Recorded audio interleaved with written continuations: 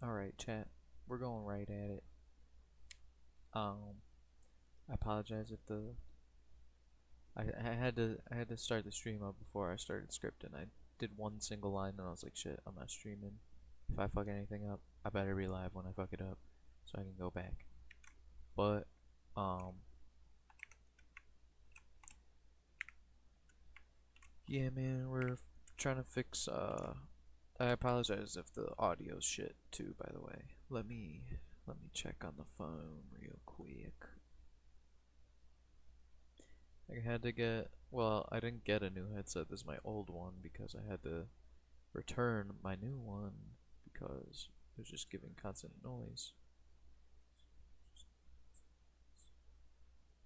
I think I sound fine though.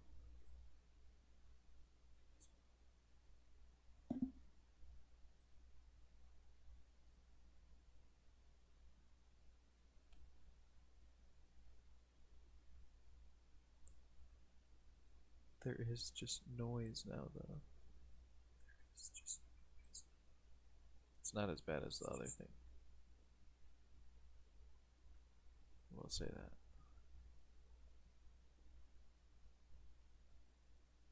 I apologize. I apologize in advance. But yeah, we're just trying to fix this punching thing for what's it called? Apparently this will fix it. I honestly doubt it, cause I think I know what's fucked up with it, but I think I fucked up this script. Should make a lot more sense, in my opinion. But I was told to add them as weapons within zone, and that'll fix it. So I just did that. Now let's see if that actually fixed it. Not gonna lie, I hardly doubt it because it works perfectly fine without it for Melee Macchiato.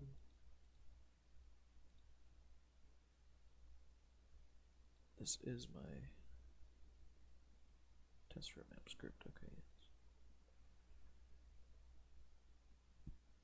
Starting to get a little hungry, I'm not gonna lie. About to make some food real quick. I'll be right back while this builds.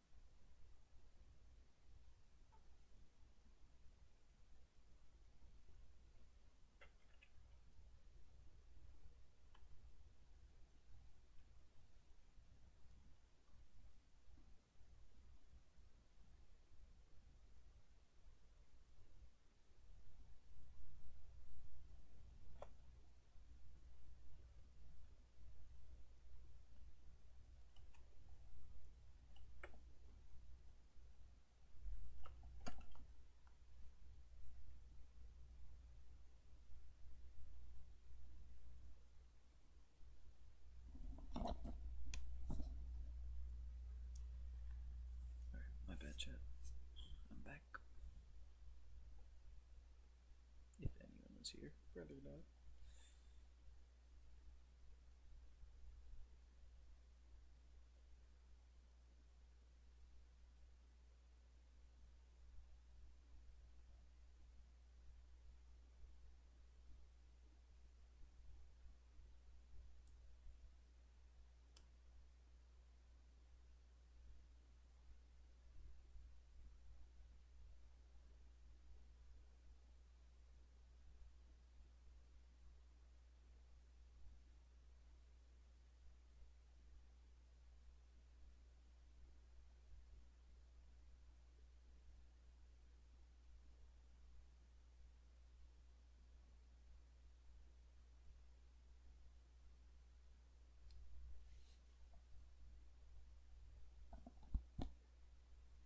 I'm gonna mute my mic because I'm about to eat, and with all this bass boosted shit I had to do to make this microphone work, I don't know how crazy that's gonna sound, so I'm gonna mute the mic real quick until I'm done eating. Or whenever the map is done building, whichever comes first. I am going to play a video in the background though, just so you know. It's the only realistic way things are gonna be with how the industry and the COD franchise are in the modern day. Like I said, they either make money or it ain't happening. As a result, ultimately boiling it down, even from this optimistic angle we're taking that there'd actually be any creative tools for Call of Duty in the future whatsoever, it would inevitably come with several drawbacks when compared to the sheer freedom that Black Ops 3's mod tools offer. The main pro, however, to this hypothetical future custom modding support is that it would have to be made to support all platforms, including consoles, to maximize its effect. And of course, that would be huge. Think along the same kind of lines as the creative tool infrastructure found in games like Fortnite or Battlefield Portal, or perhaps something even further simplified, like the kind of stuff we've seen in previous Far Cry games. The other pro to this whole idea, though, is that as modern Call of Duty games all share the same engine and infrastructure, custom maps that would be made for, say, Black Ops 8 would likely be compatible to be played in Black Ops 9. You would just kind of need to re-download a few assets from the previous game. And another very admittedly optimistic pro would be the thought that maybe Activision would introduce some kind of incentive scheme to keep talented custom developers creating maps on newer titles with some kind of reward structure, so at least the custom developers get something out of it. Kind of like the supporter creator structure found in Epic games. The bottom line though is that even from an optimistic point of view, in a world where custom content for future titles actually exists, the amount of rules, the amount of restrictions in place to make sure Activision would turn over a serious profit from the work needed to put this kind of structure in place kind of automatically means that when it comes to true creative freedom, nothing will ever come close to the potential of Black Ops 3. I mean, even to this day, we're seeing maps that absolutely shatter expectations and redefine what is possible in a 10-year-old game. And in fact, my next video will bring a new meaning to that statement, so make sure you're subscribed if you're not already to make sure you don't miss it. But truly doubling down on this before we move on to the next point, hand on my heart, some of the best zombies maps I have ever played are custom maps. And I honestly believe by not even attempting to engage with the custom community in any capacity after Black Ops 3, Activision are really shooting themselves in the foot here. But now, let's briefly look at the doom and gloom side of things, because many people feel that with how custom developers on Black Ops 3 have kind of shown up official COD content by bringing in what many fans truly want to the table, they believe that Activision simply wouldn't entertain the possibility of letting the community create what could be even better than the official releases. Many say that Activision must hate the fact that they ever even released Black Ops 3 mod tools simply because of how many players and content creators flock to enjoy the kind of content that many would argue makes their newer games look worse than a 10-year-old release. And whilst I understand that point, Activision have still ultimately been enjoying the fruits of the custom community's labor, as Black Ops 3 for many years now has kind of lingered and hopped within the Steam top sellers list, which we know is solely down to custom zombies content because it often spikes when a very hyped custom map releases. And I mean, I get so many comments on my showcase videos and my top 5s from people who literally buy entire PC setups to experience some of what these talented custom developers are putting out there. So my counter to that point is, if Activision did utilize a similar business model as the one I outlined earlier in the video, I firmly believe it would boost retention and profits to such a level that all of the effort of making a map creation tool of some description would be well worth their time, especially as COD's entire engine and infrastructure is unanimous amongst other titles and modes, and so of course it could open doors for the massive multiplayer and Warzone communities as well. Depending on flexibility, it could allow multiplayer fans to create kind of custom modes similar to the kind of stuff that many people used to play in private matches back in Modern Warfare 2 in 2009. I mean, if custom game rules are enabled by whatever creative tools might appear in the future, it really does open an endless sea of possibilities, especially when combined with custom maps as well. And that's the case for the multiplayer fans, the Warzone fans, and of course the Zombies fans. I mean, especially with Black Ops 7 introducing cursed relics that alter certain gameplay mechanics, it would seem logical to assume that they'd be able to empower the community to make up rules of their own. But dialing it all back, let's go back to the initial question of the video. Will Black Ops 3 custom zombies ever be replaced? And the answer, I did warn you, is still no. The restrictions inevitably placed on potential future creative tools, if any, would mean that Black Ops 3 would still play home to the most innovative, creative, and groundbreaking content. However, assuming that my take on future creative tools is accurate, it would still open doors for a massive part of the community that previously were not exposed to custom content whatsoever. It would allow console players to enjoy all new content on a more frequent basis. It would provide an evergreen environment for fans of modern zombies, and it could even be used to make modern zombies maps feel more classic to entice older fans to try the new maps if the tools allow tweaking of gameplay mechanics. Not to mention the doors it could open again for the multiplayer and Warzone communities. Ultimately, more content is never a bad thing, and empowering the community is the future. Other major titles have been tapping into this philosophy for a long time now, and it's about time that COD caught up. I hope you guys enjoyed this video, lads, ladies and gentlemen. If you did, please be sure to leave a like, comment down below your thoughts, subscribe if you're new, and I'll catch you in the next one. Cheers.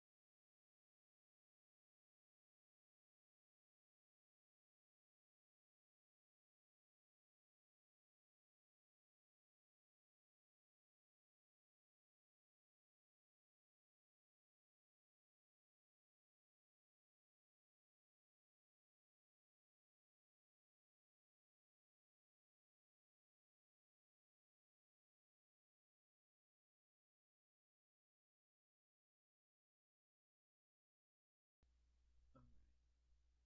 Let me maybe turn down a bit. Maybe that'll help with the noise.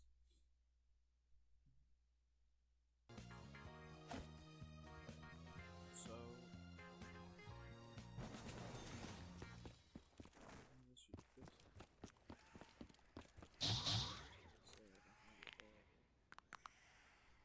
So I just flipped the switch. Did it do anything?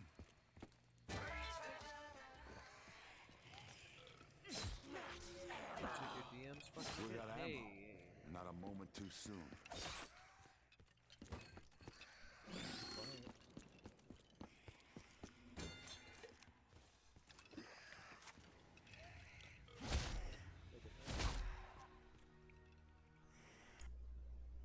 Check my DMs, check my DMs. When'd you send me a DM? You are big dummy, it's telling you at link time it can't find the weapons because they have ZM on the end. But they don't.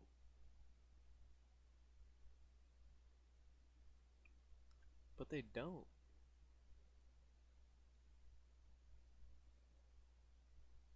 They do? They fucking do? Oh my god. Where does it say ZM shitty? Oh, but they don't.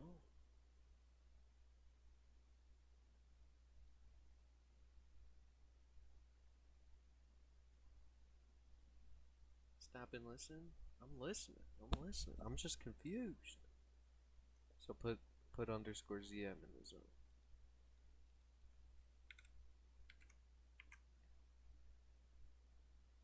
I don't know how this stuff works, man. Okay. You just seen in my test map. It didn't need this to work. So that's what I'm very confused about.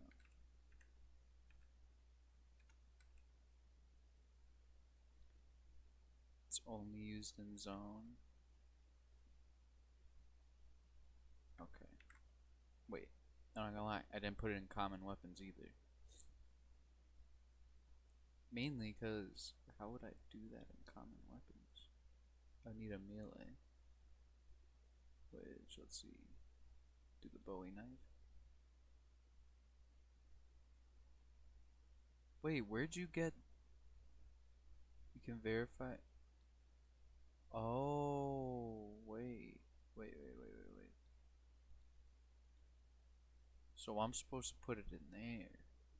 In the zone package. Wait a second. Hold on, you're putting me on the sauce. I should have it in this.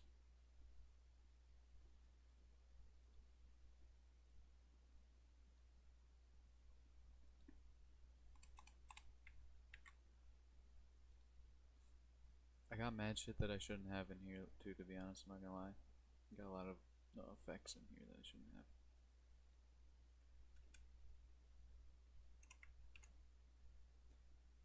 Okay, so brother, what is wrong with your stream volume? I don't want to talk about it, shitty. I don't want to talk about it. You have your TV on max and you can't hear me? Can you hear me now? Bro, so my microphone, my headset broke. Like barely? God damn it! God fucking damn it! So my headset broke, and now I'm using my shitty headset that I used to have, and it's all bad, bro. It's all bad. I'm waiting on my new headset to come in the mail, bro. It's all bad works. I hope you can hear me. Hold on. Actually, we're gonna. I got a lot of things to work on, man. Okay, I'm gonna bump the gain up. You tell me when it's good. Is this better? At 20? At 22? I thought I could hear it on my phone though. I gave it a little test. Way better. Hold on, let me listen on my phone. It's probably mad noise though. Oh god. Oh god.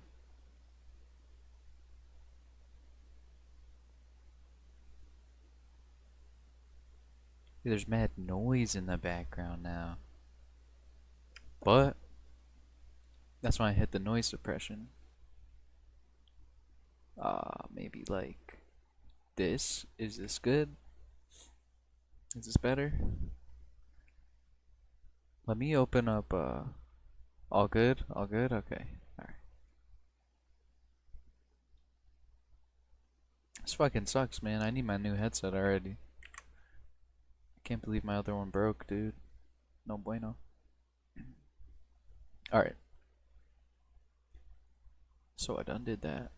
Am I missing one? No.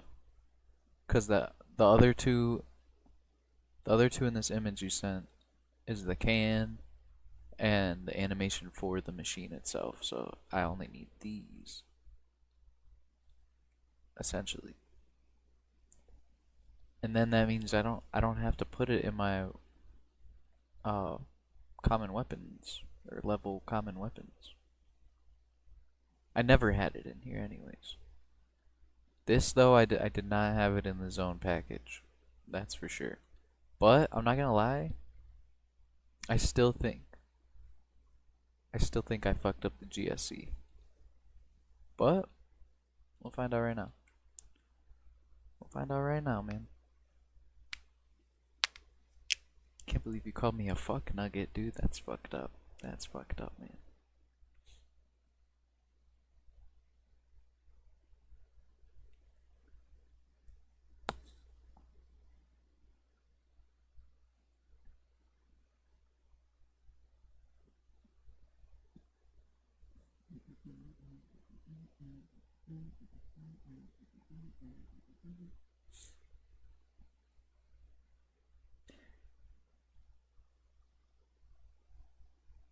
You should always look over your linker log after it's done. It tells you the issue with X assets 9 times out of 10. Wait, what's the linker log? Are you talking about just this right here? Is this the linker log? Yes. Yeah, I always do look at that, man. No, I did fuck up just now without the underscore ZM, I will say that. It did say that too. But I didn't know it needed the ZM, man. I just figured copy these and it would work. Because it says this is the weapon, you know. I didn't know that was in the zone package. I do got a lot of like bullshit errors though that I will have to get rid of at some point. I think. I don't even know. I mean, they're not breakable errors, so I guess I don't need to. But it would be nice. It's like on my main map, it takes 8 million years for that shit to build. And I'm guessing it's because of all those errors. I don't know. I feel like it is though.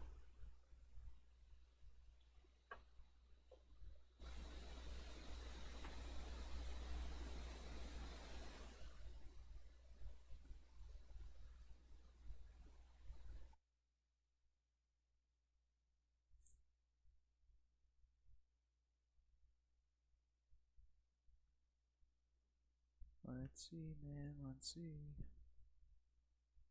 I hope that makes it work, because if that's the case, that's very nice, very nice.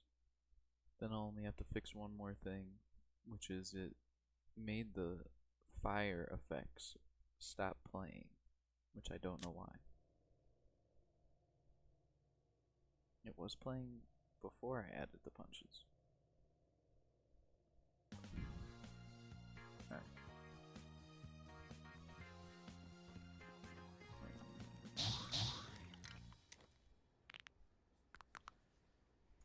I think I turned the power on, but I don't know if that helps.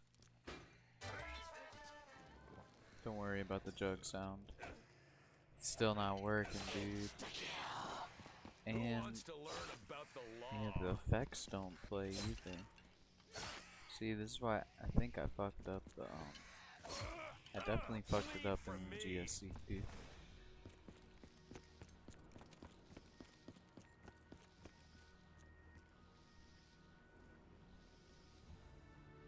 Well, that linker wasn't there before I added them. They did appear because I just added those codes of them. That wasn't there before I added those. If you catch my drift. But alright, so you see I'm knifing right now, right? Caught that Melee Macchiato. Oh shit, oh shit. Boom. And it's like crazy because now both of them, like it's doing the damage that this should do, but now it's like double, so they go flying crazy.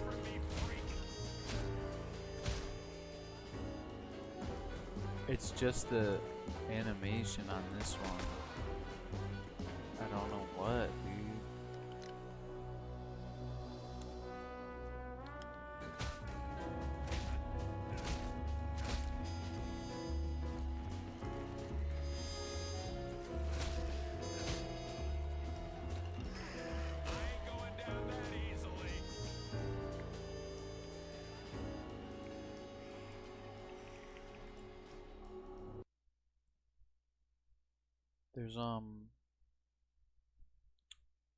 there's another problem with Melee Macchiato too.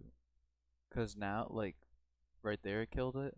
Because on my perk, I have a damage, I guess modifier, you'd call it. Where it instantly kills them. But, if I just bought Melee Macchiato right now, it does nothing to them. Hold on, I'll show you.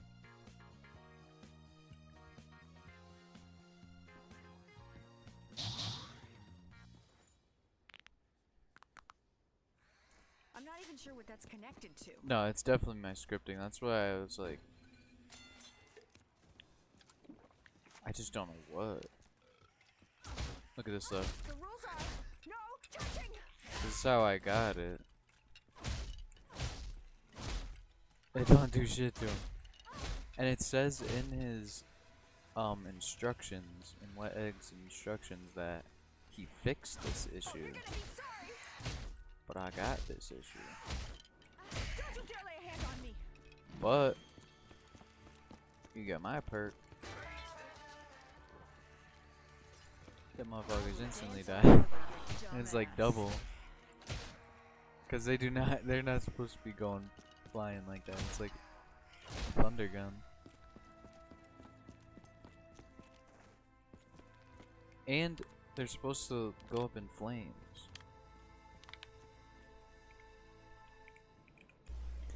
So what did I do wrong is the real question.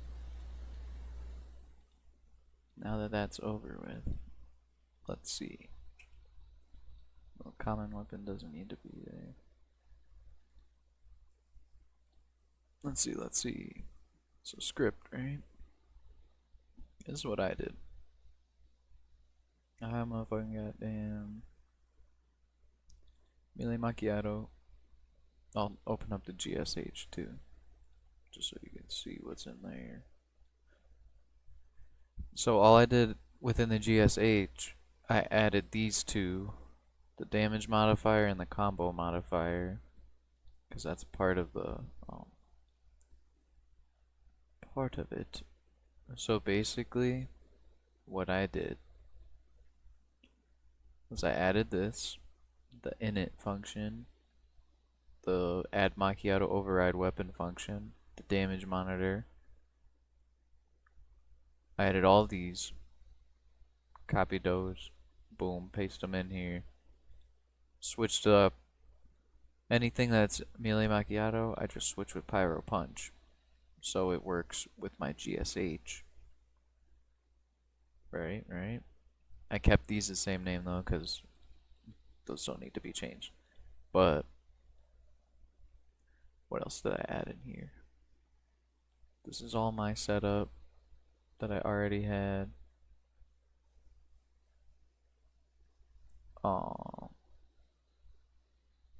This is all from the Melee Macchiato. Wait.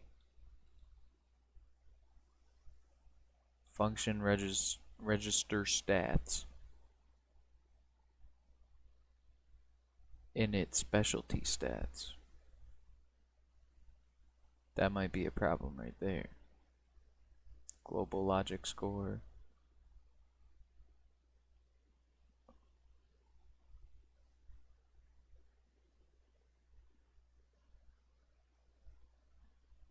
That might be a problem. I have two of those basically. So I could remove this one. Cause, yeah, those are like the same basically.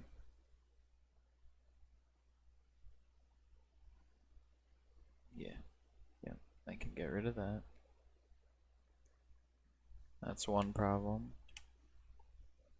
Give Melee Macchiato perk.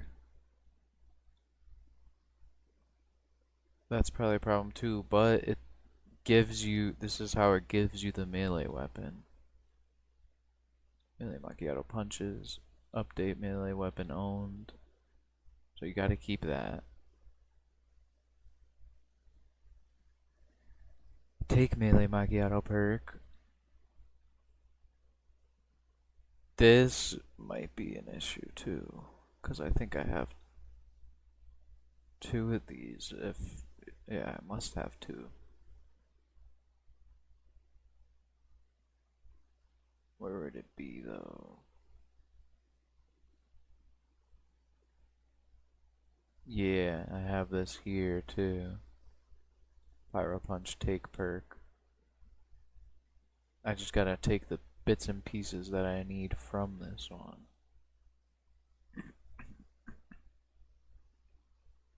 Which is just this.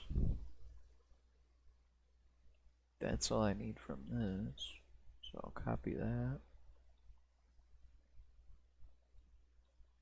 And then I'll delete this function.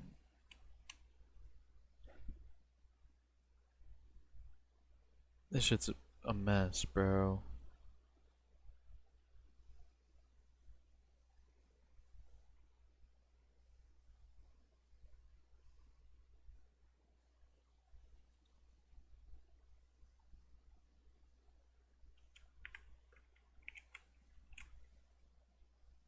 Alright, boom. There's that. Let's see what else shouldn't be there. Add Macchiato override weapon. Blah blah blah blah. That's good. Melee Macchiato damage monitor.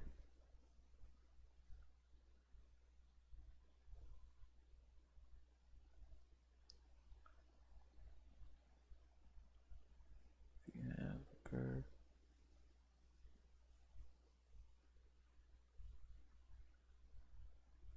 Okay, that's good. Give Melee Macchiato perk.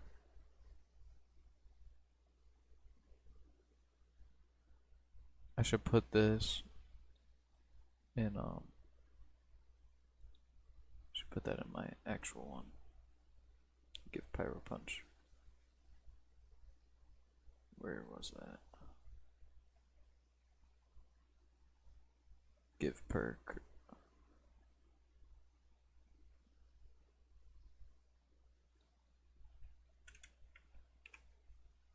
Boom. Right. Then I'll remove this one.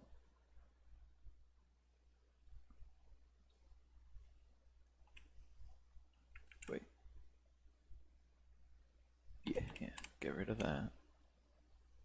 Okay. Now we are here. Update melee weapon armed.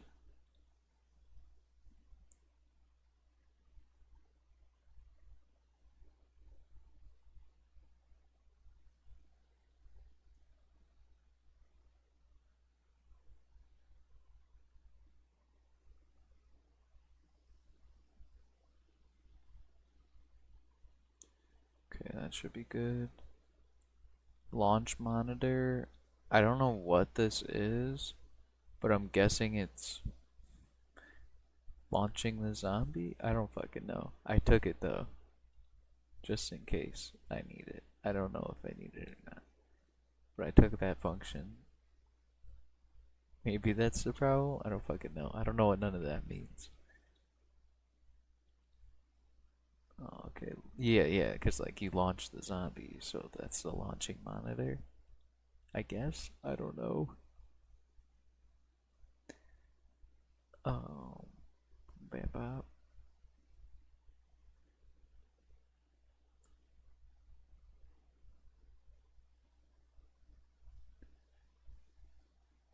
Melee Macchiato punches. Alright, yeah. Maybe that was what I had fucked up on it. I didn't read through this shit either, actually. Let me do that real quick. Wait. Wait a second. Wait 1 second. Is this one? Wait.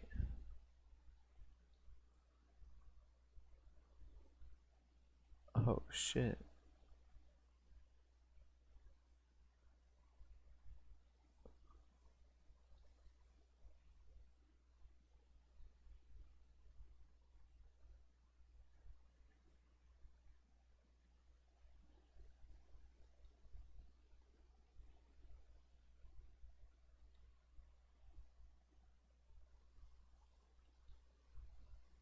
I fucked this up.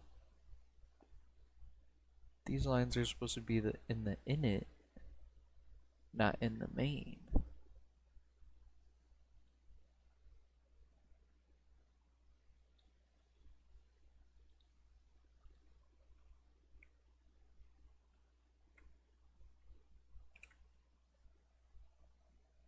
I don't know if that matters, but I feel like it does.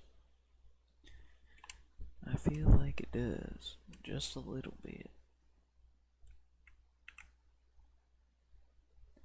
And register stats, that might be something else. That might be, where was that? Init specialty stats.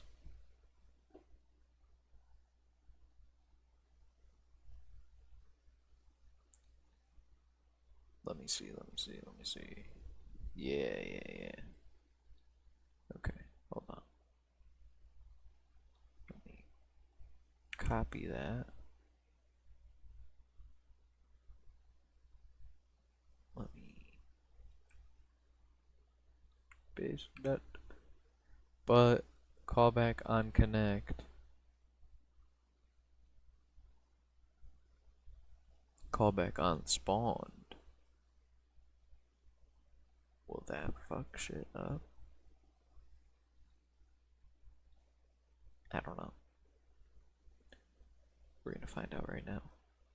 Because I think I might have fixed it.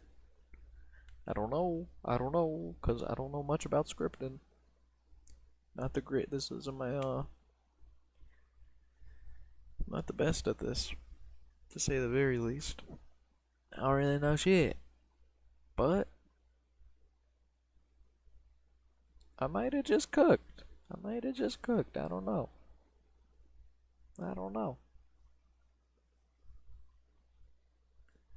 We'll have to see.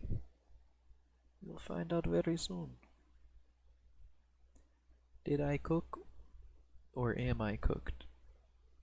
That's the real question.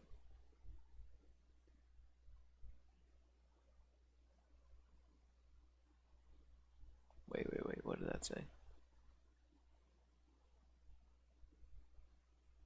Oh, sound file.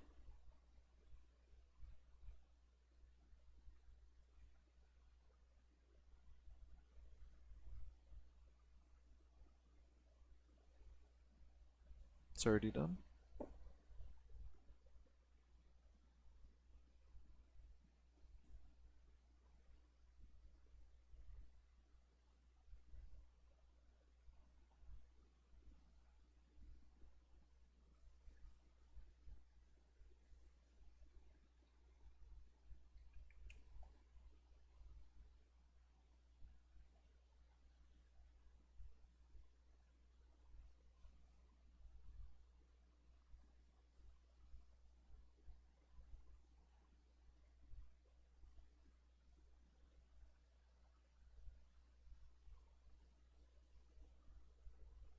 Come on, man, please. Please work.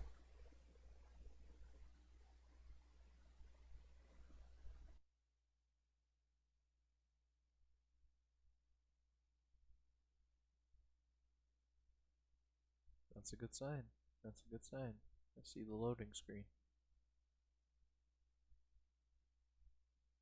Can't be too bad of an error. If there is more. Dun, dun, dun. Drum roll, please.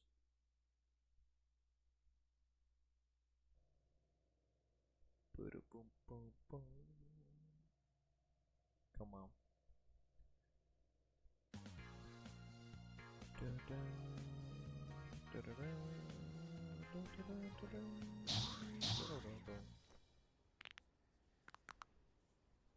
That must have done something. Come on. You gotta work this time. Oh my god. The rules are no Okay, but touching. now there's no damage.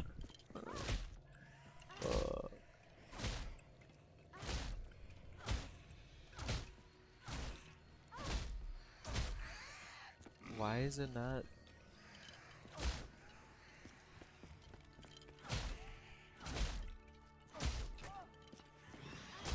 See this shitty? Who's the fuck nugget now? Who's the fuck nugget now? I did it. I fucking did it. But that's a problem. I mean, still you. Alright. That's a really you know what? freaky looking cabinet. I don't even know if I For want missing it from the perk given to. Alright. You know what? Don't you dare This get though on me. isn't me. I don't know how to fix this. Don't you dare. Oh shit.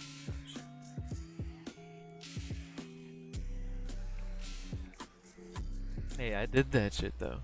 I did that shit. That's an issue though, which is an issue with the Melee Macchiato as well. And in the instructions, it says he fixed it. Let me see. Probably a code.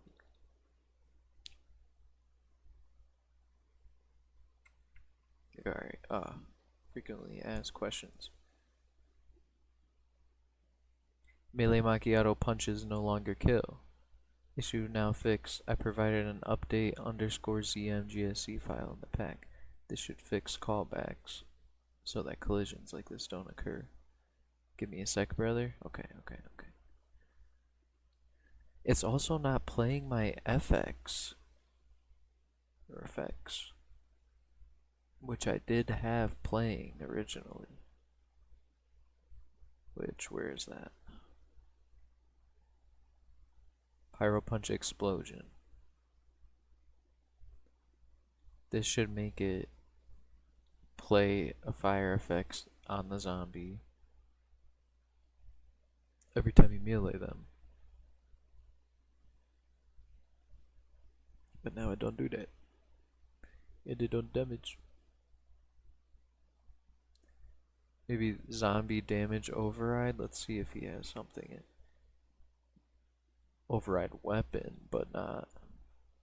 Maybe I could just remove this damage monitor, cause that is. Please stop. I ain't touching. I ain't touching nothing. I'm just looking. I think I might have it though already, cause I have 2 damage overrides. I have mine, and I have his Melee Macchiato. Which I could. If you think you got it, then go ahead. I'll let you cook. But I think I might know.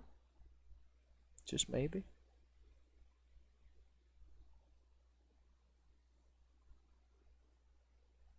Oh. Replace that function with that one? Okay. I think though, if this doesn't work, I'm just gonna. Let's see. We'll see real quick. It'll print the damages? Okay, bet. Cause mine insta kills them. Which that is what I want. Wait.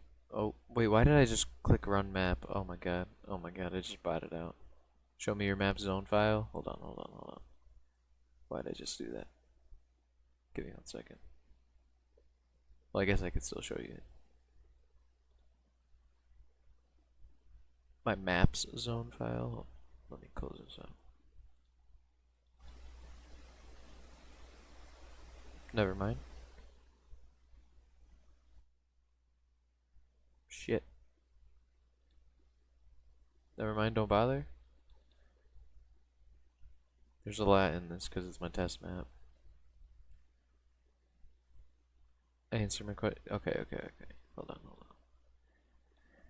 Let me build real quick. Or link. So we could do that.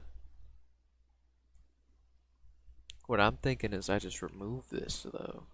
Right? And I'll keep the if attacker has perk Widow's Wine and the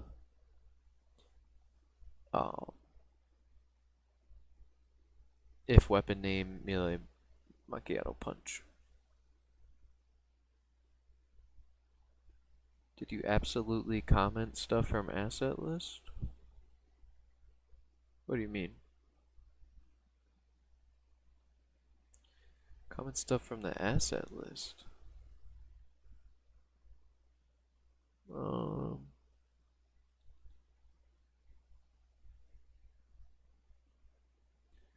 Oh yeah. Like the original ZM. Uh, where is that? I forgot. It's in the instructions. Right?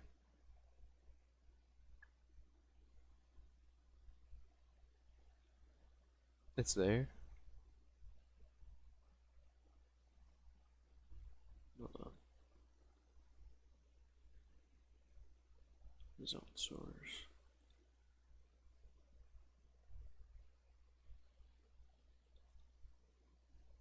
Yeah. Oh, I'm going. Hold on. Give me a second.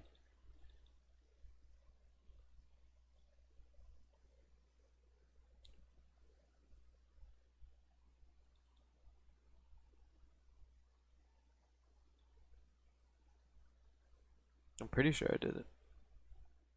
Yeah. Oh wait, no. Wait, that's the wrong line. What was it? 342. Yeah. I commented them both out.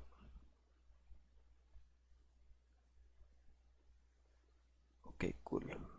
Yes, yes.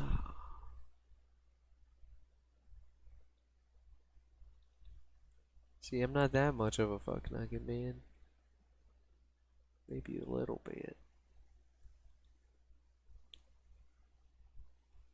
Let's see what that. Print the damages. Let's see what the damage does. Hey, yo, what is that? Hey, fucking yo. Hey, fucking yo. Shit, he's giving me smooches now.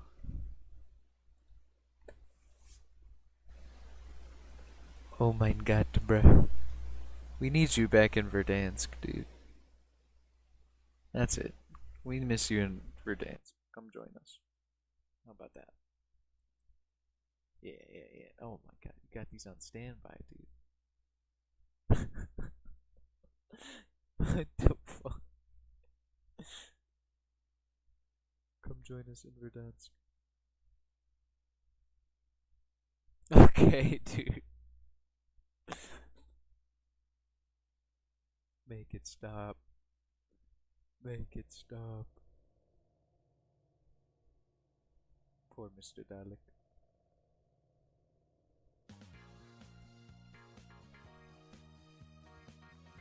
Oh, he hit that shit. Oh wait. Just tried to buy the perk without turning on power. What doing? Okay, I think we got power. Okay. What is going on?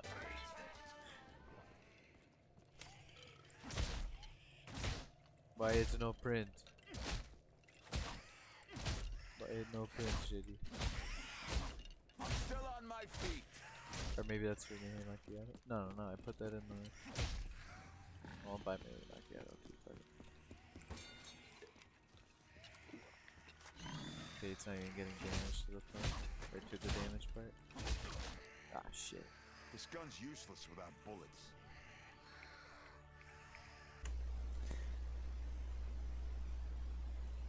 Alright, hear me out. I'm gonna try a little something. Okay. Um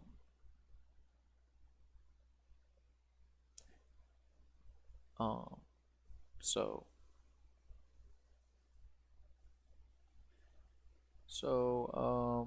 yeah, so I'm gonna do a little something.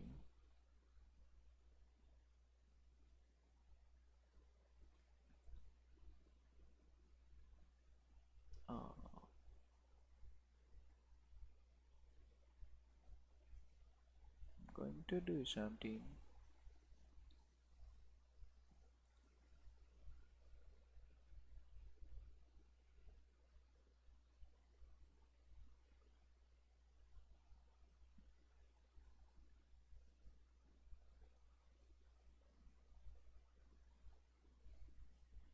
Wait.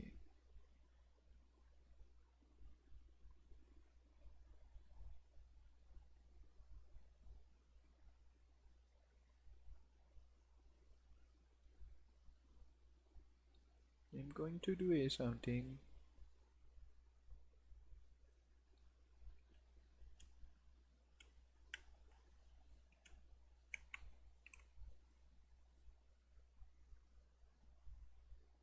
This may be a stupid something, but I'm going to do a little something. Okay? Hear me out. Hear me out. If not, I'll control Z it.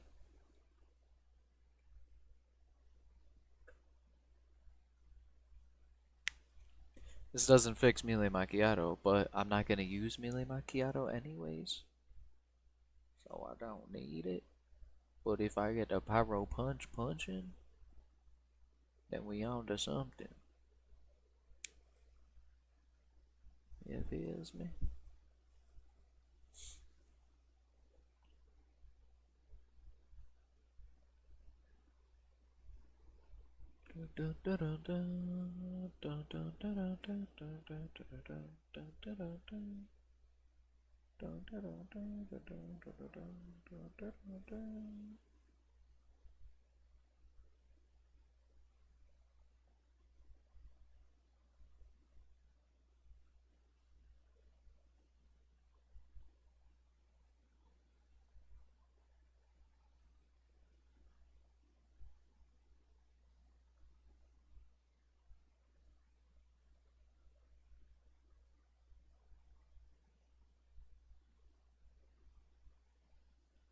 Alright.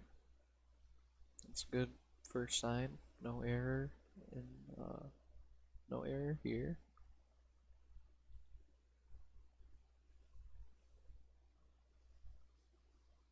Now run the map. If this works, I'm no longer fuck nugget.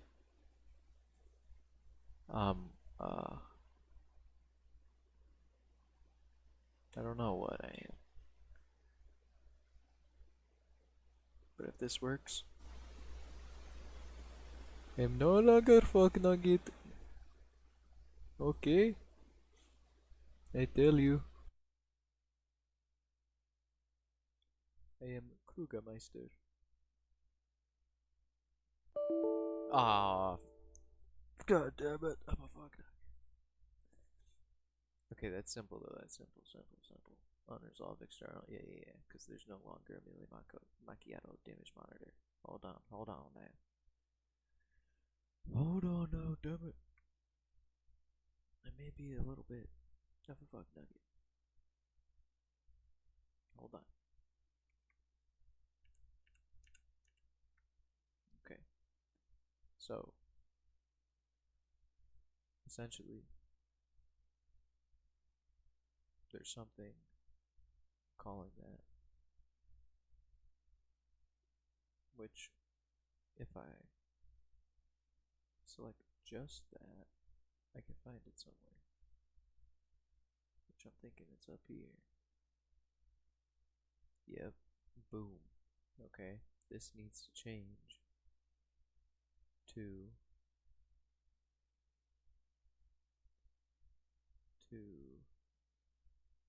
these. Okay.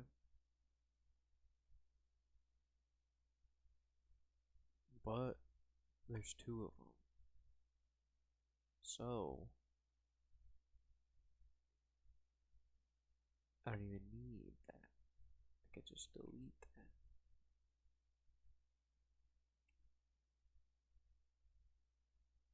And delete this at the same time.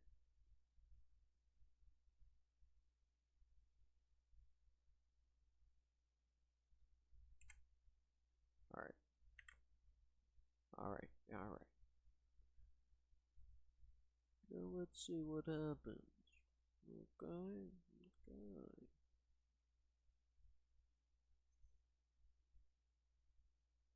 I should have checked if that was through here too. Could do a little look-see while I wait for it to link. Hold on now, hold on now. Does it say it anywhere else? Oh fuck. Wait, no, that's override weapon. Okay. I should be good. Should be good.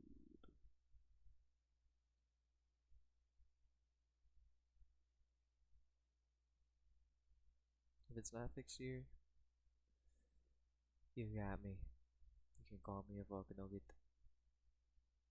But if it's fixed, I get a we need you in Verdansk. Shitty, we need you in Pyro World. How about that? We need you in Pyro. Oh, done at 1 minute 15 seconds. 115. I think that's a sign.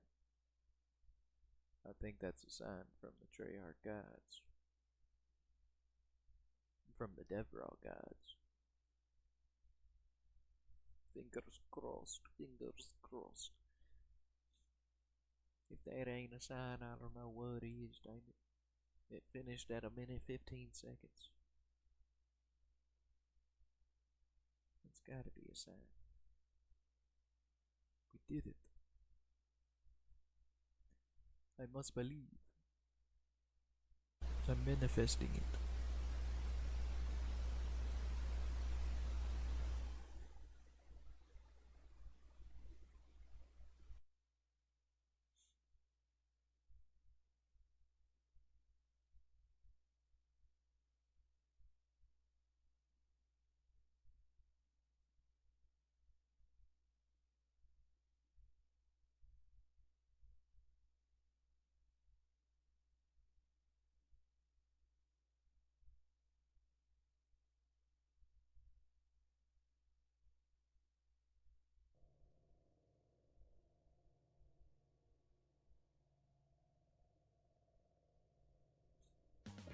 Okay.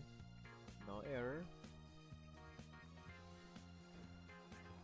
I got a good feeling about this, I tell you what. That must have done something.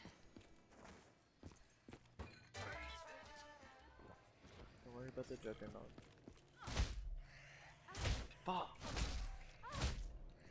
Okay, that didn't do it. Oh, you're gonna be sorry! Let's see. If I get like an actual melee weapon. Don't you dare touch me. Okay. How about that? Free ammo! It's still not doing the effects. Who wants to try their luck now? Alright, well. My idea didn't work out. I'm a fuck nugget.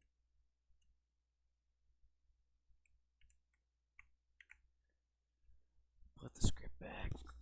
Oh, let's look through the rest of this shit, man. Cause mine works perfectly fine. Like this worked before I added this. Oh yeah, let me remove that too.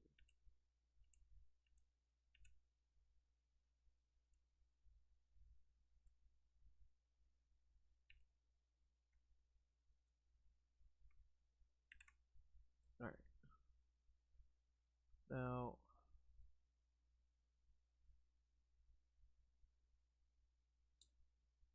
what could it be?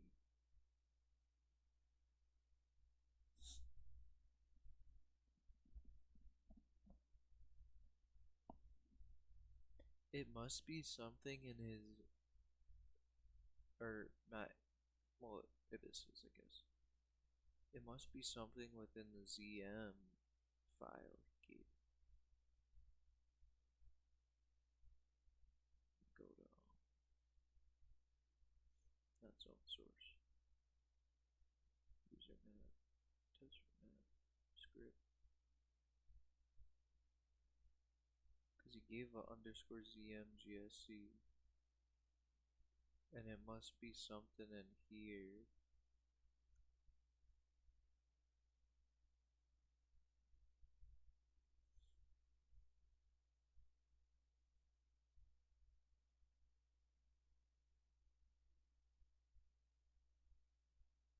He said in the instruction, provide an updated ZMGSC file that should fix callbacks so that the collisions like this don't occur. Okay. So it's a callback somewhere.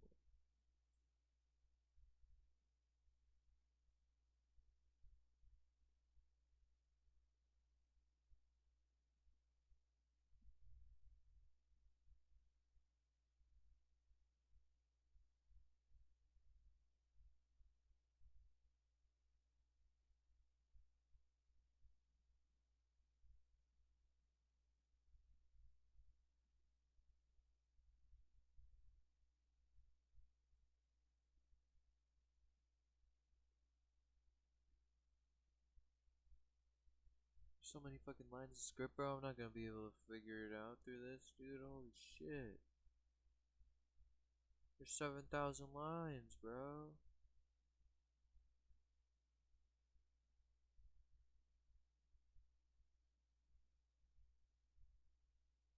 What the fuck?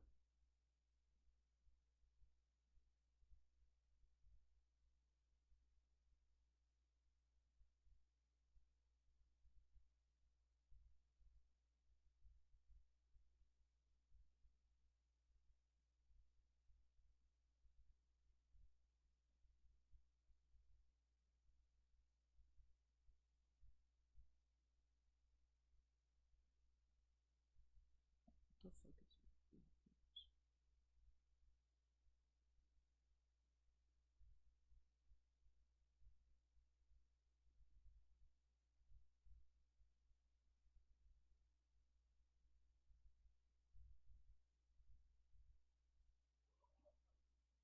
What the fuck?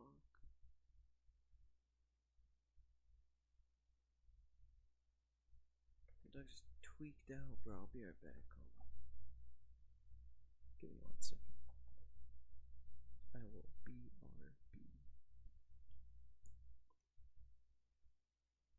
What the fuck?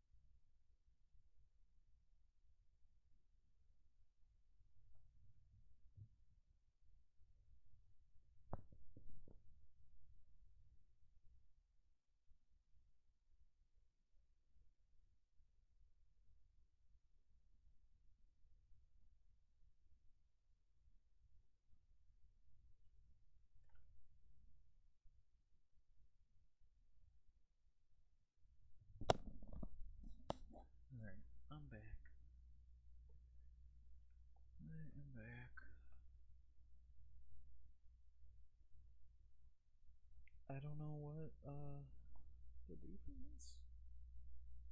To be honest, not too sure how to go about fixing this.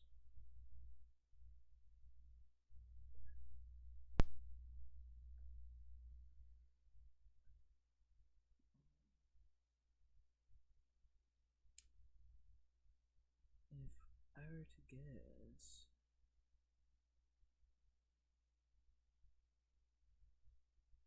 if it's not that, then it must be maybe this. Something.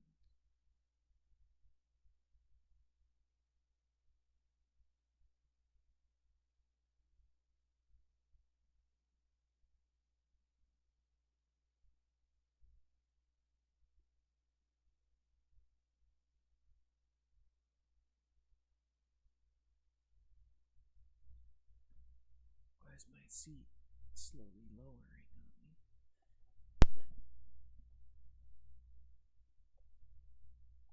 my god.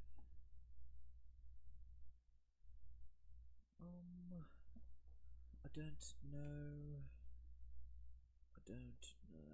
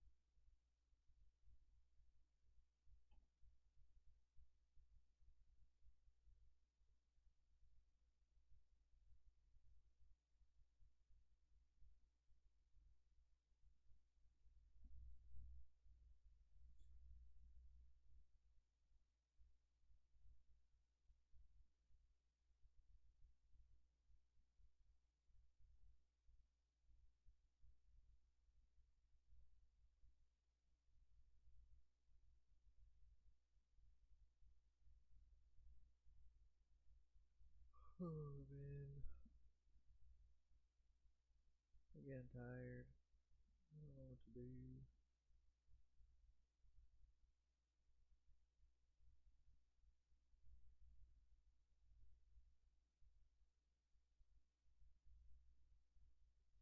Well, until we figure out how the hell to fix that.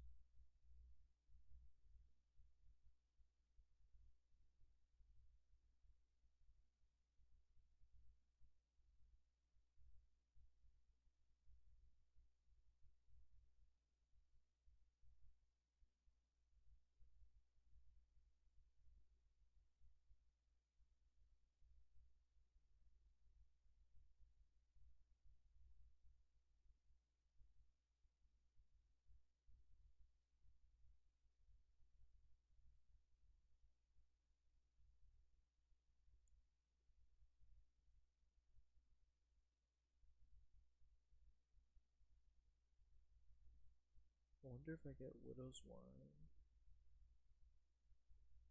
if it gives damage.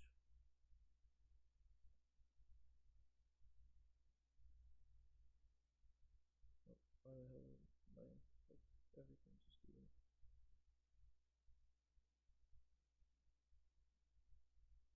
What the hell was that?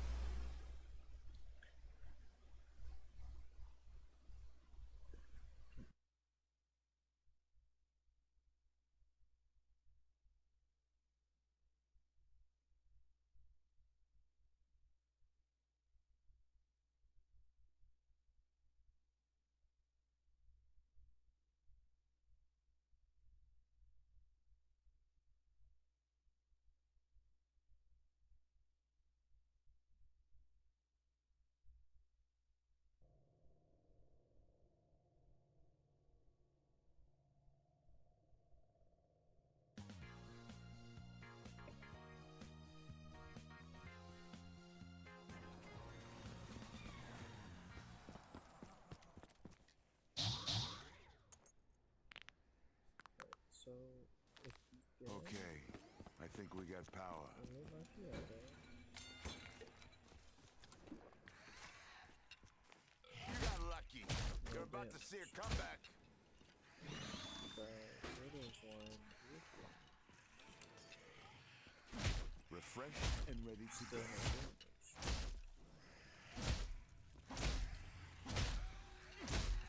So what the fuck is the point of the modifier?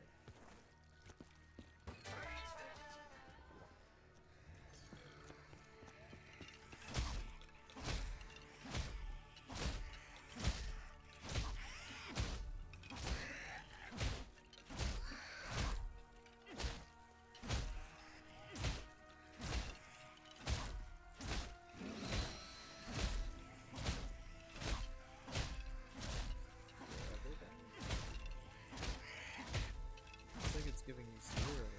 Still on my feet. Oh, that's from the first one.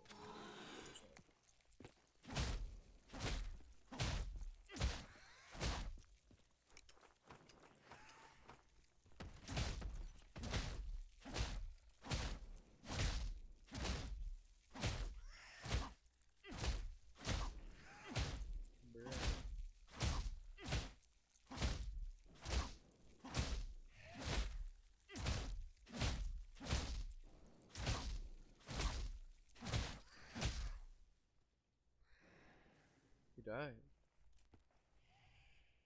He actually died. After fucking like 100 punches, dude. Oh, no, he didn't die, he just respawned, bro. Yeah, so that does not work. I'm not too sure how to make it work. even noticed.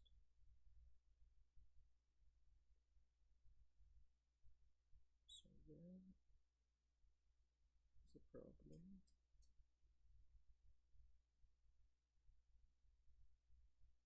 Just go on the main map. Just work on something else until we can figure that out. Because I don't think I'll be able to figure it out.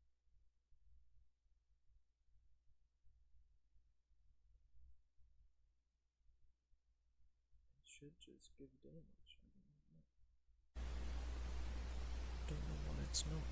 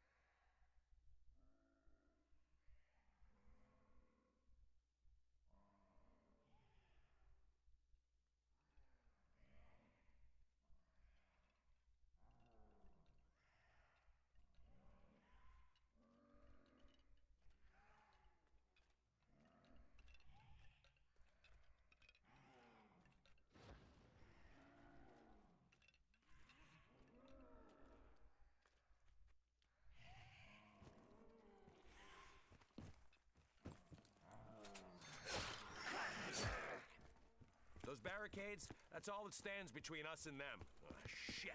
I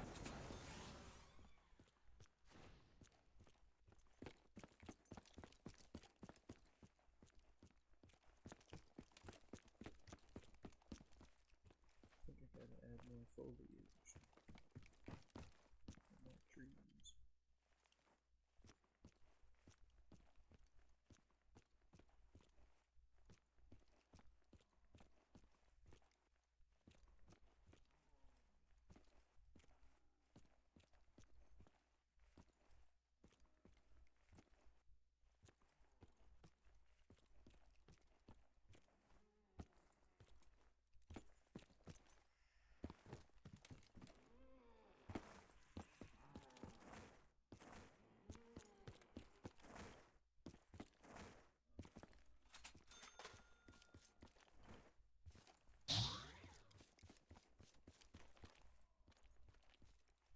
Ooh, this does look better though.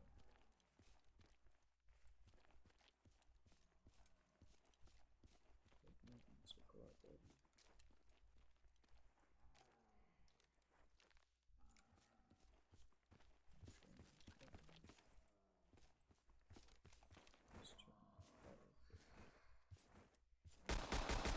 Sit down, shut up, stay dead.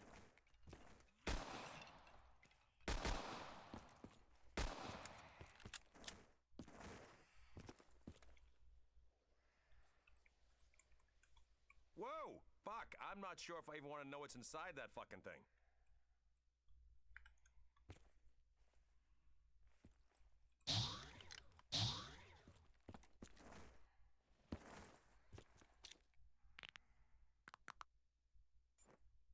I turned the power on, but I don't know if that helps.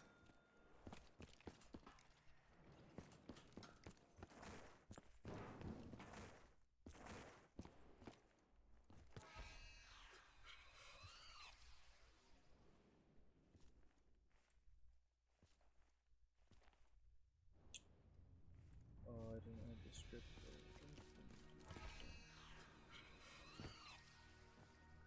Script my baby. Oh shit.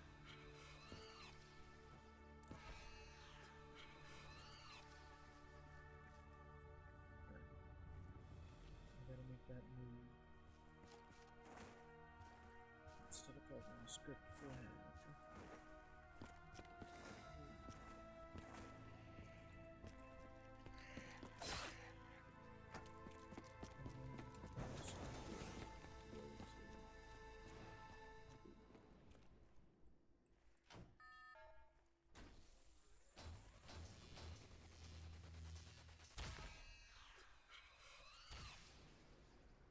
Fix this as well.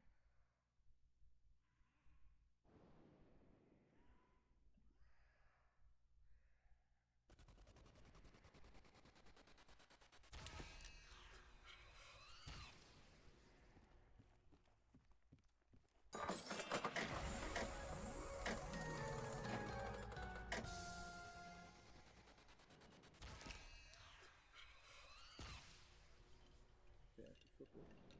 Exactly. That's it. Alright. Let's go window 80.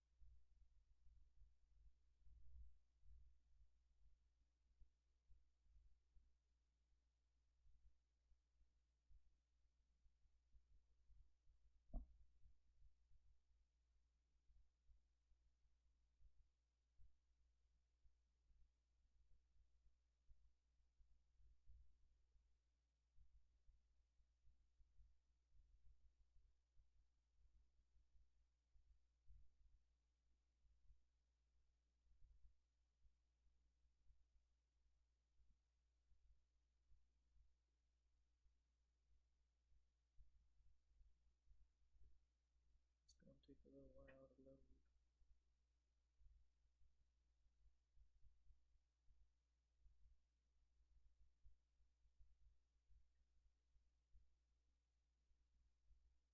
But after I fix this, if it's fixed, I'll start working on the Easter egg.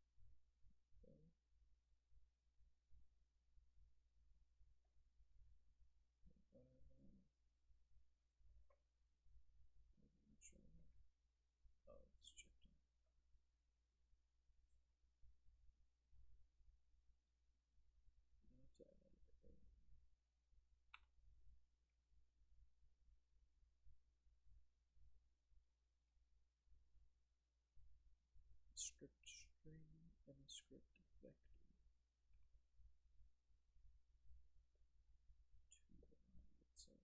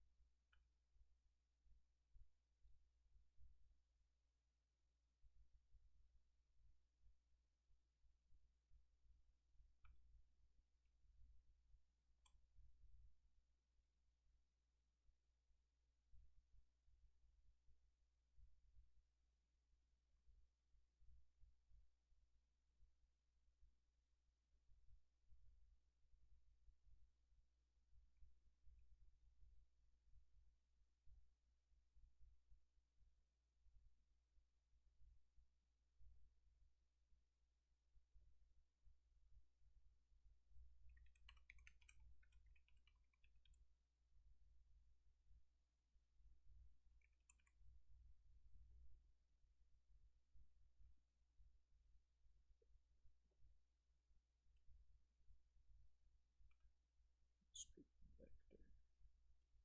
Alright.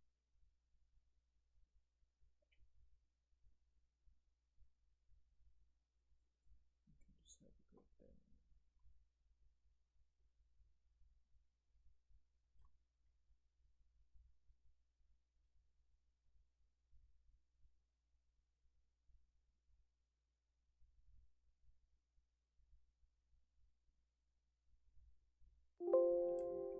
-100 and 88. And the last number. Okay.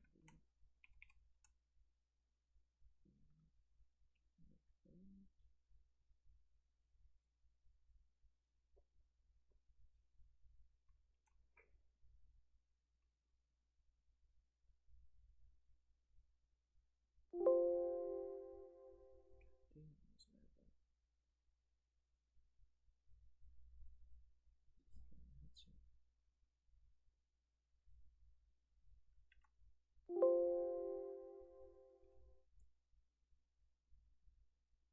Alright. That's good. Now I need to flip these.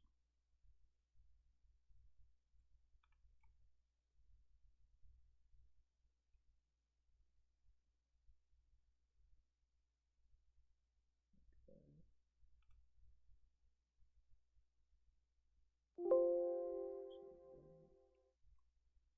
What else was I gonna fix?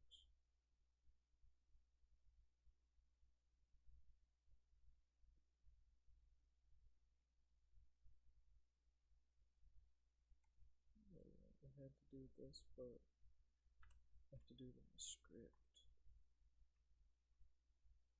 Gotta do it in the script. So let's open that. Here's your map. Script tab.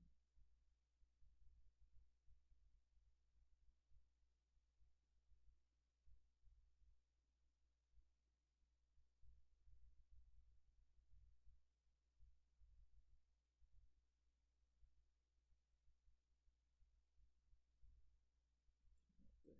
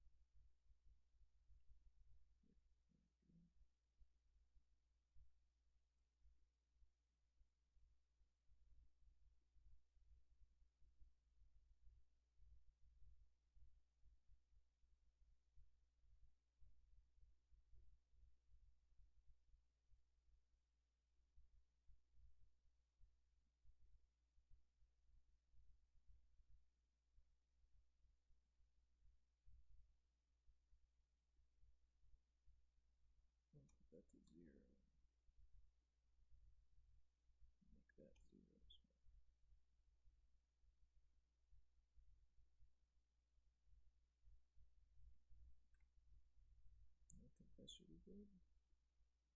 I think.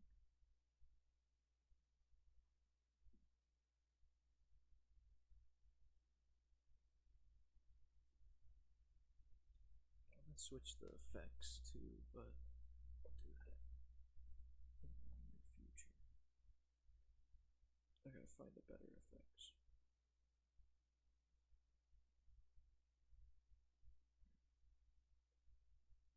Those are the quick fixes. Let's close out of that. Let's see if that looks good. I think I gotta compile. I don't even know, to be honest.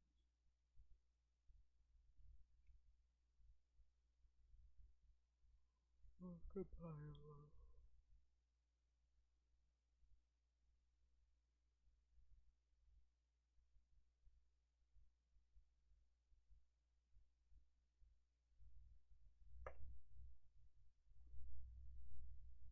It does that. I'll be right back.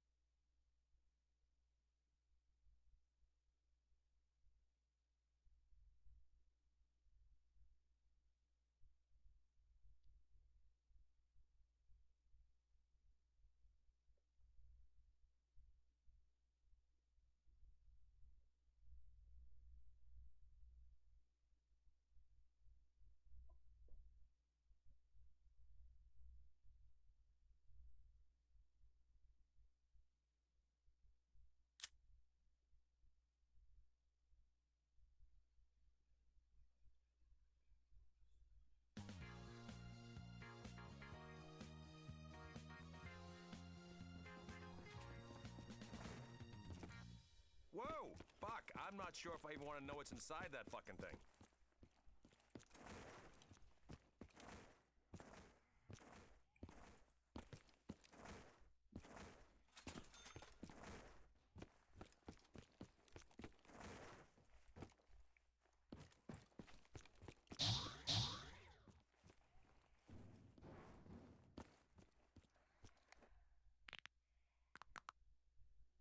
I think I turned the power on, but I don't know if that helps.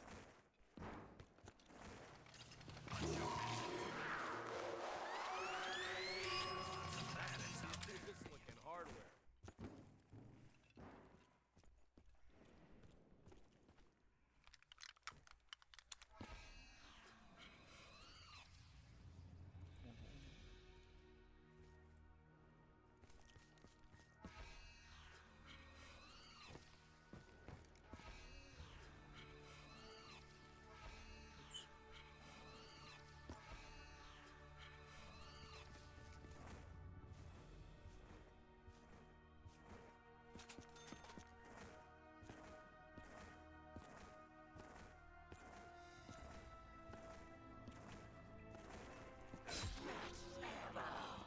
Perfect timing, just what I needed.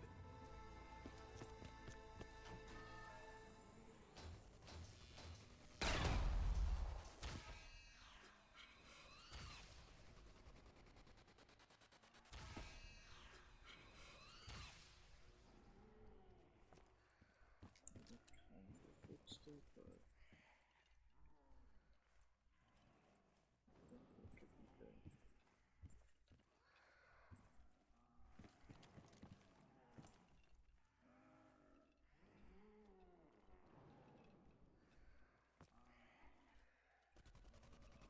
Should just be instant.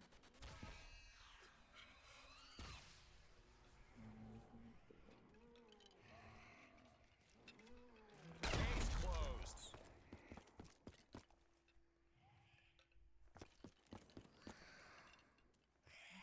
That's how we get things done in this department.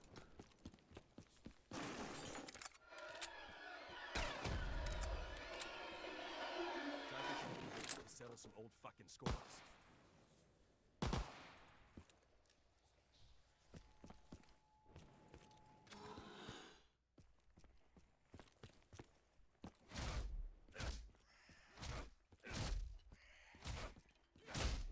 Hey, that's assaulting an officer.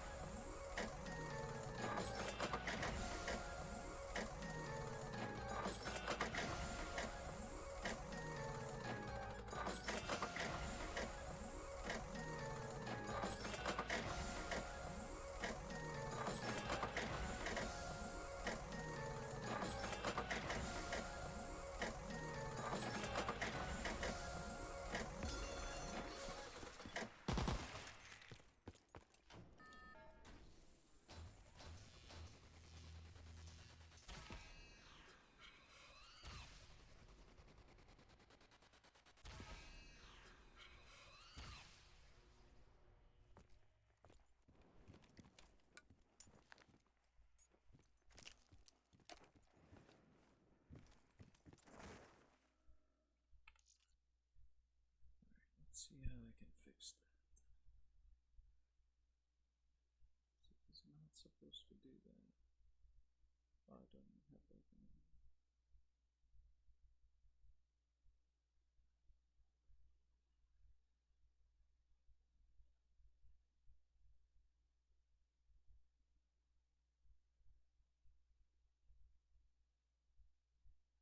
Chance of spawning a random item.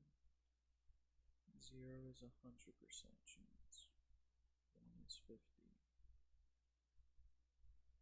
So I'm gonna do like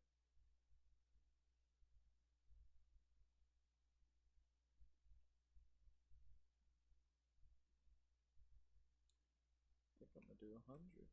Okay. 1 in 100 chance. wish I could just make it not ever happen. I guess I could.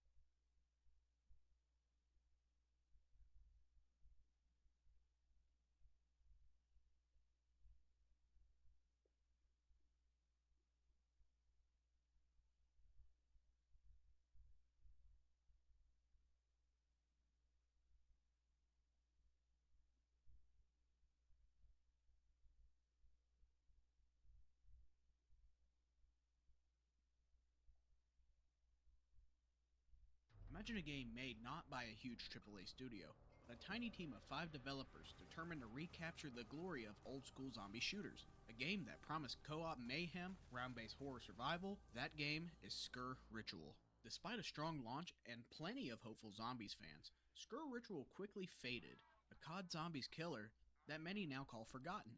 In this video, we will dive deep into what Skur Ritual offered, how it compared to classic Call of Duty Zombies, why fans were hyped, and honestly, what went wrong. Skur Ritual is a round-based survival first-person shooter developed and published by indie studio Wales Interactive.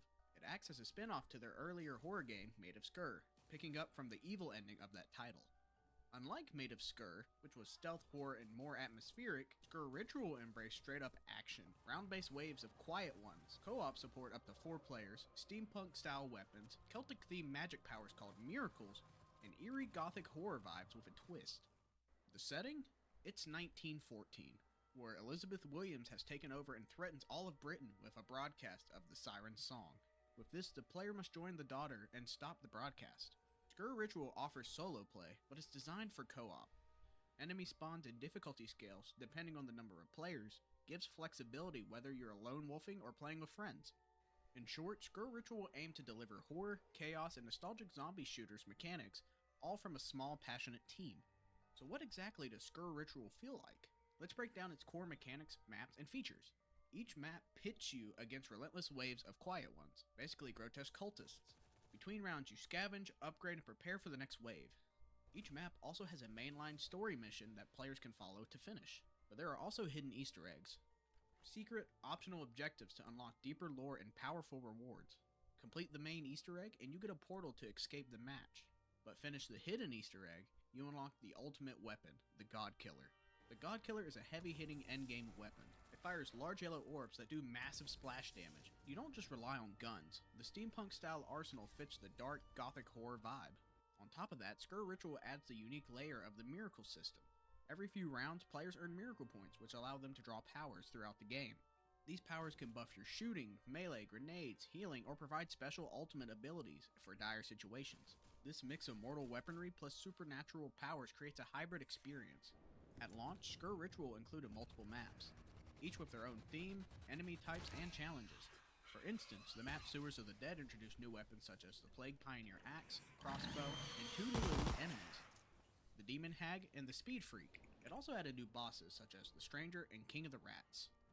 Each map has paths, main story, side mission, and a hidden Easter egg quest for extra challenge and rewards. You also have traditional progression mechanics. You basically have a mystery box and a pack-a-punch equivalent.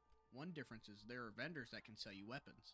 but overall it's similar to the classic zombie shooter economies. Combine that with the scaling hordes, elite enemies with unique abilities, cooperative play, and a wave-based survival, and Skur Ritual delivers a layered, replayable experience. This is one of my key features when it comes to zombies games, is does it have replayability, which I think currently Activision lacks. Where many wave-based zombie shooters lean only into chaos, Skur Ritual adds a story. The cultist zombies aren't generic. They're tied to a mythology of curses, Celtic gods, sirens, and supernatural horror. For players who care about narrative, not just shooting, Skur Ritual tries to deliver hidden stories, Easter egg lore, the Siren Song's broadcast threat, and a grim gothic horror atmosphere. Skur Ritual first entered early access October 6, 2022 on PC. After roughly 18 months of development and community feedback, the full 1.0 released on April 18, 2024. The studio behind the game is small, only 5 developers built it. Upon launch, Skur Ritual saw a strong turnout. It entered the top paid charts for multiple countries. According to coverage at the time, the dev team themselves said they were blown away by the reception. In many ways, it looked like Skur Ritual had achieved what fans had long asked for, a modern indie-made alternative to classic round-based zombie shooters. Community response was initially positive, especially among players who have grown tired of the direction of newer AAA zombie games. On the game's Steam page and many other forums, many players said it feels like a mix of old-school zombies with a fresh horror aesthetic. One user review said, if you love COD zombies, this will be right up your alley. A Reddit user in r/Skur Ritual wrote, the game is honestly way better than anything Call of Duty has been putting out in recent years. It feels really in touch with what zombies used to be. So for a moment, Skur Ritual wasn't just a niche indie game. It was being celebrated as a potential zombie savior. Okay, so how does Skur Ritual compare to the zombies modes in the popular franchise Call of Duty? With similarities, it has round-based wave survival, just like Call of Duty Zombies, co-op up to 4 players, a mystery box / random weapon upgrade system, such as like your Pyro Punch, but in Skur Ritual you have a doghouse that will give you random weapons. In this game you even have perks, modifiers, and power-ups like you would in Cold War. There's also boss fights, Easter eggs, side missions, you get the whole gist. But of course, there is some differences. The biggest difference you'll see is indie studio limitation. Skur Ritual is just made by 5 developers. It doesn't have the massive resources of AAA COD titles. That can lead to performance issues, bugs, occasional rougher animations or balancing. Even earlier supporters on the Reddit admitted it was a bit buggy because it's a small studio. With this, you also have less broad content. You have smaller map pool, fewer polished passes. While COD Zombies maps often have many refinements, Skur Ritual started with a limited number of maps. Even though each one offered a unique design, over time they can feel slim compared to constantly updated AAA content schedules. Then you have graphics and engine constraints. Skur Ritual uses Unity and is indie developed. The visuals and smoothness may be more stylized or modest compared to what AAA studios deliver. Console players reportedly experience FPS problems and performance drops. Let's talk about why players went to Skur Ritual and what made them eventually drift away. The first thing is nostalgia and void. Many longtime zombie shooters fans have grown disappointed with recent COD Zombies entries, with many fans even saying they strayed away from the classic round-based mechanics. Skur Ritual promised to fill that void, hopefully giving fans the piece they felt like they were missing. Another thing that drug fans into the project was of course it being an indie game. Fans admired that this was only made by 5 developers. The small team indie studio story. Even today with popular titles, people would love to see indie games beat over AAA titles. Fans were also interested in the new mechanics, such as the Celtic miracles. To fans, it felt richer than the mindless shooter. For players who cared about world building and horror lore, Skur Ritual offered more than just zombies. In my final take, and I think one of the most important in my opinion, is the co-op fun and replayability. For a modest price, players got repetitive wave-based action, loot and random progression, and the ability to play with friends or solo. For many, that was exactly what they were missing. They had something to come back to when it came to these maps. But enough with the positives, what made fans lose interest? Despite the initial love, cracks began to show, and for some players, they were just deal breakers. That includes the bugs, glitches, stability issues, especially in longer sessions or co-op. On Reddit, several players reported serious problems, such as weapons disappearing, falling through the floor, crashes during high-intensity boss fights, etc. One user wrote, "Please fix the bug where your weapons disappear and you can't interact with anything. I really like this game, but these bugs occur too often." These issues are particularly damning in a co-op survival shooter. A lot of players had complaints with the hidden Easter egg, such as the hidden Easter egg rewards such as the God Killer reportedly had bugs. For players that dedicated to completing the full experience, that kind of just killed the enthusiasm quickly. Another thing that drug everyone away was the lack of long-term content. Although the launch was strong, sustaining a community is harder for small indie teams. That's still the problem today with most indie studios. Some players claim that even months after release, there was pretty much no improvements to performance and stability, and the game just felt like it had died. And I think my final point will be high expectations versus small studio constraints. The very thing that made Skr Ritual appealing, its indie small team status, also limited how much they can deliver in terms of polish, bug fixings, large-scale updates, and momentum. For many, the gulf between what they expected and what the game delivered became too wide. Putting it all together, the fate of Skr Ritual feels almost inevitable. A small, passionate team made a game fans desperately wanted. But passion alone couldn't overcome the challenges of scale, polish, and sustaining a community. Bugs, crashes, disappearing weapons, map-breaking issues undermined core mechanics like the hidden Easter egg and endgame progression. For a game built around replayability and secrets, that's fatal. In short, Skr Ritual didn't fail because it was a bad idea. It failed because the ambition outpaced what a 5-person indie team could sustain long-term. A Reddit user just summed it up bluntly. This game has practically died because the performance is terrible, and its co-op is even worse. Can't even get past wave 20 before it crashes. For players that love the idea, that's heartbreaking. So was Skr Ritual actually set up to be a COD Zombies killer? In many ways at launch, Skr Ritual looked like it was on the path to become exactly that. Beloved alternative to modern zombie shooters. It had what fans said they wanted, but over time the shortcomings became clear. Technical problems, content limitations, and a small player base. For every victory, there was also an equal amount of frustration. So while Skr Ritual will likely remain a cult favorite among a small group of dedicated fans, calling it a COD Zombies killer seems generous. Still, for what it was, Skr Ritual deserves credit. It dared to try. And for a moment, it reminded many players why they fell in love with the zombie shooters in the first place. If you ask me, Skr Ritual's story leaves two big takeaways for future developers. Polish and stability must come first. For a co-op wave-based shooter, bugs just aren't annoyances. They degrade the core experience. Weapon vanishing, crashes, broken Easter eggs, and it kills community trust. Without regular high-quality updates and bug fixing, even the best ideas will fade. And the second thing is content momentum and community support. Strong launch helps a lot, but for long-term success you have to keep up with that demand of frequent content updates. Indie devs need to plan for community growth, especially if they want to compete with a AAA title. And I'm not just trying to bash it, Skr Ritual remains worthy of a play. Especially if you go in with the right mindset knowing it's an indie game, and not expecting it to be a polished AAA blockbuster. At times I just wonder, what would this game have looked like if it had 50 people working on it instead of 5? What if the Easter eggs have been more stable? What if there had been more frequent updates? Maybe then, Skr Ritual would have lived up to that killer name gamers hoped it would. If you enjoyed this deep dive in Skr Ritual, let me know in the comments because I like doing more review-based content.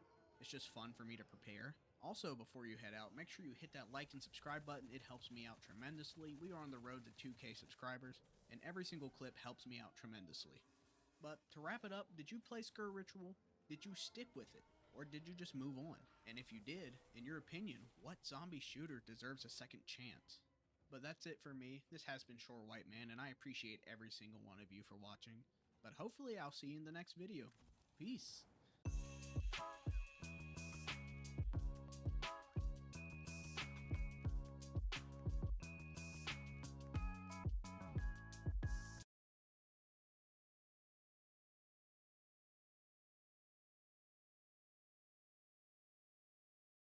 Another video, this time 16 obscure things that only OG Zombies fans did. If you've done 7 or higher of these things, consider yourself an OG Zombies fan. First thing, knifing the windows on Verrückt every time. This was a staple of public sessions back in World at War and also Black Ops 1, that whatever side of Verrückt you spawn on, you always raced the other side to knife all the windows. It was just a thing to do. You can't really explain it. It's just what you did. You would get all of the glass smashed and then play the game. I don't know why.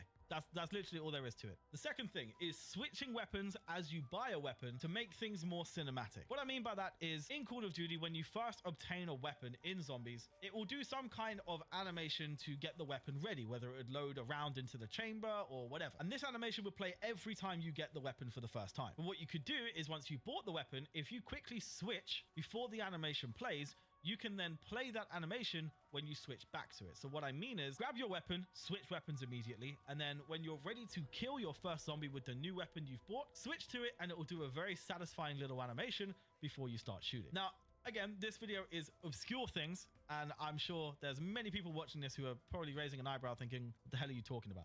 It's obscure, okay? But this is something that people did, including myself, to just make things feel a little bit more, I don't know, amped up, a little bit more cinematic. The third thing, not so obscure, was window board assignment. Okay, this was a staple, again, of public sessions in particular, where on most maps, especially if you had 4 players, each person had their window board. You were assigned to those window boards only. You'd have one dude under the stairs, one dude at the top of the stairs, one dude watching that kind of blacked out corner where the Olympia was, and one dude watching the window board near quick revive. Those were your positions. If you decided to run to the other person's window or throw grenades at the other person, you were a d.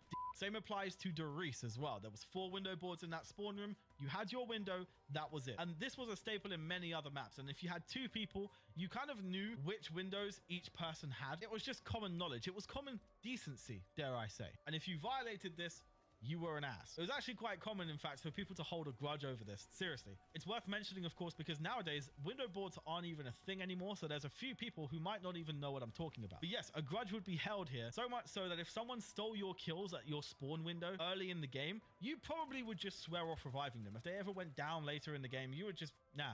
You just wouldn't bother. You just let them die.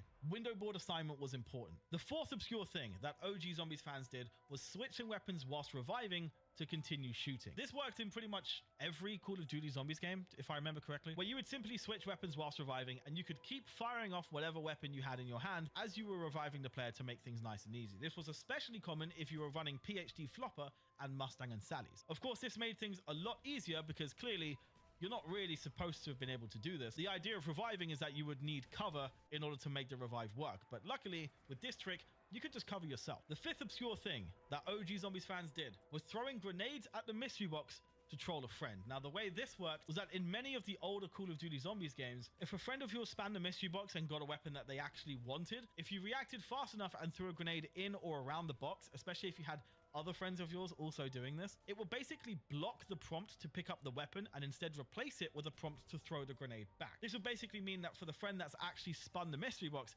they literally can't pick the weapon up until all the grenades have exploded. Which means if you get your timing right, and again, you have multiple people doing this, you could literally stop your friend from getting a weapon. It was kind of savage, but it was funny. I'm not gonna lie. It was funny. Everyone's done this at some point in their lives, okay? Don't act like I'm the bad guy, okay? And don't act innocent yourself. I know you've done this. Confess. The sixth obscure thing was getting 3 weapons on World at War Doris. Now, glitches I'm going to try and keep to a minimum in this video because there are so many glitches in the history of COD Zombies that you could just make a full list of just glitches that everyone did at some point, especially when they were younger in these older COD Zombies games. But I'm going to list off a few ones that I've cherry picked, and one of them is this 3 weapons glitch from Doris on World at War. Now, believe it or not, even I did this as a certified hater of mule kick. But back in the day, in Doris especially, if you were running on the catwalk and you weren't training or weren't skilled enough to train back then, having 3 weapons on that catwalk was a genuine lifesaver. So what a lot of people did was utilize this glitch to try and have one wonder weapon as well as the PPSH and the MG42 all at the same time. And by doing this, typically you would last a lot longer on the catwalk before you'd have to run off and start the teleportation strategy. Now, the way you do this glitch was actually very dead simple. All you'd do is you'd feed one of your weapons into the Pack-a-Punch machine, buy yourself the Kar 98K from the wall or the Guvar, whichever one you could be bothered to grab, run back up to the Pack-a-Punch machine and pull out a Bouncing Betty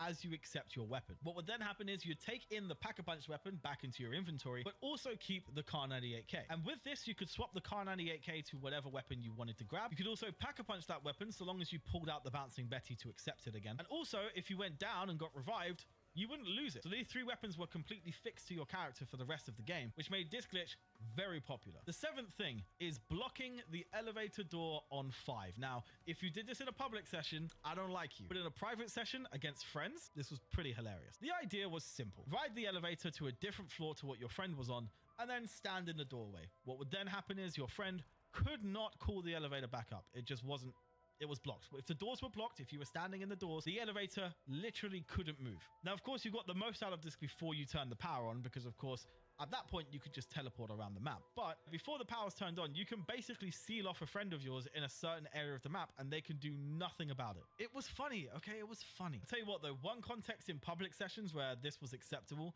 was if someone stole your kills from the assigned window boards, like I mentioned earlier, and then you had a chance to seal them off. If you did that, I salute you for that, not gonna lie. The 8th obscure thing that OG Zombies fans did was standing on the planks of wood by the stage to avoid confronting the dogs. Everyone did this, to be honest. Pretty much everyone did this. Whenever a dog round would start, you would see one dude run to those planks and crouch immediately, because if you did this and positioned yourself in the right way, for some reason the dogs just couldn't get to you. They'd just stand still, lifeless, waiting to be shot. Very weird. I mean, the hellhounds in this game weren't even challenging, to be fair, but this was still something that everyone did anyway, just to make their lives a little bit easier, because it is without doubt probably the easiest glitch in the history of COD Zombies. The 9th obscure thing was killing teammates with a dolphin dive. If you play Black Ops 1, you know exactly what I'm talking about. In this game, and also I think in Black Ops 2, if I remember correctly as well, if you dolphin dived on another player who was prone, it would immediately down both of you. And a lot of people would use this to trick new players to the game as well. They would just tell people on the mic to just go prone in this corner,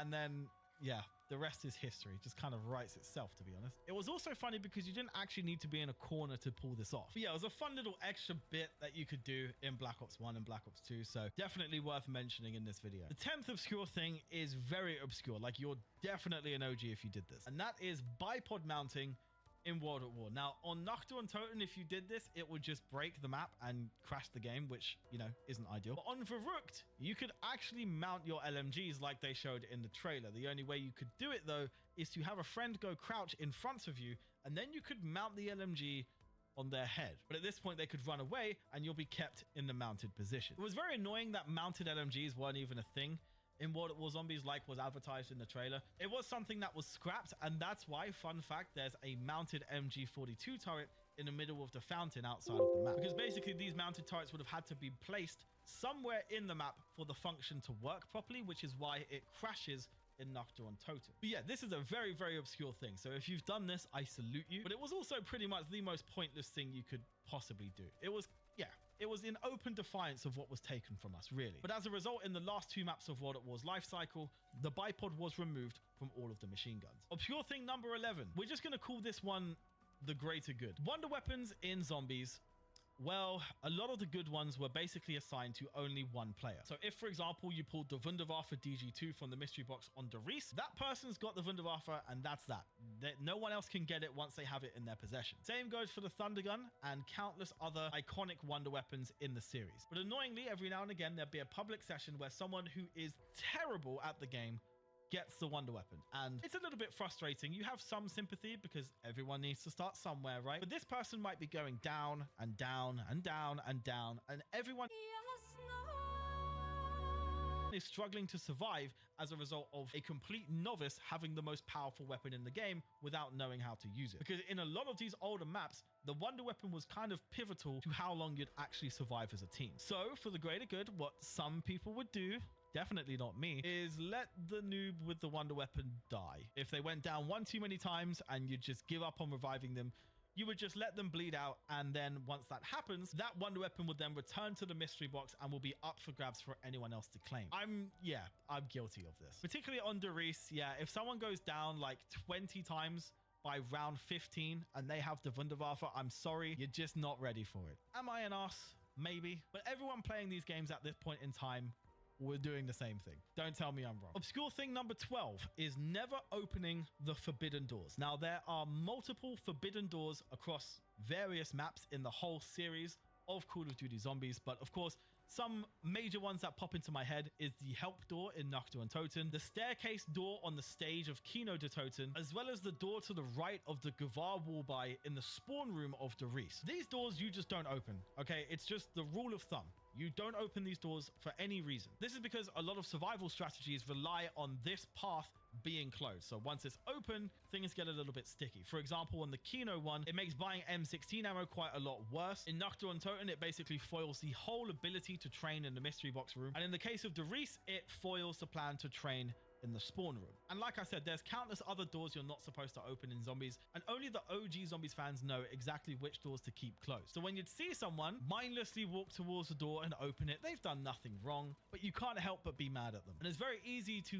discern who's a classic Zombies player by the choices that they make when opening up a Zombies map. Of course, not so much anymore though, because in, you know, the modern era of Zombies, really, it doesn't really matter what doors you have open, but you know, it's still worth mentioning. Number 13 in the obscure things that only OG Zombies fans did is reviving an ally through the wall of Verrucht. So as you guys know, Verrucht is split into two parts in the spawn area. You'd have 1 or 2 people on the right side and 1 or 2 people on the left side. It was basically always split in half. But every now and again, someone would go down very early in the game and they're on the other side of the door that's not yet opened by the power switch. Because again, until you turn the power on, this map is split into 2 sides that are sealed off from one another. But luckily, if someone does go down in the spawn area and the only person that can revive them is on the other side, there is one tiny hole in the wall that can be used to actually revive an ally straight through it. Now in World at War, this was basically useless because in this game, you couldn't crawl whilst you were downed to reposition yourself. But in Black Ops 1, you could move whilst downed and you would have to basically desperately crawl towards this tiny gap in the wall and hope that someone knows what they're doing.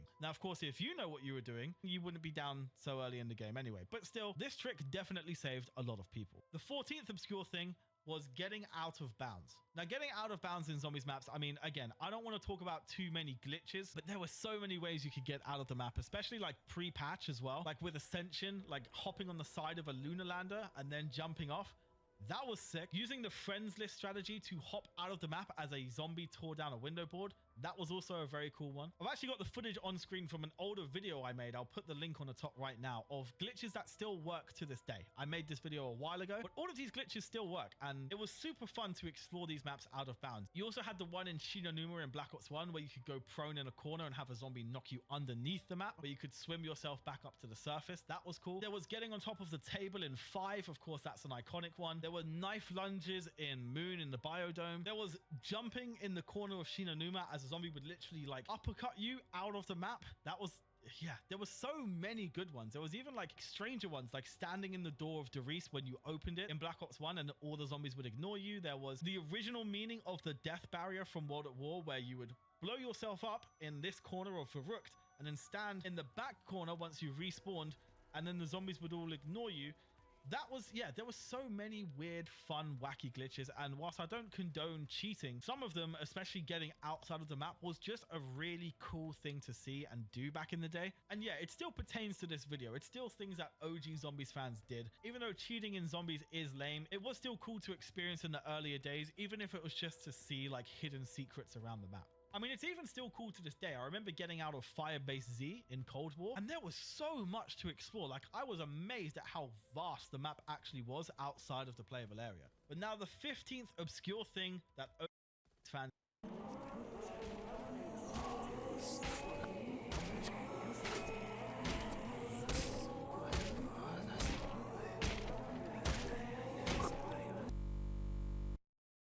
Now, the 16th obscure thing that all OG Zombies fans did was Peter McCain and lobbing a bunch of grenades at him. Basically, with Peter McCain's unfortunate demise with the parachute in Shinonuma, if you threw enough grenades at his feet at the right time, at the right angle, he could quite literally fall to the floor, and it was very creepy, because what you'd then be able to do is walk over to him, and if you stood on him and touched him, it would immediately kill you and end the game with no explanation whatsoever. It was super weird. As a result, you still see people doing it in like the Chronicles version, even though it doesn't actually work in that version. But yeah, just lobbing grenades at him is a sign of someone who was there when it was, you know, darker days. But you know what? Before we wrap the video up, let's throw in one more, which I guess, you know, Black Ops 3 is now turning 10 years old this year. So I guess you could say people who started on Black Ops 3 are kind of OGs at this point. If we're going with that mentality, then we can throw in a 17th one, which was jump sliding in Black Ops 3. With this strategy, it was without doubt the fastest way to traverse pretty much any map in the game, in which you would basically sprint, jump, and then slide, jump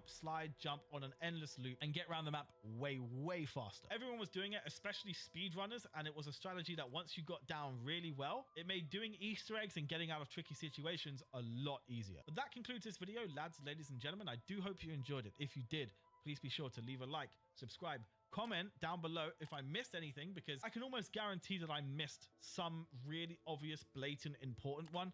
So I want to be told in the comments what that is. But subscribe if you're new, and I'll catch you soon. Cheers.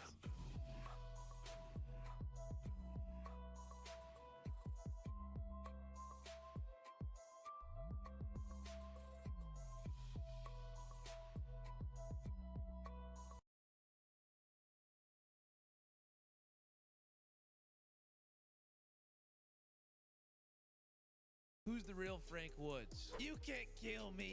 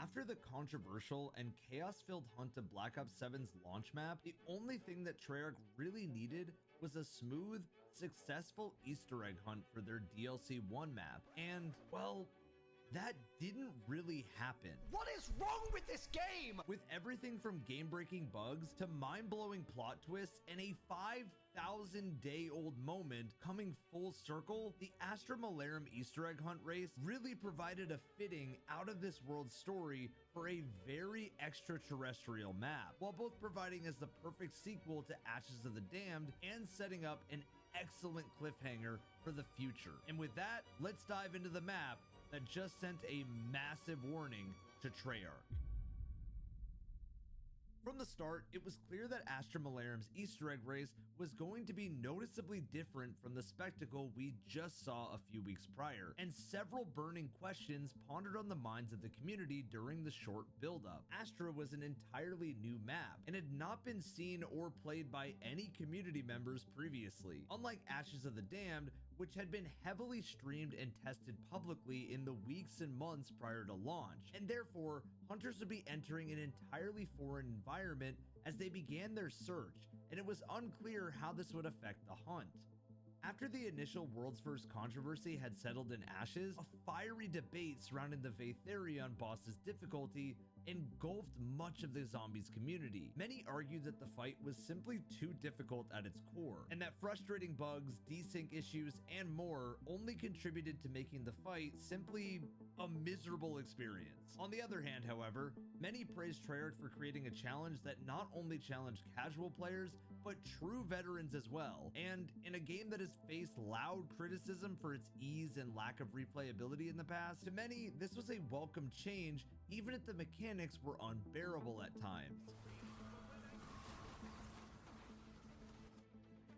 Treyarch's response to this was to decimate the fight completely and make many more veteran players feel let down and betrayed by this decision to appease the more casual fan base instead. This was until Treyarch made a move that really no one saw coming. The Ashes of the Damned boss battle in Cursed has been reverted to its original harder difficulty?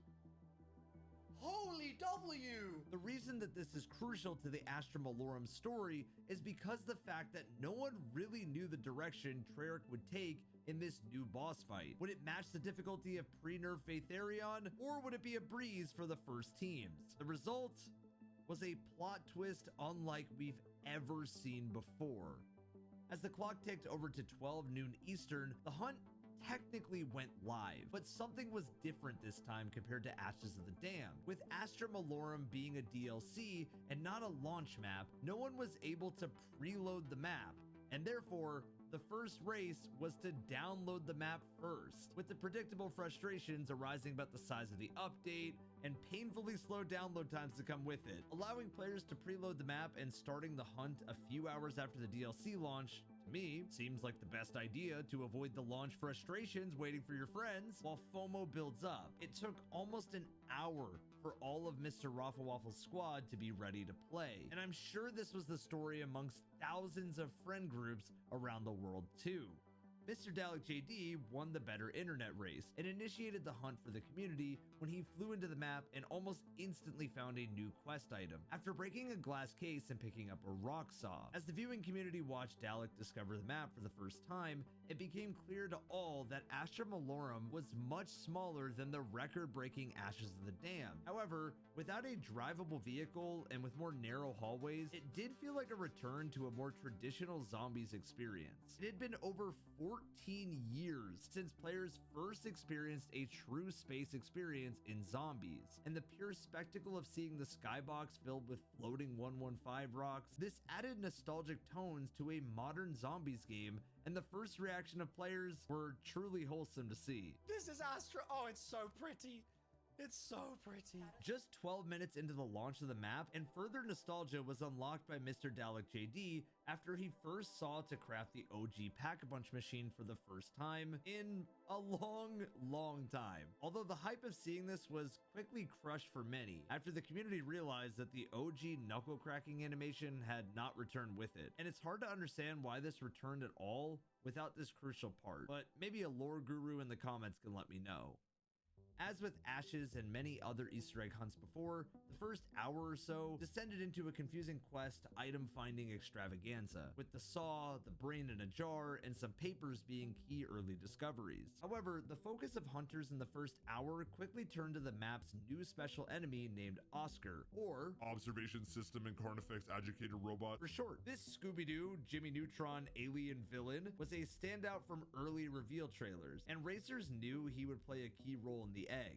Kingman was the first we tracked live on Zombie Zone to kill the very tanky Oscar first, with suspicions around his involvement in the quest being somewhat confirmed when he dropped a shiny trinket upon death. It would take over an hour for the role of this item to be discovered by Ashes of the Damned world's first winner, Freckleston, although to his disappointment, this would prove not to be related to the main quest progression. Side Easter eggs have been red herrings for many Easter egg hunting teams in the modern zombies era, and while they can be fun and easy ways to get free perks, free power-ups, or free Pack-a-Punch on repeat playthroughs, they can be dangerous and wasteful time sinks for teams chasing that world's first completion, and it quickly became clear that this was evident for Astra Malorum too. While Freckleston was on his journey to unlock Bongo, Dalek was leading the charge on initial quest discovery, finding a code input in the power room, although at this early stage, there were no inputs to try. As time ticked on and more teams entered the map, further parts were found by an array of different squads, although not all of these were just simple items laying around the map. A battery was ejected from Tessie, wires were obtained from shooting a flashing light, and glass shards were obtained from cryo-freezing a number of aether crystals around the map. I see a lot of comments that are convinced some steps are leaked to streamers beforehand, and I'm here to confirm that Treyarch only sends a small list an hour before, and it's usually only 1 or 2 streamers. What did he say? Nah, I'm kidding. For those who are wondering how these obscure items are discovered so quickly, it really just boils down to thousands of players trying everything and applying previous Easter egg tropes to the new content, such as Molotovs used for burning or igniting, and Deadwire mods being good for electrocuting or powering. Modern zombies and modern graphics also help signal seasoned Easter egg hunters of features that are on the map, and that are purely graphical assets or assets with further functionality. This is different to the older era of zombies, where Easter egg items or interactables often blended more confusingly into the environment, helping to contribute to longer hunts. Genuine question, how come in modern zombies Easter eggs are being completed in hours compared to days? It was like we just said, there's a little bit more hints and a little bit more forgiveness from the game. As well, I also think the community has gotten a lot better at figuring out these Easter egg steps. You gotta remember, in 2015, 2016, we were not at the same point in the zombies lifespan of Easter eggs. There hadn't been as many. There wasn't as many evolutions on what a puzzle could look like in zombies. So now everything is kind of taking that blueprint and evolving on that. As the hunt entered its second hour, Kingman was the first to discover a fun interaction with the frozen glass shards after he placed them in the display rocket and the exhaust froze zombies. And then, just 10 minutes later, Kingman and his team figured out the correct steps here. Come on, Oscar. There we go. Does it freeze him? He is walking over. Ladies and gentlemen, here it. Oh, whoa! It did. Oh! He exploded. He exploded. A shiny trinket we see, and there's like a there's a yellow glowing aura. However, before we could really take all of this in, we were told by a viewer named Zach about a potential next step. Zach showed us that by shooting the smoking valves in the Pack-a-Punch room, they connected to the organ and unlocked a hatch that could be interacted with. Many had pointed out the organ upon the trailer reveal of Astra, and the prospect of using it for the Easter egg was both intriguing and exciting for teams. This puzzle was incredibly fitting for a map set in space, focusing around a telescope in the astronomer's lab. By moving the telescope to the glowing star, this activated a laser. Oh, there it is. Oh, yeah. Okay, wait. Yeah, leave it there. Wait, there you go. There you go.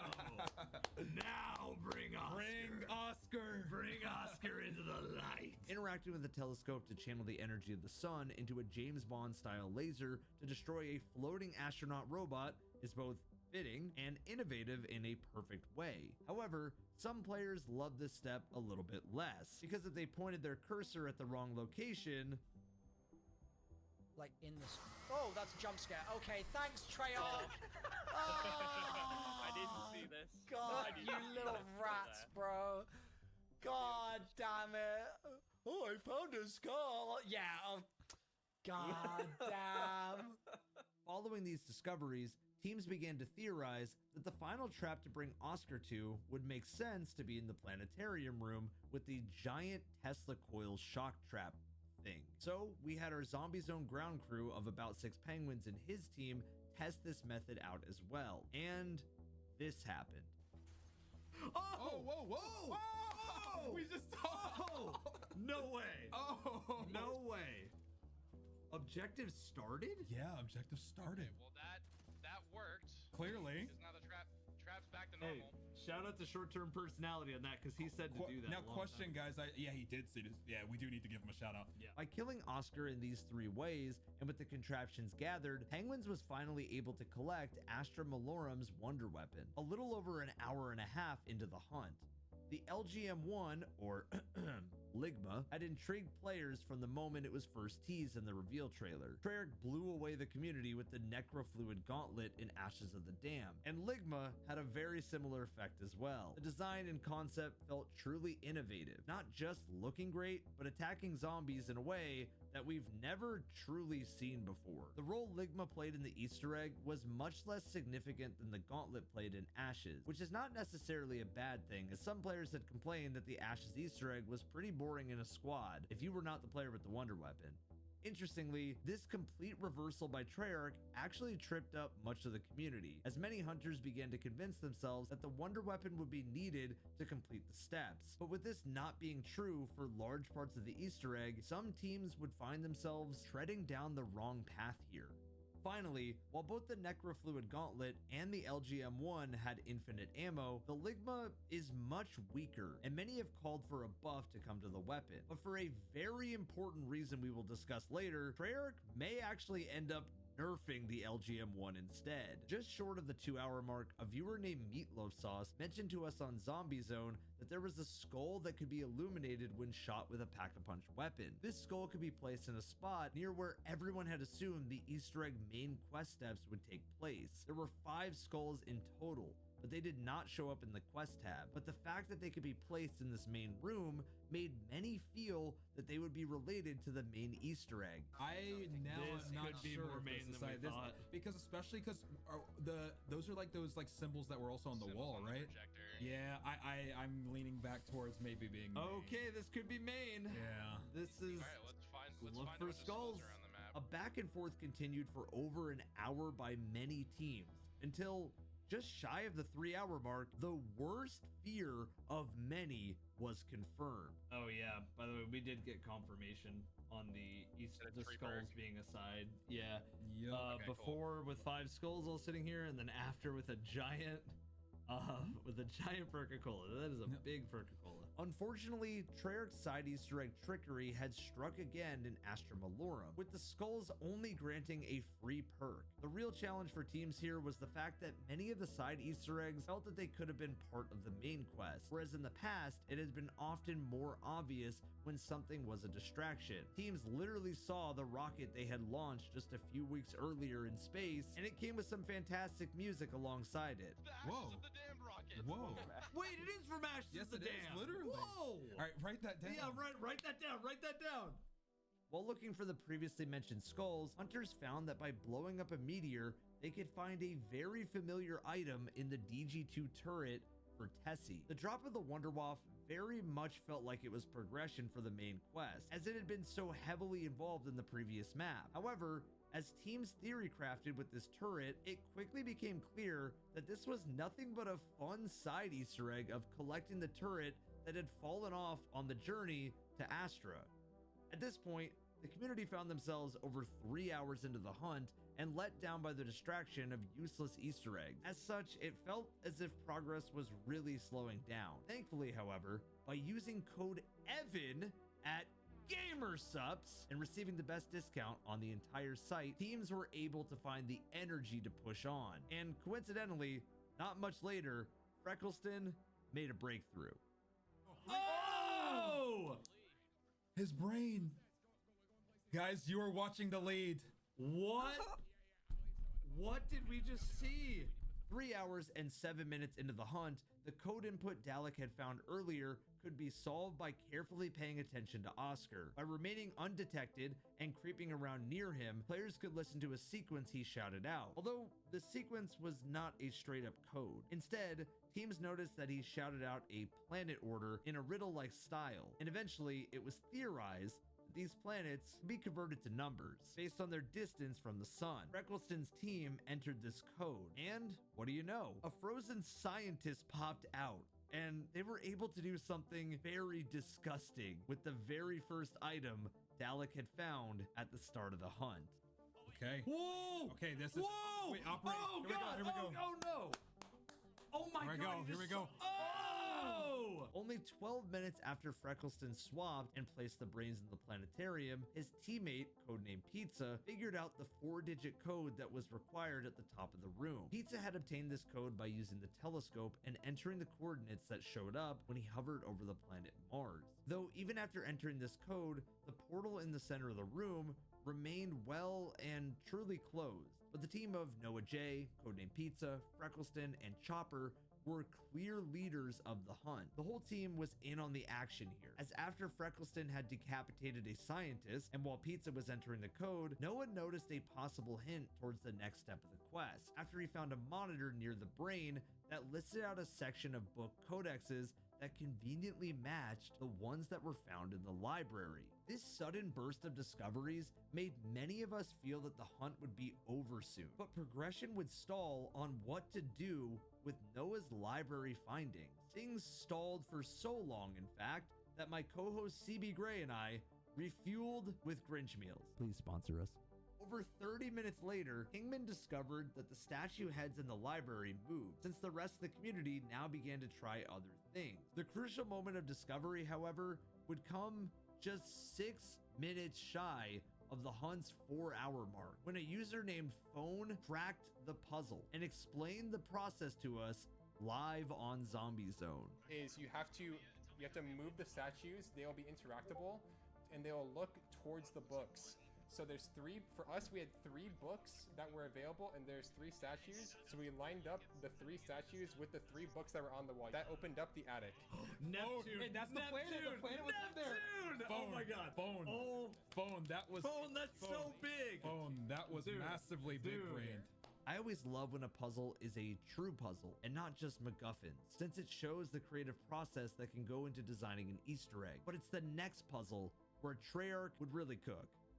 After Phone had obtained Neptune, a few clues all started to fall into place. The bloodstained papers around the map, the compass direction that they had, and the newly acquired planet to put into the planetarium all clicked with players, noticing that the chandelier in the planetarium doubled as a compass. Phone realized that the planets could be rotated by being shot. One just fell off. Some of them are locked. Some of them are locked. You can't. Wait, what if? Dude, what is going on? Dude, let's go. Let's go. However, before we could see Phone complete this step, we had suddenly gotten word that a team had already progressed past this, and we were in for a jaw-dropping surprise and plot twist. Even further. Are we on Mars? We're on Mars. Is this Shangri-La on Mars theory confirmed? This is Shangri-La on Mars theory confirmed. While there was the suggestion that Mars would be involved in some capacity during Astra, few could confidently predict that we would actually be teleported to a different planet for something other than just a boss fight alone. And the reactions to seeing this showed the genuine surprise of the community. Oh my god.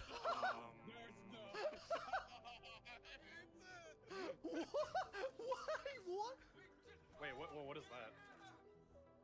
However, this excitement would unfortunately turn to anger in a pivotal moment we will discuss later. The brain now needed to be placed in this contraption, and while John and his team were the first to this point on Mars, with Zombie Zone serving as a hub to exchange information from team to team, suddenly, many Surfer Polecat in the chat. How's the map coming along? It's getting there. It's getting there, man. Been having quite some troubles, but we're getting somewhere. Making some new decals right now.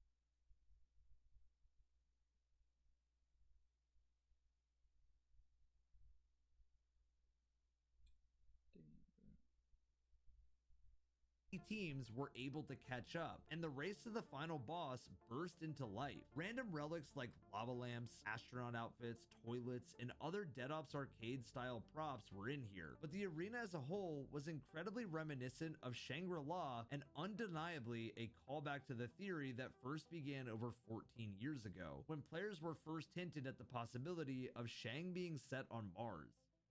As time went on and the hunt length ticked on, we passed the time that it took to solve Shattered Veil, Citadel de Mor, The Tomb, and even Terminus. Despite the fact that they were in different teams and lobbies, Codename Pizza and Mr. Raffle Waffles almost simultaneously progressed when they interacted with the brain and noticed a humming for a short period of time. Although they had found this hint at the same time, it would be Codename Pizza who progressed first. Hereafter, he noticed an interesting interaction between the coils out in the distance and his fireworks ammo mod. Boom. Oh, it's power. There it is.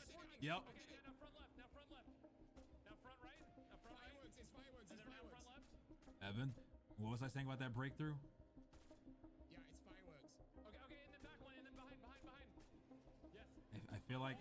Wait. Whoa! Here we go. Here we go. Whoa! Here we go. All right. Wait. Wait, a Oh, bird? what the heck? It's a A bird. bird? Wait, is it gonna be a bird boss? A space bird?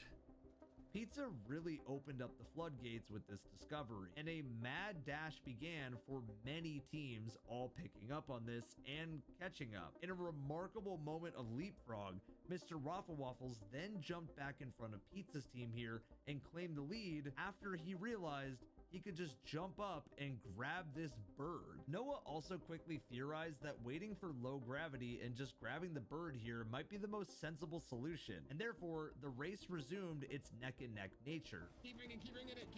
I got it. The Ascendant Eye artifact done. Milo's team noticed an eyeball on the pyramid after some soul collecting, and they noticed that the stone pillars had symbols that looked very similar to the ones found on the organ. And so logically, they figured that these needed to be shot in that order. But confusingly, it didn't work. Fine, you win this round, I will win next. Nope. That That sounds didn't- like a fail. That didn't sound positive. This surprise really did not last for long though, as both teams quickly theorized that it might actually be time to use the wonder weapon in the Easter egg. And with that theory being successful, we found ourselves at the most exciting period of every Easter egg race, just short of 6 hours after launch. Oh my god! Wait, shoot it! Oh, careful! Lasers! You cannot run them. In a very poetic fashion, Milo's team and Noah J's team once again found themselves neck and neck entering a boss fight. Just 3 weeks after controversy broke out, after entering the Vatherion fight minutes between each other. Though surely we wouldn't see drama again, right? Wrong again, idiot. Apart from looking very different, Valtheris seemed to be like a normal boss at first, but as teams began to collect souls and then quickly beam the boss's health down with the Tesla towers, it became clear that something was different about this fight, as surely it wasn't going to be this easy, unless this was Treyarch's reaction to the Vatherion controversy. The answer to this question would first be discovered by Noah's team, as they put the final damage into the boss. Yeah, okay. I told you! I know! Phase two! So where is he now? What are they fighting? He's a rock monster! Golem. He's like a golem or something. What is he? I don't know! Ladies and gentlemen, phase two! Phase two! A second phase met the team, and it's always an exciting surprise to see a boss's health bar replenish and another phase begin. But this was nothing compared to the surprises and plot twists this fight had in store down the line. Whereas Milo's team slowly pulled themselves into a lead versus Noah's team in the Vatherion fight, the roles were reversed here. However, the parallels were more coincidental than we initially realized. Milo had pulled ahead in the Vatherion fight largely due to an entirely accidental glitch that stopped enemies targeting him, and it seemed that the zombies gods were also looking to cause chaos again, this time allowing Noah to pull ahead due to another pretty game-breaking bug. Milo's team found themselves seemingly soft-locked and unable to pass the first phase, allowing Noah's team to surge ahead. However, with this fight being so new, they continued to push on, trying to advance, as although they had dropped behind, a very possible wipe to the team in the lead would leave them in prime position to claim world's first of Astra Malorum. In the meantime, Codename Pizza was working through the boss's second health bar, and while this health bar went down a little slower, it was clear that this boss was certainly easier for teams than the first clear of Vatherion. As the team unloaded their final shots, it seemed inevitable that the team that had been cruelly wiped just 3 weeks earlier would finally claim another world's first. Until this happened. Is there a third? Oh. No! Oh my god! 3 phases! Are you kidding me? 3 phases! What? A third phase was completely unexpected, and the reactions to seeing this for the first time were legitimately awesome. Paltheris evolved even further, becoming angrier and noticeably more dangerous in this third phase. But our leading team remained strong and coordinated here to melt through the rock monster's health bar. And as the kill got closer, we began to wonder how long this boss fight would go on for, or whether 3 phases was enough. Put the hand down, Paltheris. Wait. And Is that it. wait? No, I think Ultra Omega. Ultra Omega. Ultra Omega. No. The needle. The needle. What do you mean? There's 4 phases. What? Ultra Omega. What? Ultra Omega. There's 4 Ultra phases. Omega. Are you kidding me? Ultra Omega, ladies and gentlemen, call Theris the Needle. A 4-phase boss is pretty much unheard of in the world of Call of Duty Zombies, and this feeling is echoed through sheer surprise in the reactions of the world's first leading team. However, not everyone was having a positive experience here. Mr. Waffles and his team were still stuck, and after they had exhausted all mechanic ideas, it became conclusive that they were in fact in a bug state, with the lack of zombie spawns here being a key indicator to something not being right. This bug destroyed the tension between the 2 neck-and-neck teams, allowing Noah's team with a comfortable lead. Milo's team would be forced to quit their game, but the boss was so buggy at first that it even refused to kill Milo for a while. Why is the boss not... What is wrong with this game? I'm sick of it. Okay, never mind. Now he's just trolling me. Noah J, Chopper, Freckleston, and Codename Pizza would bake through the boss's 4th health bar and claim their 2nd world's first in just 3 weeks, around 6 hours after launch. And the team praised Treyarch for creating such a great map and boss fight, but focus instead turned to the most pressing issue that became apparent during the hunt. Mr. Waffles had unfortunately found himself at the epicenter of bugs since launch, with crafting table crashes on high rounds, bugged round 60 relic trials, and other revive bugs being examples aside from the infamous God mode moment on Ashes. These bugs need to serve as a harsh warning to Treyarch. 2 maps in just 3 weeks have been ruined for some players due to things completely out of their control, while many other players have wasted hours in bugged relic trials, with one player even facing game-breaking bugs on round 999. Shortly after Paltheris had been slain, an unintended interaction between Frenzy Fire and the Ligma Wonder Weapon was exposed, allowing players to melt the boss in seconds. At the time of writing this, neither the LGM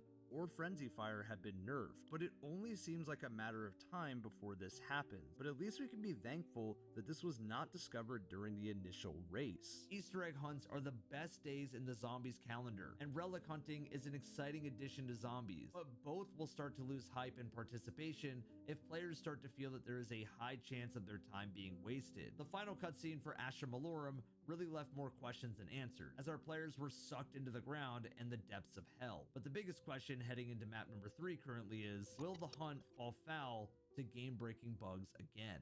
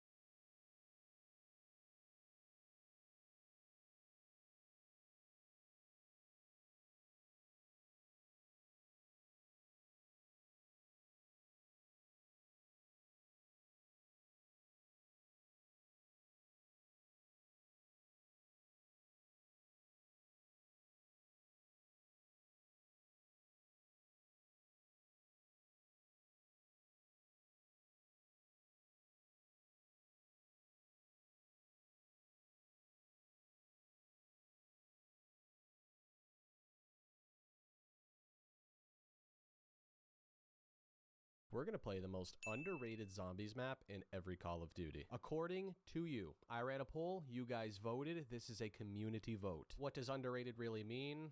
Underappreciated. Maps that always seem to get the short end of the stick. Never picked. Even though they're actually really good. Can we make it to round 25 in one piece? Leave a like if you want the next episode and comment what you think it should be. Okay, the most underrated map in World at War. Not Derice, because that's just like the notorious easy choice for the best and the most appreciated, right?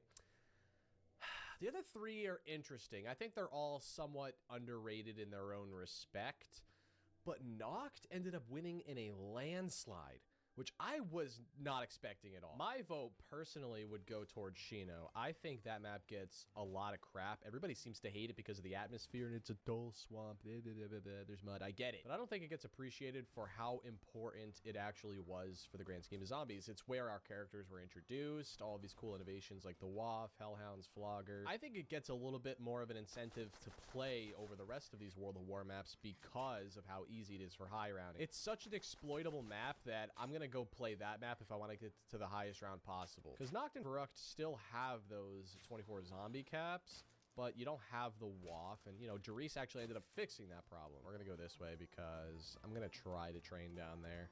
That's my only hope. Camping is just not gonna get me to round 25. I think in this game is such a hazard. It's an OSHA violation. There's our second door of two that we needed to open. Spectacular. Now a ray gun would be awesome. That would be...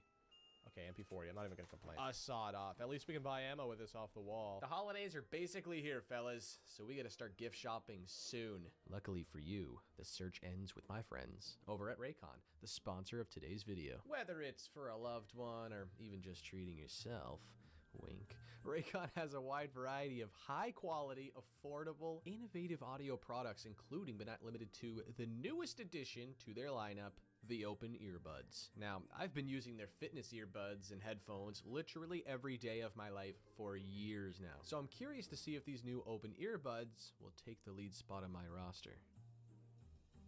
Yes, sir! They're like a hybrid of the earbuds and the bone conduction headphones. Sleek, convenient, and still allowing me to be aware of my surroundings while I'm in the zone. I'd recommend trying them out, or getting them for your friend who's just always losing their earbuds. What's wrong with that guy? Especially since you're gonna get up to 20% off of everything site-wide using code TimHansenOpen this holiday season. That is buyraycon.com/TimHansenOpen to get up to 20% off of everything site-wide this holiday season. Love ya. Shout out to OG COD Zombies when you were actually so fucking bored and you had nothing to do, in this case spend my money on, that I'm just rebuilding barriers actively to pass time. Oh, what the fuck? Where the fuck did that guy come from? Ooh. Ooh. See, as long as you don't come to a complete stop, they're not gonna hit you. The damage fall off is real now. Okay. Alright, well this is still kind of working. Brawlers galore. Alright, run, grab the max ammo. No. I missed it by a... Oh, is this two-shotting now? Oh, that is going to be a very, very tough pill to swallow. No, I trapped myself. Man. That was... You see that? That was... Oh, I mean, let's be honest. It would have been 10 more rounds of me just rebuying ammo, slowly reloading. That was as respectable as it was gonna get. What is the most underrated Black Ops 1 map? It's obviously not Kino. In my professional opinion, it's Shangri-La. I think it's actually a lot better than people just shit on this map too much. I don't like it. Stop the Shangri-La hate. Hashtag get good. Nah, but for real. The winner is Call the Dead, which is weird because it also got voted as the best map in this game by a hair. My favorite character, Michael Rooker. The box is in a good spot. Okay, no reset needed. Hello, Georgie. What good things is there to say about Call the Dead that I haven't already said? It's an absolutely legendary experience, one of a kind. You know, with the cast, the wonder weapons. I know it's not conducive to high rounding, but in my opinion, that's what makes it fun. I don't like playing zombies actually knowing I can go to round 255. If I can get to round 50 on Call the Dead, I know that I deserve a medal. Well, there we go. We got our first little bit of assassination weapon here. If we get enough of these, actually, we'll be in business. Open this up. My God. They're all around. I don't even have enough fucking money for a gun. Please, for the love of God, just anything that isn't terrible. I'm not asking for much. Okay, doable. I'll take it. No, I keep my Mustang and Sally. Oh, we got a death machine. Oh, this is actually pretty good, but it's a little bit risky. but we can't get the bisky without the risky. Dude, this hike to get all the way to the jug is like the, not the biggest challenge of this map, but it's up there. There's a lot going on up in this hood. Oh shit, oh shit, oh shit, oh shit, oh shit, oh shit. Skill, skill, skill. Look at that. It's gotta time everything. All right, Pack Punch, I need you to decide where we're going for dinner. Oh my god, they're all here. They're all here and I don't have Flopper. I gotta sneak by this guy. Oh my god. Oh my, no! Well, that's why we buy insurance, kids. That's why we have quick revive. I'm actually really fucking sad about that. A max ammo would be wonderful. I'm not gonna have unlimited ammo here, game. I need a little buff here. Do I even get drops, man? I haven't had one in like forever. Oh, there's one. There we go. I think I'm gonna make it a tradition where I just play all the songs in BO1. Flopper is definitely a must, not only for the Mustang and Sally here, but we, until around 25 at least, are gonna pretty conveniently have the ability to kill them by flopping as such. It's a little bit hard to pull off in this spot, but there we go. And we get another death machine. Fuck yeah. Let's see if we can put down George right now, all in one sequence. Let's see. Die, die, die. Here, there he goes. Pop goes the weasel.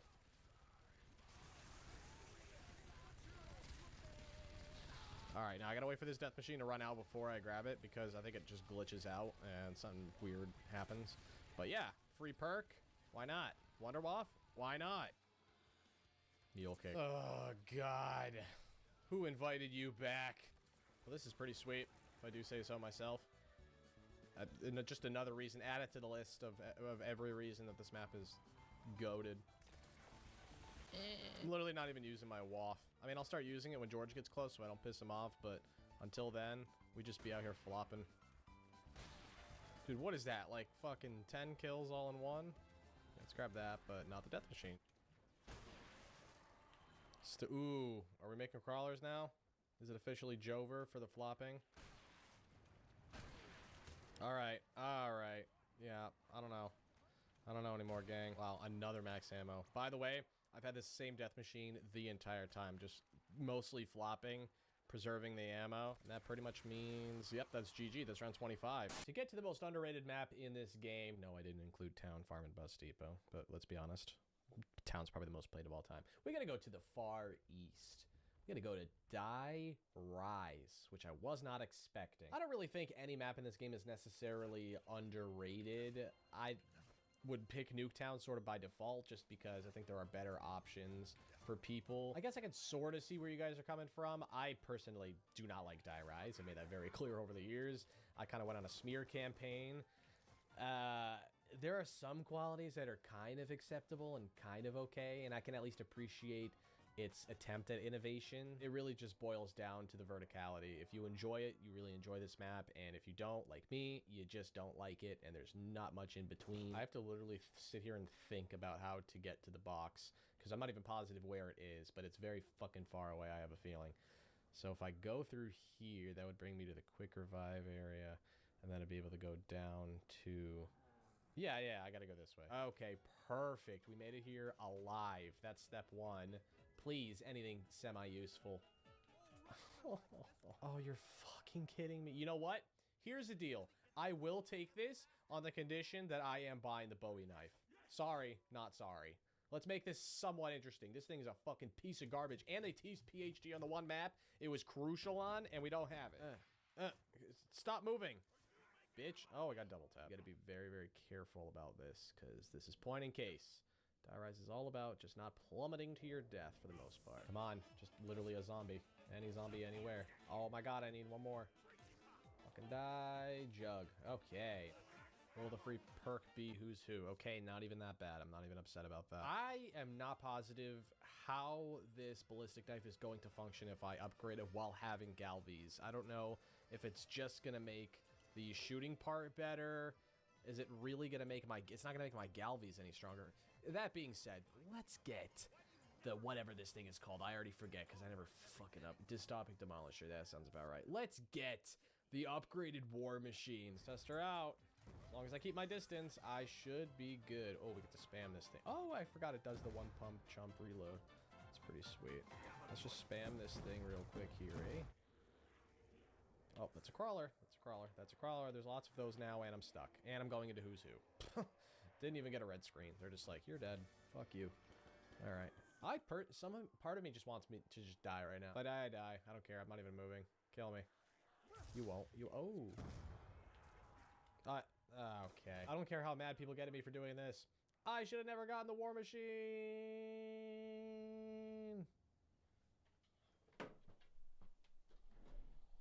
Boy, oh boy, we have the honor of playing Exo Zombies. Is there really an underrated map in this game? Well, it's not the launch map, and it's, dear God, it's not Infections. So that leaves us with two options here. I think either one could have fit the bill here, but Carrier, nobody plays. It's okay, you know? I don't want to say it's good, but it's better than Infection. I need to find this box, dude. It's really hard to pinpoint exactly where everything is on this map because I haven't played it in a very long time, and I never actually learned the layout to begin with fully. Hello. Will you fucking hold still for a half second over here, dog? Oh my God, was that the entire round right there? Oh my God, that was insane. Oh, thank God. Thank God. Please, something decent. SAC 3, okay, take it. And ASM1. Two actually, like, livable-ish with guns. Nice. So many, like, individual little power switches, man. Okay. Now we got the exosuit. Oh, this is a cool drop right here. Yeah. Once they touch you, this is exo health, thank God. Okay. Now, we need to track down where the little, anti-HIV chamber is. Which one should I upgrade? I think I just like this gun a little bit better. And we'll be back, because you got to do it 45 times. Okay, yeah. So there's this. The bomb squad shows up, and we got to go defuse the situation. SEAL Team 6 out. Let's defuse the bomb quickly here before the entire ship blows up. Oh, it's these guys? Jesus Christ, there's a fucking million of them. I hate this shit. It's like, do we really need 45 of them? Can we just get like 10 maybe? I don't know. You know what? Let's just buy Exo Soldier. Fuck it. I don't really know what else to even buy at this point. Hey, get off that thing. What is this thing? Oh, man. Oh, it's right here. Die! All right. Kill this fool. And you guys can cover me while I'm defusing, right? Oh, there's another guy. I forgot. Hey, don't break my thing. Fuck boy. It might not be the greatest map, but you will never be bored on this map because there's just so much going on, and there's actually a few decent cool features. Let's get the Sentinel reinforcements in. Let's get them out. Oh, there we go. Get them, boys. These rounds are just annoying. And I get stuck like always. I always get fucking stuck in that exact same spot every time. I swear to God. And I'm out of ammo. Classic. Nothing like a classic out of ammo. I'm gonna get... Holy shit, they're too fast. Mark 8, and then Mark 9. This thing's gotta start getting good, right?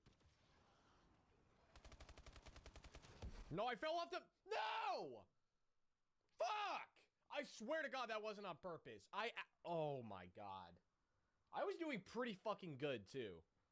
Oh my God. Underrated. The most underrated map in Black Ops 3 Zombies. Shadows of Evil?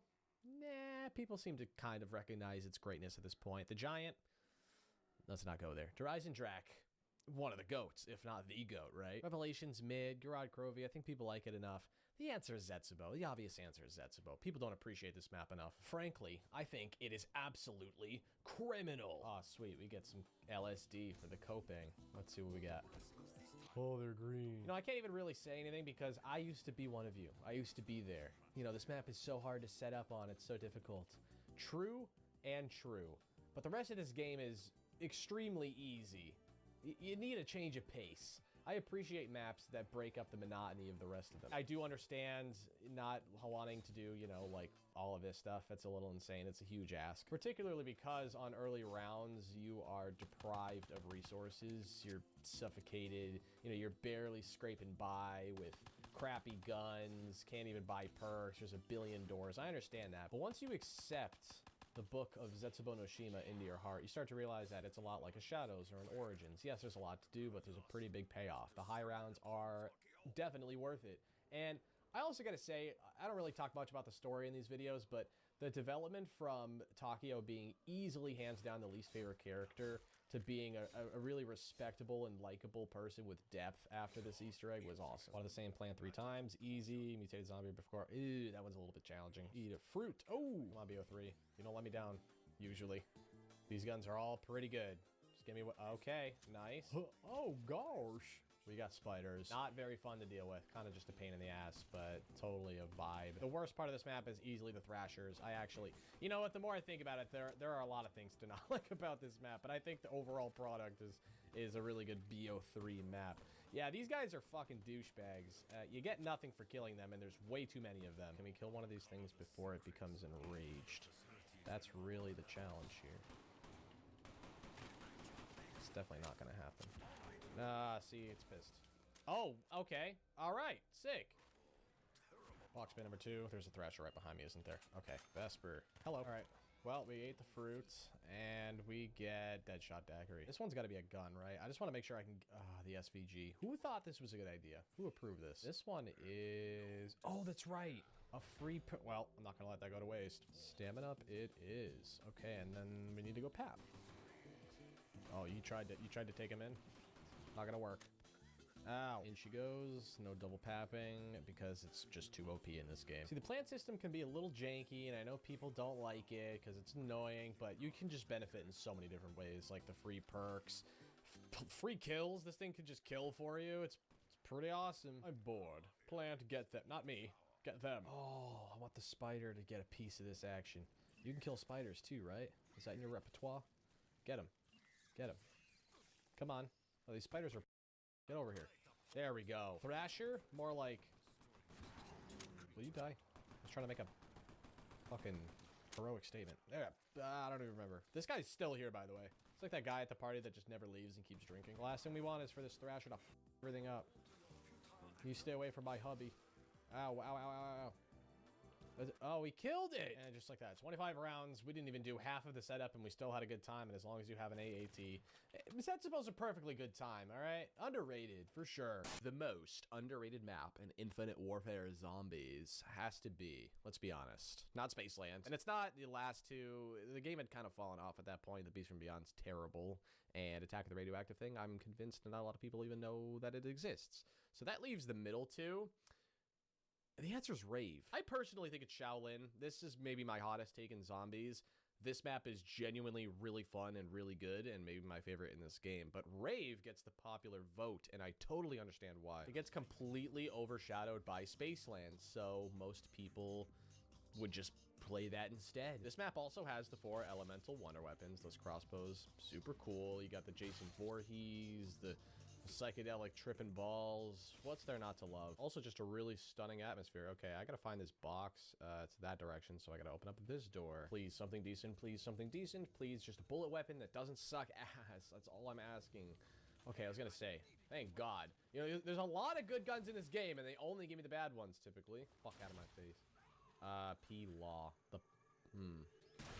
Okay, well, that almost killed me. We're gonna go bang bangs. I didn't even buy Jug yet. Hahaha, silly me. Alright, what are we gonna get here? What's our award?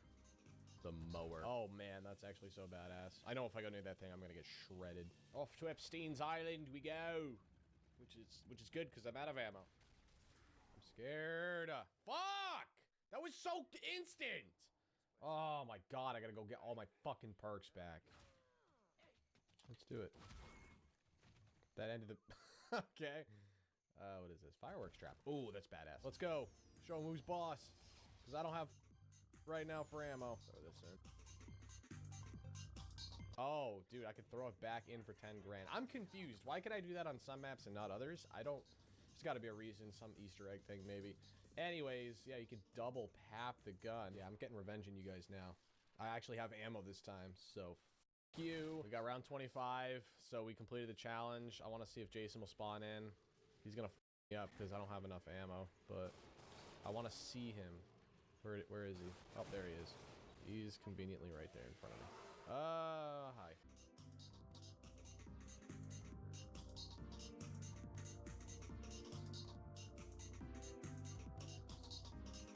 Where is he? I don't even see him. Oh, there he is. Yeah, he just one-shots you. I mean, I knew that was gonna happen. You have to kind of, like, dodge and weave him. Anyways, Raven's a really good map. We're on World War II. I'm not gonna lie, I am disappointed in you guys. Groston House is underrated. Nobody ever picks it. Nobody ever thinks about it. You guys picked the Darkest Shore. How is the Darkest Shore underrated? What part of this map is underrated exactly? So this, let me get this straight. This is the worst map in this game. It is the hardest map in this game, and it's the most underrated map in this game. It won all 3 of those categories. Make it make sense. How can something be the worst and the most underrated? I don't... What are we doing? All right, well, you guys know the deal. MG42. Rawr! I'm a zombie, and I have coral on me. Coral. What the fuck? Shut up, Jabba the Hutt. The only aspect of this map that I could consider maybe underrated is how like scary it is. The horror vibe. What else about this map is desirable, dude? You know what's underrated about this map? Not being able to see a fucking thing. It really adds a lot to the gameplay, you know? Something decent, please. All right, the McRib. Looks like the elevator needs more of these for racing. That fits. Just 2 more. I need 1 more. That did it. That did it. Which one of these do we pack up? It doesn't even really matter. This guy's definitely spawning in. For the oh no. I forgot. This gun sucks upgraded, dude. Wait. I mean, I don't know. I can't even tell. It's explosive damage? I don't really fully get it. Okay. Hi. You're gonna die. Please. This map is just kind of boring, you know? Because I do the exact same thing every time personally. I just upgrade my gun and sit right here. I like this gun papped a little bit better. And this is just from my thingy. The ting. The specialist ting. Oh my god, they're floating in the air. That's cray. What the fuck? That did a thing. What is this doing? He literally just ran in a complete circle. Well, in honor of round 25 being super easy, we'll throw this thing on. Wow. This is intense. I can't help but admire this. The most underrated map in this game, without a doubt. There's no question about it. It is Dead of the Night. If this were in the BO3 engine, people would gas this thing up. But because it's in BO4 and because they quite literally did not advertise this map whatsoever and the game had completely fallen off at this point, nobody cared, everybody was playing Fortnite, it didn't get the recognition it deserves, but it is an absolute gem, an absolute one-of-one experience.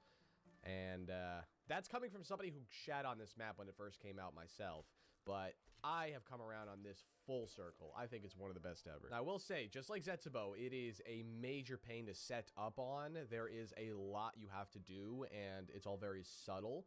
But I think that's sort of the beauty of it at the same time, having to figure out everything like a giant puzzle in a scary environment like this. It really puts the emphasis on what Zombies' foundation was. Honestly, as long as you figure out how to get the tuning forks for PAP, the rest of it, for the most part, is optional. It is just the perfect vibe, perfect atmosphere. It's like a Luigi's Mansion slash Clue slash, you know, Nosferatu.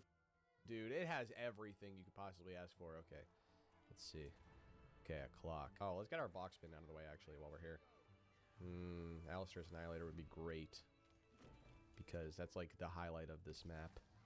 It is actually one of the best wonder weapons ever. And we didn't get it. Oh no, I'm not gonna grab that. That's the end of the round, and we got the... Oh wait, no, it didn't end yet. Come on, damn it. Set the right time. We're running out of time. Thank you. Tuning fork number 1. Into the stone. It's an old man and a servant of his. I need to find literal fecal matter. I need to find actual shit on the ground right now. It's just a steaming pile of it. Is this it? Oh, I got it. There we go. These guys are just the worst. I don't really like these guys, but they do add to the map. They're kind of like the spiders from Zetsubo. You hate them, but you kind of low-key like them. Where is the old man and his fine shite? Oh, right here. And here's the ghost.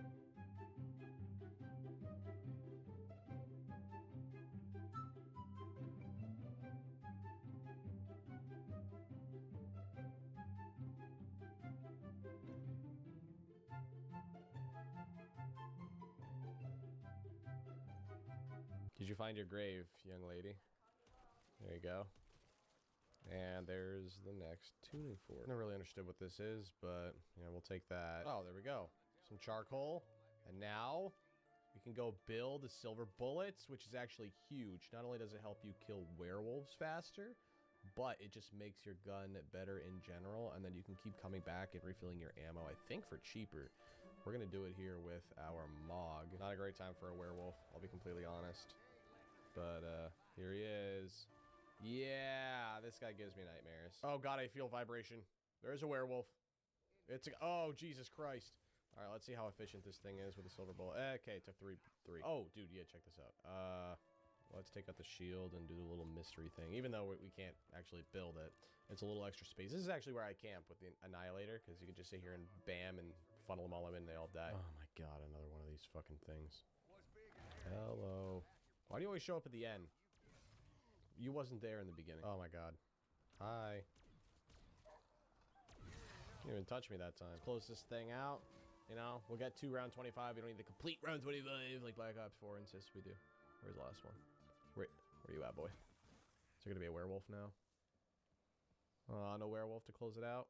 All right, then, let's move on. It's Cold War time, baby, and there aren't many maps to choose from. Can't be D-Machine, the map's too popular. Can't be Mauer, it's the best map in the game, largely. Forsaken,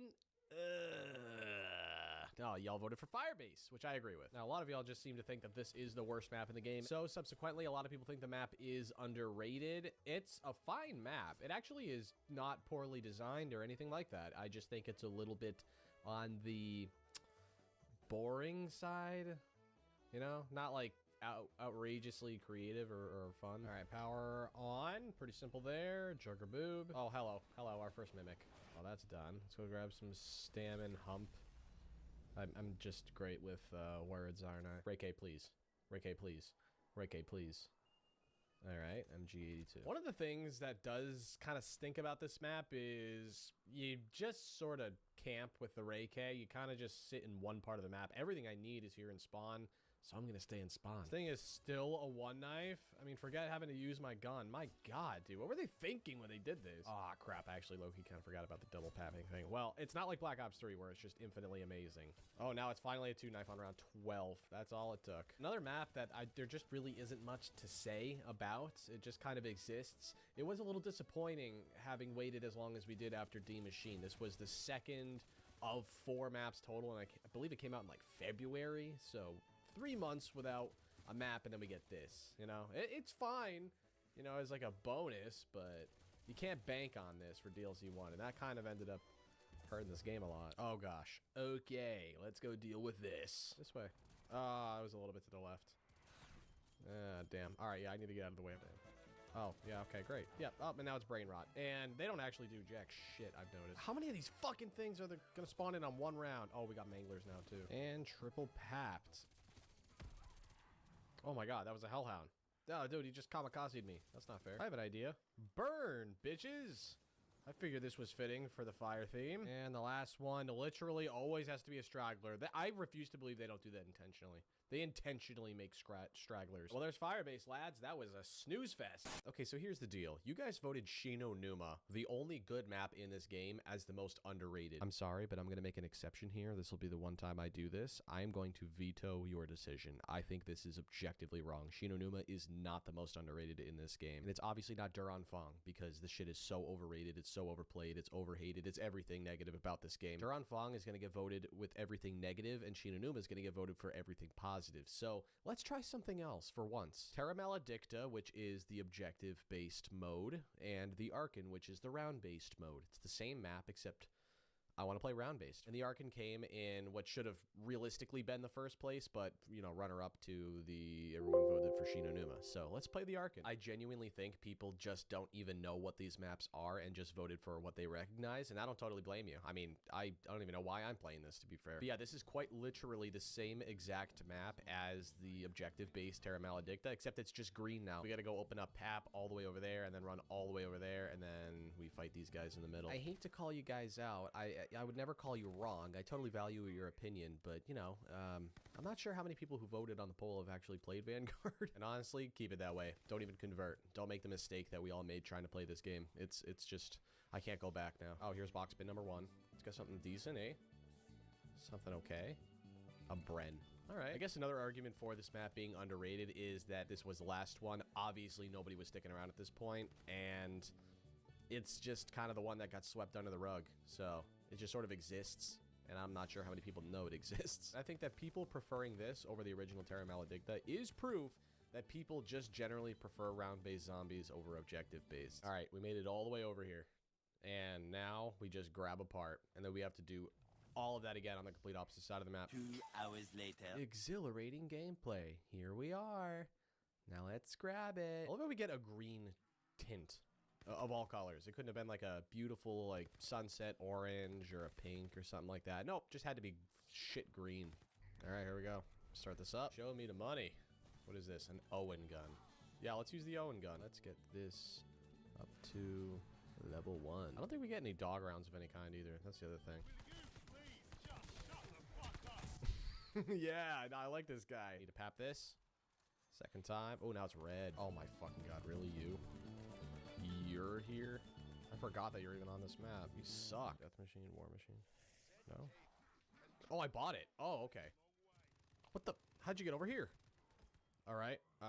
Free gun. I don't want that. Oh, there's 2 of you. That explains it. Level 3 pap. All right, we got it. And I know we're about to exfil, but it would still be cool. Ooh, where's this big fucker? Yeah, how about you get a taste of your own medicine, pussy? That was awesome. Oh, you want some too? You want some too? Oh, I got you. Here, hold still. A war machine now. Sick. We get to play all the hits here. I hate my life. Come on. Got it. All right, cool. We actually exfilled successfully, even though I blew myself up. Here we are on blah, blah, blah, blah, Black Ops 6. And it's important to note that the launch was good. These maps were good. And then the Tomb came out and kind of spoiled the rest. The rest of the ending here was pretty lackluster. IMO. So Shattered Veil got a little bit overlooked. And people seem to think, even though I haven't played much of it myself, that it's a pretty solid map. All right, cool. Hello. Oh my god, dude. I very much wish to examine your Winter Waff would be cool. CR57 or 56 AMAX would be cool too. Oh my god, yeah, these guys, they're like green tormentors. They're explodey boys. And there's a lot of them already, my god. Okay. Creative! Fulfilling! Don't be a fucking hater, Tim. These guys are so cool. Spin number 2 is the PML. Is this an LMG? Okay. Destroy Richtofen's search history on his computer.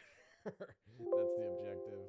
We can't let Samantha see. Best part of this map, hands down. This is one of the most badass spark machines I've ever seen in my life. Oh. Room service. Did somebody order 5,000 bullets to the head? This is like that thing from Vanguard, man. Or like a disciple. What is this thing? This guy's pissing me the off. I don't like this guy one bit. Can you, like, does anything hurt you? Got another Doppelgast, or is that the same one? Because I'm pretty sure I killed one already. This is just chaos, dude. Look at all this shit. I need to cut the head off a snake here. Otherwise, it's gonna do me no good. I'm just fucked. I'm so fucked. I'm so screwed. Can you right off, man? Like, can you? You are the fucking bane of my existence right now. This is actually insane. This guy, I mean, so far, I was actually having a decent time until this guy showed up. What do we got here? We got a death machine. Picked that up from one of the 18 doppelgasts that spawned in. Yeah, this is alright. Alright, yeah, just plant them all right in front of me. No, that's fair. That's really fair. You know exactly where I'm going. You put them right there before I even get there. Okay, it's pretty. It's pink, and it hopefully actually kills. You guys can kiss my balls. I'm doing the same thing I do every single time I exfil in this game. Grabbing one of these and on y'all. Now, where's that tentacle monster? Oh, this boy. I want a piece of you now. Who's the big guy now? Thank you guys so much for watching. If you enjoyed, make sure to leave a like and subscribe. If you want the next episode, let me know in the comments what you think it should be. And with that, me and Klaus are out of here.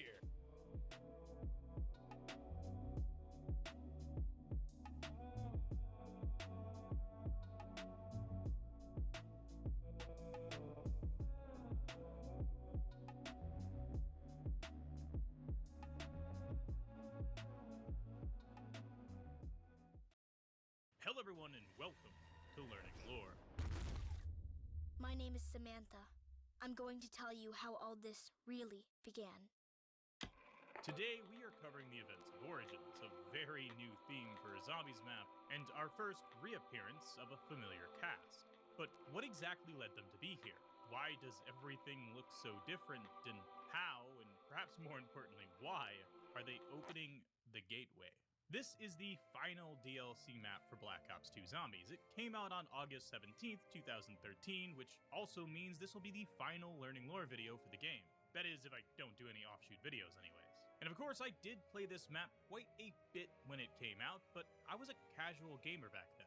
I didn't really pay attention to the story. I had no idea why Maxis's brain was in a drone, and I certainly didn't know what a Gartha was.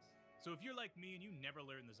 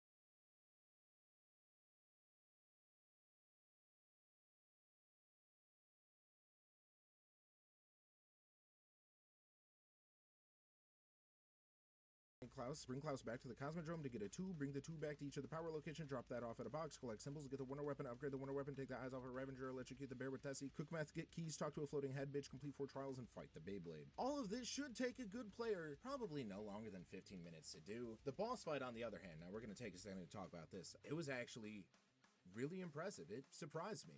Before Treyarch nerfed him into the ground, of course. BO6 was a massive upgrade in terms of boss fights. There were so many cool and memorable moments that I will hashtag never forget going forward, and honestly, this guy fits right into the group. The difficulty was no joke, and it genuinely required you to have god-tier communication with your team, which, I mean, of course, I did.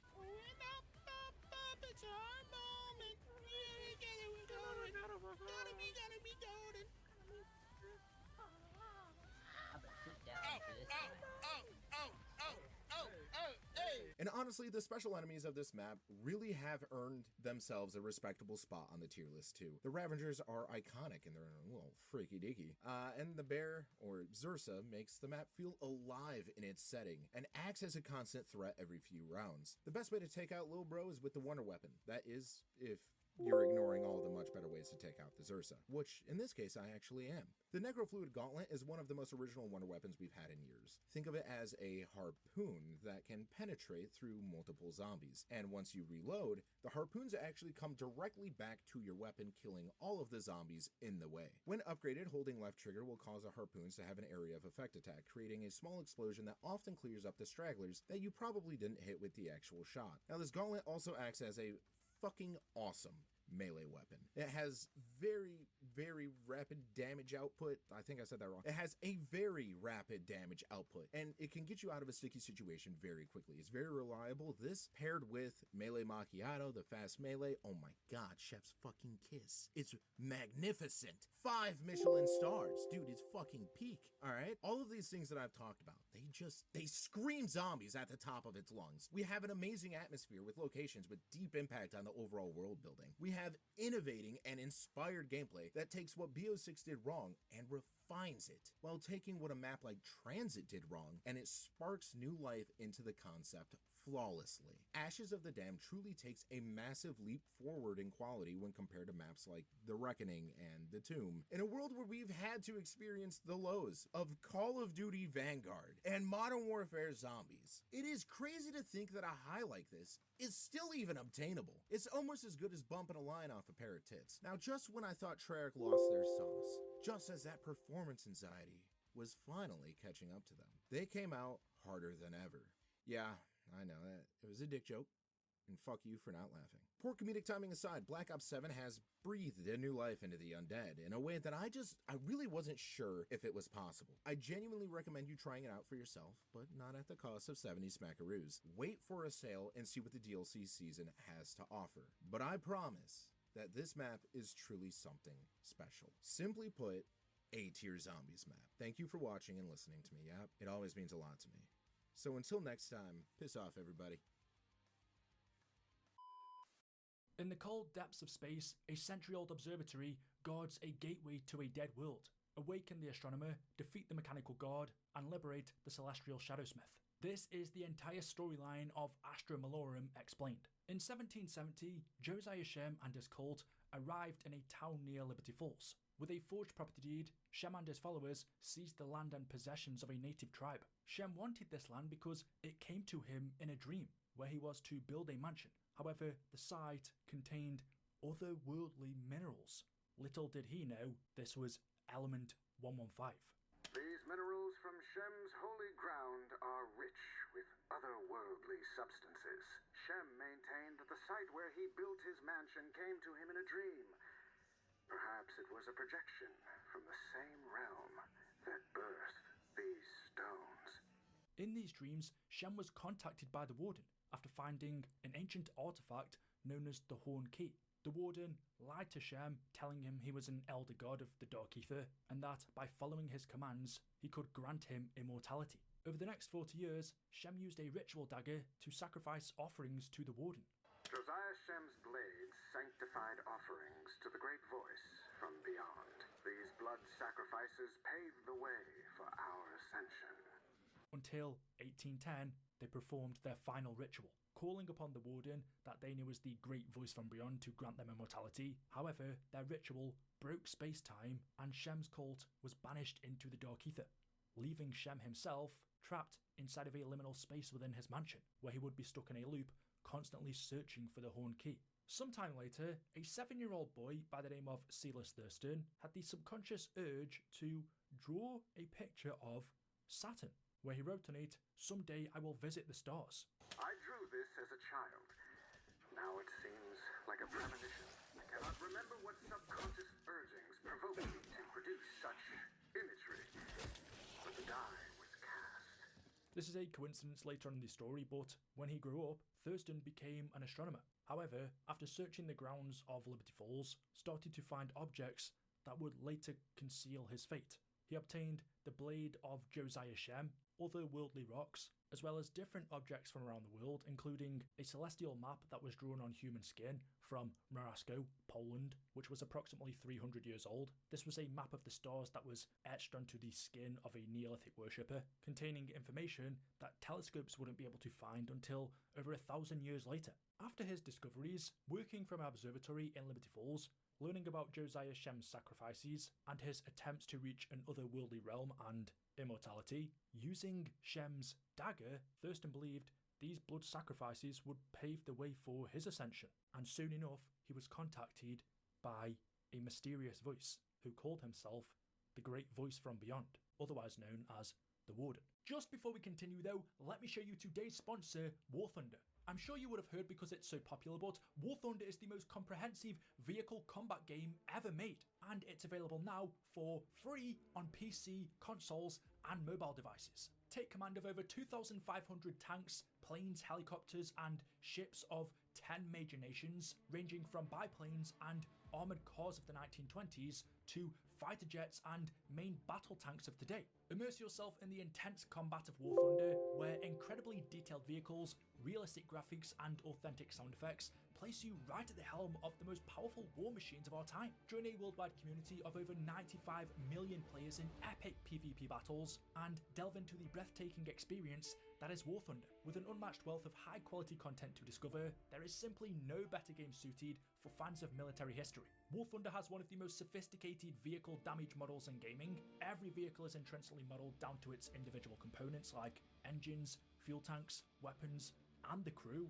all susceptible to damage or disabling from enemy fire, and different types of armor, shells, and missiles behave like their real-world counterparts. And let me show you what's the most impressive about this. If your vehicle or an enemy's is destroyed, War Thunder shows you exactly what happens. It is called X-Ray View, where you'll see precisely where the shell penetrated, which components were affected, and what ultimately led to the destruction of your vehicle.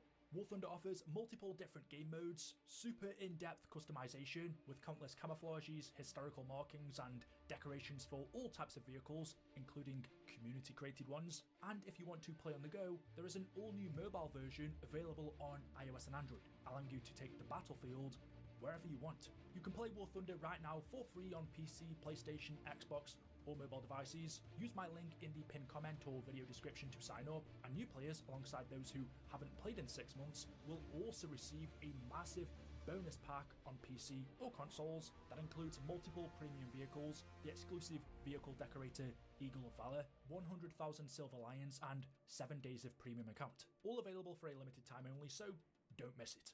So, like I was saying, when the Warden contacted Thurston, he told him he was a master of the Dark Ether, a powerful entity, an elder god, and through him, he too could achieve what Shem did, where eventually, one night after a sacrifice, the Liberty Falls Observatory, along with Thurston and his followers, were pulled into the Dark Ether, where they came face to face with the Great Voice from Beyond.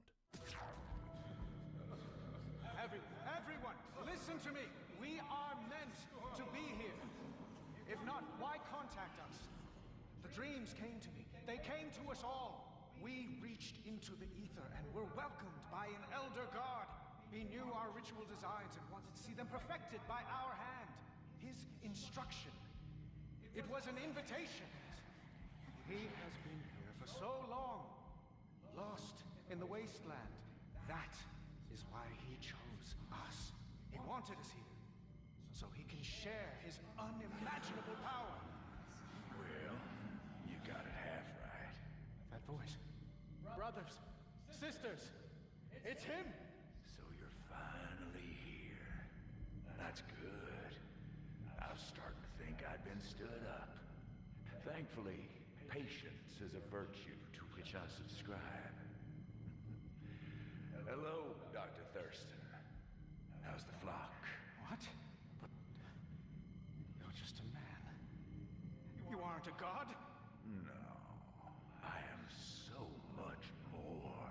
Now, let's separate the wheat from the chaff.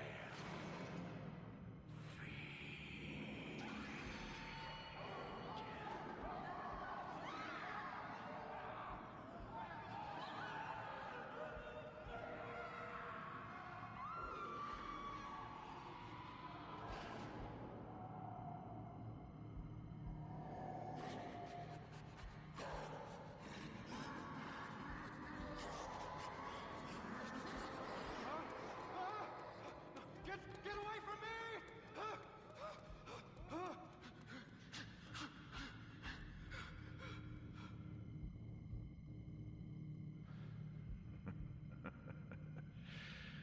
We're seeing you, Doc. Now realizing they had been tricked, that the warden wasn't really an elder god, just someone who to them looked like a regular person, he began removing the weak of the flock by sucking up their essence, leaving only what he considered the strong, including Thurston, who he let run away into the now Dark Ether located observatory, where he could continue on with his plan, containing the next Shadowsmith, Calatheris. In the meantime, Thurston and the remaining members of his cult did what they needed to survive in this dark, damp, unforgiving realm. At some point, Thurston discovered there was life on Mars. It's unclear from these radios whether this was before or after he was banished into the Dark Ether, because in the museum area of the map there is a relic fragment from Mars dating back 500,000 years. But these radios, from my understanding, are from his time within the Dark Ether. Either way, whether he discovered life on Mars before or after, he did. And what he found was fascinating. Mars, Titan, which is one of Saturn's moons, and Venus were all the homes of ancient civilizations that existed even before life on Earth, billions of years ago. And just like us, what resided on these planets worshipped a god or gods. And Thurston wonders whether who they were worshipping is the same great voice that had been speaking to him. But the ruins he found on the planets weren't unfamiliar to those on Earth. In their geometric shapes and similar to the Egyptian pyramids, their alignment with the stars, wondering if they were constructed to harness places of power, much like the Liberty Falls Mansion or the observatory. It's an absolute tragedy that Shem cannot see what I have uncovered. He was merely lacking the advanced instrumentation to fully realize his theories. Everything we are taught about our planetary neighbors is a lie. Mars, Titan, and Venus were all home to ancient civilizations. It is remarkable. Eons of life, war, struggle, and eventual extinction. So long before our own planet could support a single cell of life. But that is merely the beginning. What resided on their grounds is nothing compared to what they collectively worshipped. Now I have as yet been unable to discern if the voices that guided them are the same that guide us. The ruins left behind on those planets are not so unfamiliar. They're geometric, aligned with stars, much like the pyramids in Giza. They built imposing structures with exacting alignments, constructed to harness places of power, much like the ground beneath my very feet. To think that as far separated in time and space as they were from Shem, they may have both discovered the keys to eternity. I feel so connected to these lost people. They too were reaching out into the darkness to find answers. I am in awe of their efforts. And I wish to honor them by going where they could not. The way Thurston says at the end that he's in awe of their efforts and wishes to honour them by going where they could not makes it sound like he discovered about this stuff on Mars before he was banished into the Dark Ether, which would also explain the artifact found in the museum, meaning he found a way to teleport there, as we see through the teleporter in the map. And if you look at the dead on Mars, the clothes some of them are wearing resemble the tunics found on the zombies in Origins, along with some of their features such as their teeth, meaning some of the undead in Origins were from Mars and a part of these ancient civilizations that somehow ended up in northern France. Anyway, getting back to the present time with Thurston, after being in the Dark Ether for 181 days at this point, he wrote, "In all my dreamings in this place of dark wonder, none have captured my imaginings as do those of the dwellings that cower under the malevolent glow of that demon cloud. It seems descended in time, offering tantalizing glimpses if one peers from the edge of one's eyes. Surely no such place was ever in the material. No, it was pulled from the imaginings of the void. I am sure of it. The plurality persists in the voices of its guardians, who laugh and mock when I draw." On day 392, he wrote, "This place, we cannot experience it as it is. Our brains constrained, linear, our lives distracted by our universe's freckled time's arrow. But not here. Its past, present, and future are melange, consistent, recurring, stirred by reverberations of events that ring through the weft and warp of the ether itself. There is one echo, unfathomably vast, ushering cataclysm, but trailing a veritable Cambrian explosion of creation in its wake. What could have caused such a tsunami in the skein of reality? I must know." Thurston speculated that even though there were smaller events that must have led to different places from the past, present, and future being pulled into the Dark Ether, there was one huge event that rung throughout the ether itself, leaving it warped. The echo of this event was unfathomably huge, the trailing similar to that of a massive explosion, but he didn't know what specifically could have caused this. And well, there is only one huge event that we are aware of that happened that caused everything to be banished into the Dark Ether, and that was the destruction of the multiverse by Nikolai in the old timeline. Meanwhile, the Warden, after capturing the Shadowsmith Caltheris, imprisoned her inside of the giant rock, and in order to make sure she didn't escape and guard the prison, after being inspired by a former film director known as Dean Roth back in Blackwater Lake, he made his creation real, and it was called Oscar, the observation system and Carnifex adjudicator robot.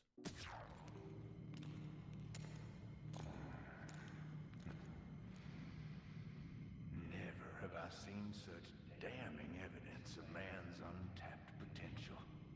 Dean Roth. And big ideas that he let wither on the vine. Ignored them. In favor of letting his world stay small. That shaky shit Yankee kept you in his head. Stored you away for a rainy day.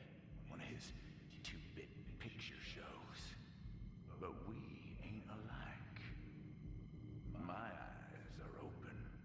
My pets spread Roth's vast imagination before me, and I did what he couldn't begin to comprehend. I caused you to be made real in this world. My kingdom. You got a higher calling. One that's been waiting a long time for you to turn up. Define higher calling. I got something real precious to me. Buried here, deep within this rock.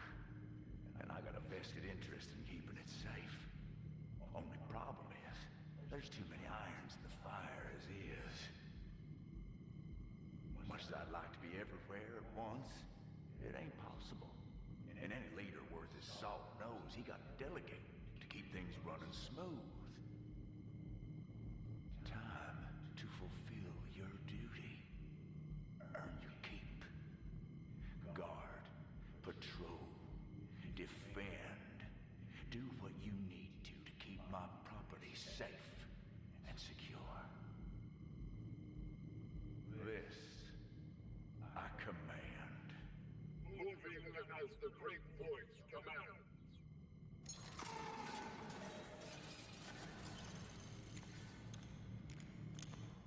After the Warden commanded Oscar to keep the area safe and to guard the Shadowsmith, while he was on watch protocol, an unforeseen circumstance led to him eliminating Dr. Thurston. We don't actually know what this circumstance was, whether it had something to do with him interfering with the Shadowsmith or attempting to teleport to Mars. We're never told. Playback of elimination 20. Targeting Dr. Thurston. Stay up there while I draw Oscar away. And remember, Earth, Venus, Mercury.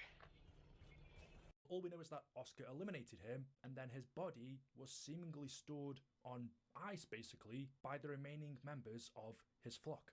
However, when they soon started to interfere with Oscar's work, believing him to be an idol and worshipping him after going crazy due to the amount of time they had spent in the Dark Ether, Oscar's only solution was to eliminate 30% of what members remained.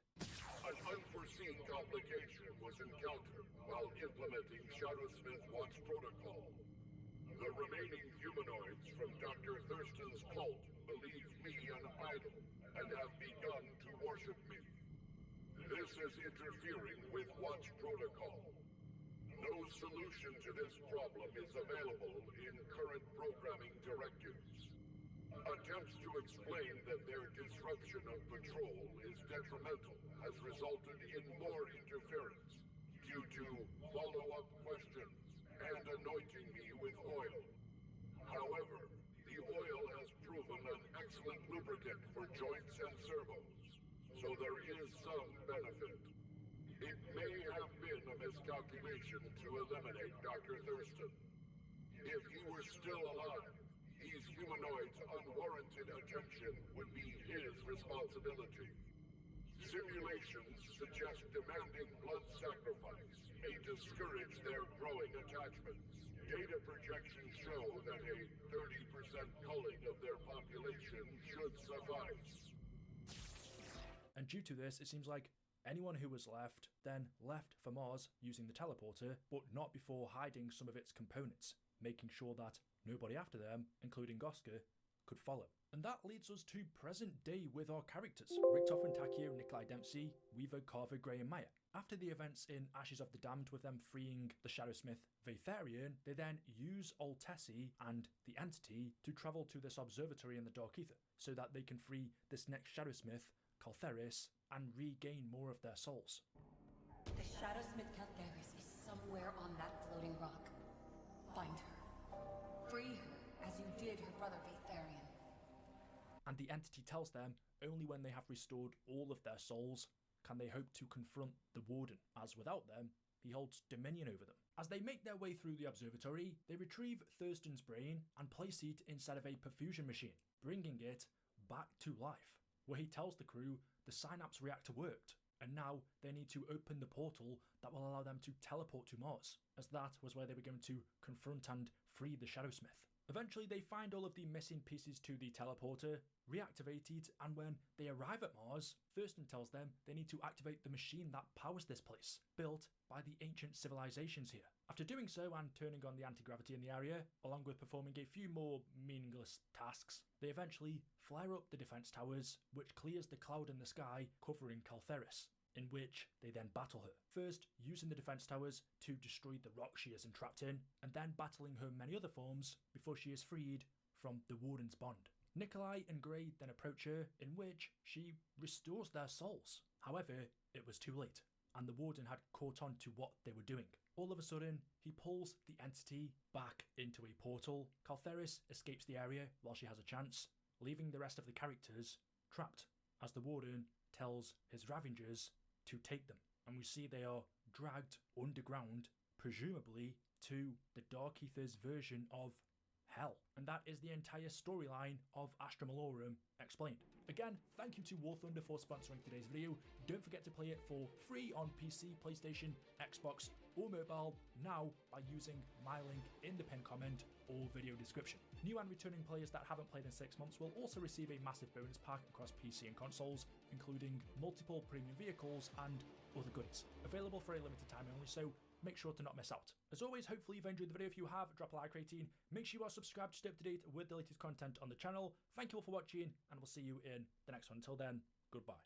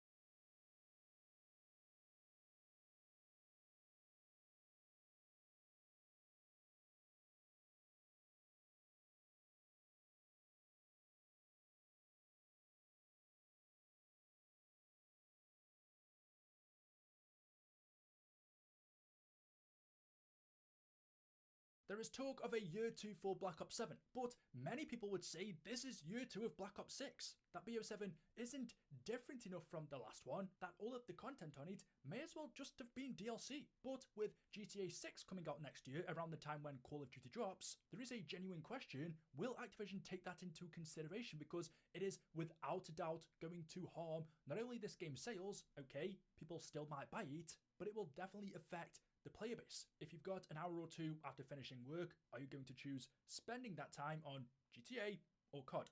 I know which one I'm going to choose. And with Black Ops 7 statistically failing in Europe, in Asia, the launch of this game has got off to a terrible start. Sales are drastically down, interest is down. I would also ask you, should this be the final Black Ops game we ever get?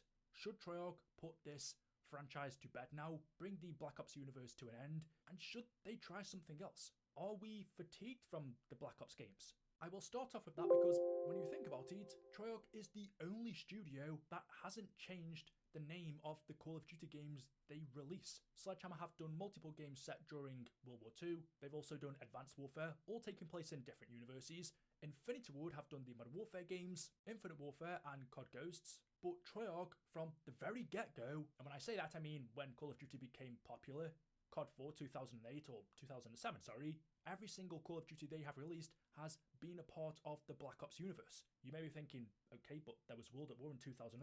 That's true, it was a different title, but still, it is a part of the Black Ops universe. We've got Reznov, and since then, from them, we've had Black Ops 1, Black Ops 2, Black Ops 3, Black Ops 4, Black Ops Cold War, Black Ops 6, and Black Ops 7. Is it time now, with the way that this game is doing really bad, that Treyarch put an end to it and try something new? Is that one of the reasons why people aren't buying it? And I would say, as we can tell by the channel, being a person that really has loved the Black Ops series over the years, this game has to be the final one now. I don't want to see them release Black Ops 8 in 3 years' time. I don't want to Black Ops 9. I don't want to get to Black Ops 10. I will be honest, this universe feels very overdone. And that doesn't have to be the case, right? The name of the game doesn't have to affect what we see in it at all, but it does in this case. How many times have we seen Frank Woods? How many times have we been told stories that he is involved in? How many times have we seen Mason? And more so, how many times are we going to redo this same story of MK Ultra, brainwashing, mind control, hallucinogens? The Black Ops 7 campaign has made me realise I don't want any more Black Ops games from Treyarch now. Try something new, whether it be a futuristic game, going to the past, do your own World War II game again, do something present day or even back to the 90s, 70s, 80s, whatever, just as long as it doesn't contain the Black Ops title and as long as it doesn't take place in the Black Ops universe. I get the Black Ops games are high sellers, the name is known worldwide. If you hear Black Ops, you automatically know it is a Call of Duty game. The name COD doesn't even need to be associated with it. So the name itself sells, but I'm wondering if we've got to a point now where we are on the 7th title. It's kind of like a movie. Okay, number 2 is the sequel, number 3 is a part of the trilogy, but then after that, you get 4, 5, 6. Like, come on, it should have ended at 2 or 3. Some people would argue it shouldn't have gone past the first movie, and we should never have gotten a sequel. We've had 7 Black Ops games if you don't include World at War, and I think now people are not only tired of the series, but over the past few games it's also gained a really bad reputation, where it means even if we do get good games, even if Black Ops 8 ends up being amazing, one of the best ever, the Black Ops name has gained such a bad stigma that it's automatically tarnished before it's even released. When Treyarch release those trailers, they're going to get tens of thousands of dislikes just because it's called Black Ops whatever. People assume it's the same old crap that we've seen for the past, well, few games. I think Black Ops 7 should be the last one, right? Because all of the characters involved in this universe are either dead or their stories have been told multiple times. Woods is over. Alex Mason's story is over. David Mason, his story was told in BO2, and his story in Black Ops 7 proves that Treyarch have no idea what to do with that character. The Black Ops series is Woods, Mason, Hudson, Weaver, and a few others. All characters whose stories are over now, or at least they should be. But Treyarch just can't seem to bring themselves to end it. And by the way, this doesn't affect zombies at all. That has no relation to the Black Ops title or universe. Yes, I know we've got certain characters that still exist, such as Weaver. Reznov has been mentioned in Zombies before, but that's its own separate entity, as we've seen from Modern Warfare 3 Zombies and Vanguard. Totally different games, yet still a part of Treyarch zombies, so that mode is not affected at all. I don't think the multiplayer is either a Warzone, it's simply the campaign, which actually affects everything else around it. Yeah, to put it simply, this just has to be the end of the Black Ops franchise now, or at the very least, Treyarch have to put it to sleep for about 10 years. Try a new title and get people excited again, because whatever they do, I just don't think there's anything that can get me excited for Call of Duty Black Ops 8. I'm exhausted from just this universe. And I think Treyarch are as well, as is evident from how bad BO7's campaign is. They clearly had no creativity left in them. It seems like Treyarch didn't even know what to do with it themselves, which makes me wonder how much of this decision is down to Activision saying to Treyarch, Luke, the Black Ops titles sell the best, so just make another Black Ops game, people will buy it. Maybe Treyarch want to try something else and they have no choice. I could see that being the case, but for the sake of everyone, do not make a Black Ops 8. Treyarch right now will be developing the next Call of Duty game. They start making it as soon as the current one releases. And you look at the ending of BO7, the campaign was left open. It wasn't really a cliffhanger, but it wasn't a definitive ending as well. Nobody was really killed off. So there's all the chance while they were making that, they had Black Ops 8 in mind, but I'm begging you, and Activision, please, and hopefully with how bad Black Ops 7 has done, it's affected their decision as well. Do not make a Black Ops 8, just try something new. And I would say the same to Infinity Ward. I don't want to see Modern Warfare 4, I can guarantee that's what we're going to be getting, but for them as well. I miss the days where we had random games like COD Ghosts and Infinite Warfare, okay, it was hated, but at least they were trying other things. Sticking to a series limits a lot of things they can do. So yeah, that was the first point I wanted to make.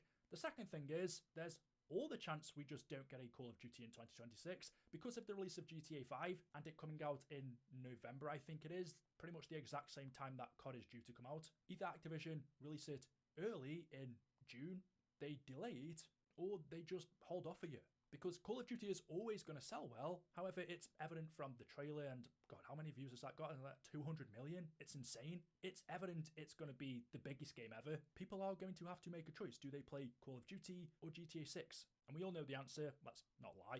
That doesn't mean people still won't buy COD, but there's going to be way less players on it, meaning less players to purchase skins, other microtransactions that they have in it. Even if sales aren't down from copies of the game, physical or digital, they will 100% be down from microtransactions, and it's actually those which are Activision's biggest moneymakers. They'll still make crazy profit off it, but there's a decision to be made there, and it's not just them, it's a lot of game studios. Anyone releasing a video game late next year will seriously have to reconsider their time schedule. Maybe COD is just too big, but it's something to consider. And even with BO7, a lot of people have said this game shouldn't have released. It should have just been DLC for Black Ops 6. And I can see the point, and when you understand the development behind it, Treyarch made it simultaneously alongside Black Ops 6. It's been in development for 5 years, BO6 was in development for 4 years, but they were making the two side by side at the same time, and it's evident you play them, they feel pretty much like the exact same games, just with different maps and different guns because they're in different eras. But Ashes of the Damned, a great map, could have easily been DLC 5 for Black Ops 6. There's no drastic gameplay changes and graphical changes. That means they had to put it on a new game. Perhaps it's slightly different for the multiplayer and the campaign could easily just not have existed. It's that bad. I will ask you guys the question, do you think we'll ever get a year off from Call of Duty? Do you think they'll do a DICE where they don't release Battlefield games some years? They're not yearly, and sometimes it works out for them. Battlefield 6 has been a success, but 2042 wasn't. I would say no, just because, well, monetary-wise, it's working for them. We all complain COD's bad every year, but, well, we still buy it, we still spend money on it, so I guess from a business point of view, it would be stupid not to really see Call of Duty every year. It's worked, and that's how it's ended up becoming one of the biggest brands, and, well, you could argue that's also how it's ended up becoming one of the most hated or controversial, but people still play it. So yeah, I'll leave that one there. It's just something I wanted to discuss. Let me know your thoughts in the comment section below. As always, hopefully you've enjoyed. If you have, drop a like rating. Make sure you are subscribed to stay up to date with the latest content on the channel, and I will see you in the next one. Until then, goodbye.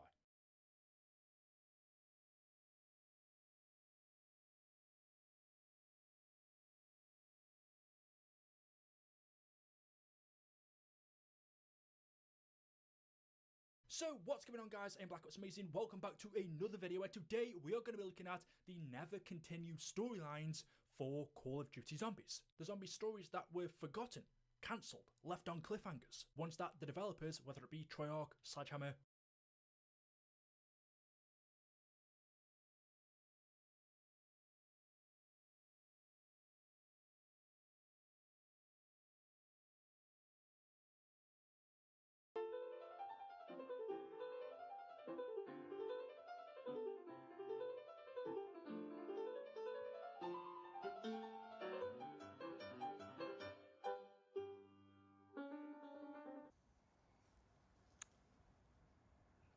Well. Lexa Gates, what's on your mind right now? I just have like this thing where I get red in the face when I'm nervous and you're just staring at me. Why are you nervous? I'm not. It's a little hot in here. What was the last thing that bothered you? I got to my hotel room and I was locked out. Then I went to a different hotel and I tried to book a room, but they didn't have any. They didn't have any rooms left, so I had to go to another one. And Did you figure it out? yeah, Good job. thank you. What was the last thing that made you happy? Watermelon.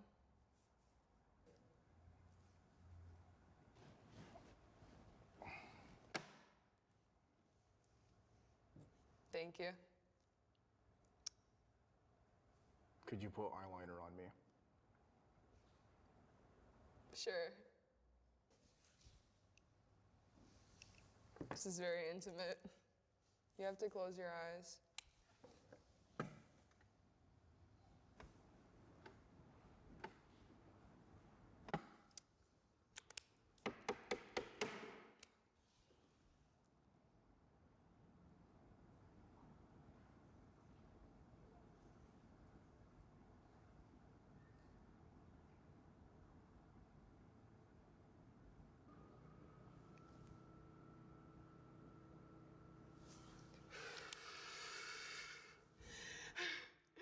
No fucking pressure. No pressure.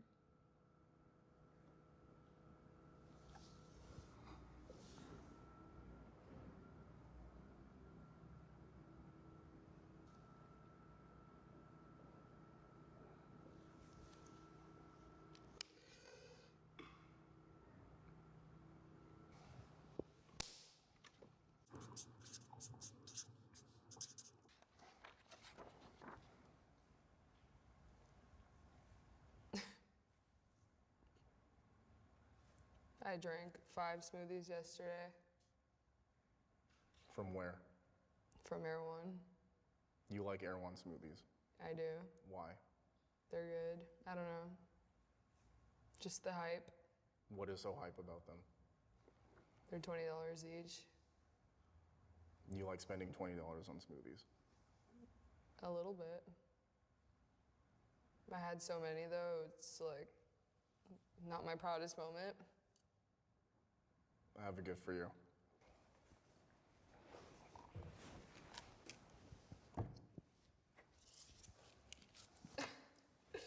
Thank you so much.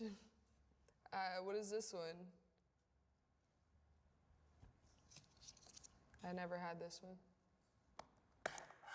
I actually saw somebody drinking this at the Grove and I wanted to ask her what it was, because it's black.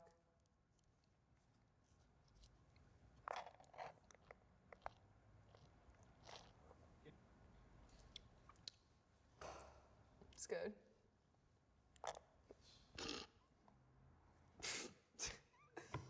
Oh my God. Me and Bay. How'd you meet him? We hired him. He's just an actor. He also plays a police officer for Lil Mabu.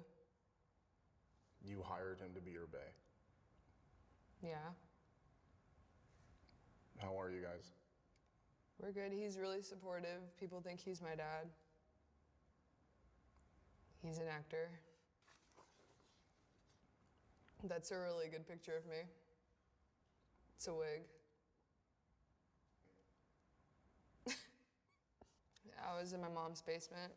My sister took that picture. Why'd you stop wearing wigs? It was just one time for the one time. This is the only time you've worn a wig. Yeah.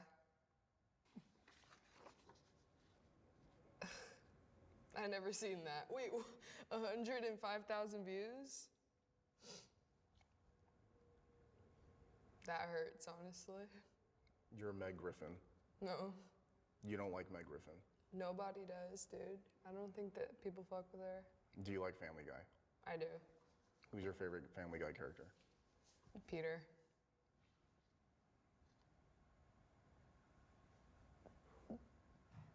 I don't know. Cookie sent me them.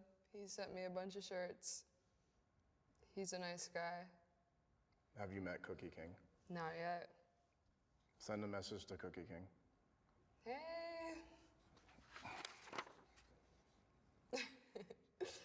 Not for me. You don't drink. No, I don't. Did you drink before? Yeah, I used to. What did you drink? Henny. Yeah, just straight Henny. Have you tried the LeBron Henny? No. You should. No, I can't. When was the last time you drank Hennessy? On my 21st birthday. What did you do for your 21st birthday? I was in Puerto Rico, and I stole a bottle of Henny from the airport, and I got super fucked up with these girls, and then I never drank again. Bitches be thinking I have beef with them. The whole time I got a picture of them on my phone that I used to masturbate to. It's true. It's true. A lot of girls like say their boyfriend likes me. I'm like, ew. Just broke up with my boyfriend because he bought an Android. 2020. It's been 5 years since I said that. Did it happen? No, it was just my friend Andrew. He got an Android and I thought that would be funny. So he's not your boyfriend? No. Well, he's my friend. Might fuck around and be someone I've never been before. That's like my best tweet. Who are you gonna be? Someone I've never been before. Who have you never been before? Everybody. Everything they say about New York women is facts. What do they say about New York That women? they're young men. New York women are young men. They're just hard-headed and evil. Fucked up people. Where are you from? New York. Wow, you're really cool. I want to be around you so much that I inevitably hurt you. Elaborate. Everybody hurts the people that they love. Do you hurt the people you love? Yes, I do. Why? By accident. I don't mean to. I don't want to. Who was the last person you hurt that you loved? No. I don't know. Oh, I do know. I can't talk about it. It's private. Send a message to them. What do you have to say? I don't give a fuck that I hurt you. I had to. Who needs love when you have performance-based external validation? Yeah, I feel like I was raised on performance-based external validation.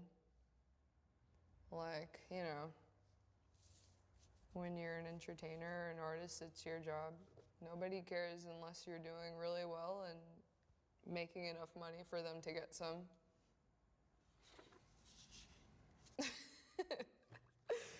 Asked if you got a girl then vomited. I don't know what the fuck that's even about. January. It's in January. Did you vomit? No, I didn't. I don't like vomiting. It's bad for my throat.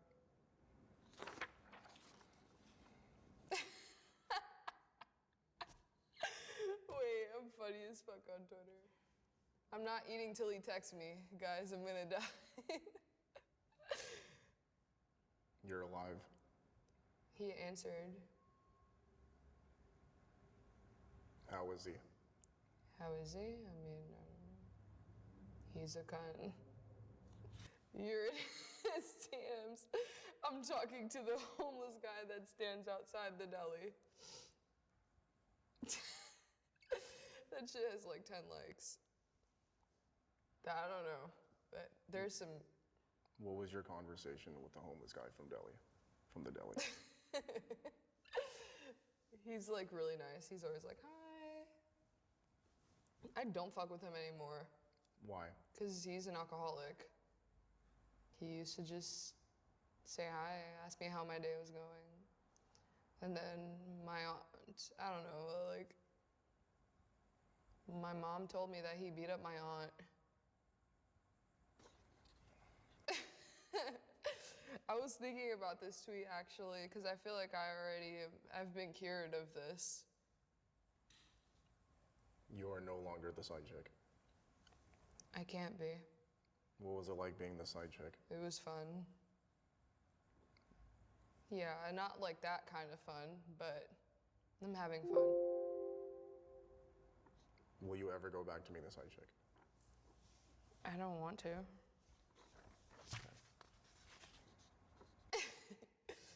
In the back seat with 2 people and I need to fart. I don't know, it was just an honest like message I needed to put out into the world. You tweet a lot about farting. Well, that was in 2022.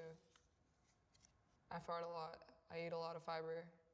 Maybe it's the smoothies or something.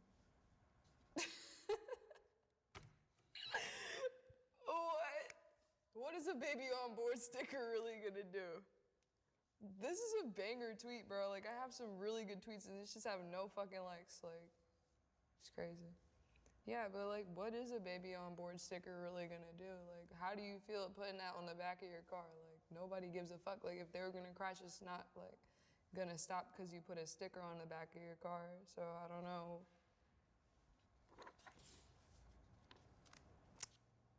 Just arm wrestled my grandma for her oxy. Grab a gremlin. Did this happen? No, I just went in her cabinet and took it. How was the oxy? I don't know. I don't promote drugs, guys. I don't think you should do that. I was 19. No more oxy? No more. How's your grandma? I think she's good. Is she still taking oxy? No. Wait, why was she even taking that shit? I don't know. You stole all of them. I did. She wasn't really taking them. They must have just prescribed it to her and she just had it in the cabinet. For this segment, we're gonna be writing. I want you to write down 3 unknown facts about yourself.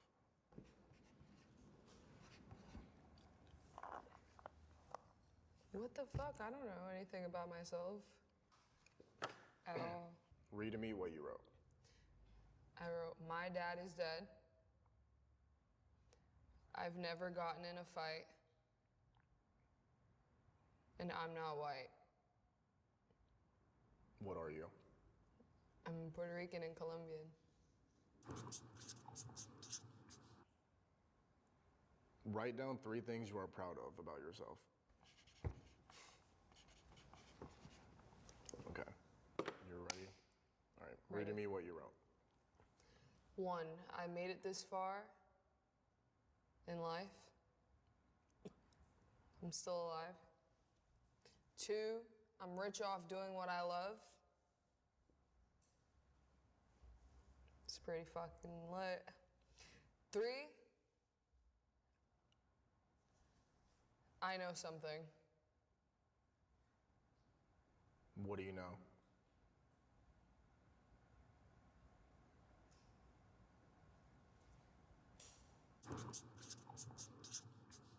I want you to write a letter to yourself, starting with Dear Lexa Gates. Okay.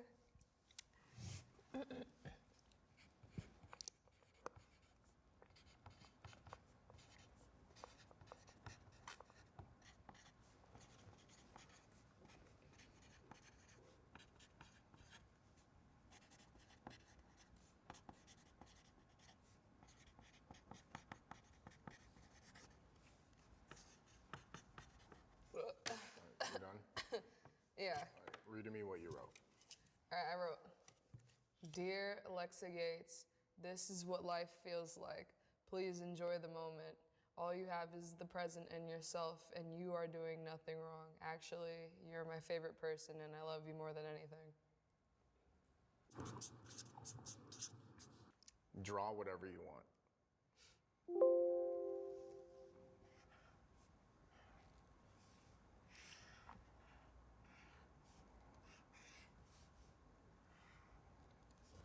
Uh-oh. Titties on my drawing. All right.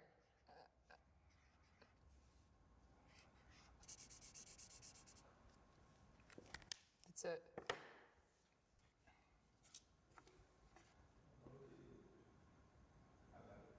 Explain to me what you drew. It's a cat with tits holding a pineapple.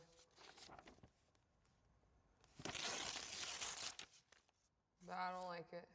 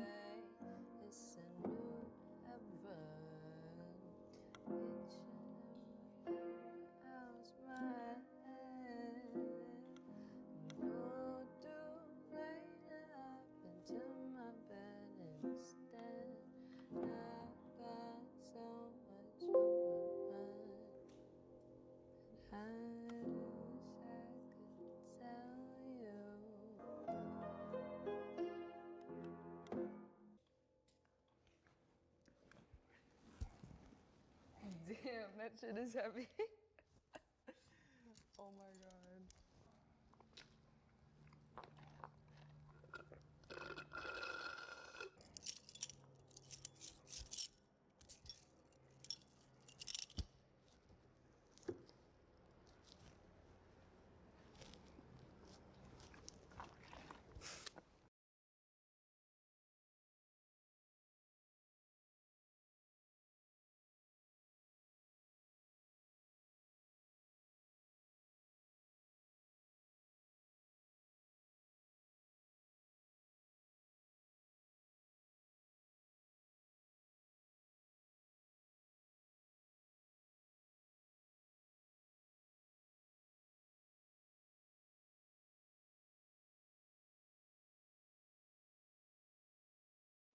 When it comes to perks in Call of Duty Zombies, we have good perks, we have not so good perks, and then we have a whole other category which I call accessory perks. These are perks that aren't bad, but they're not good enough to where you want to use one of your 4 perk slots for them.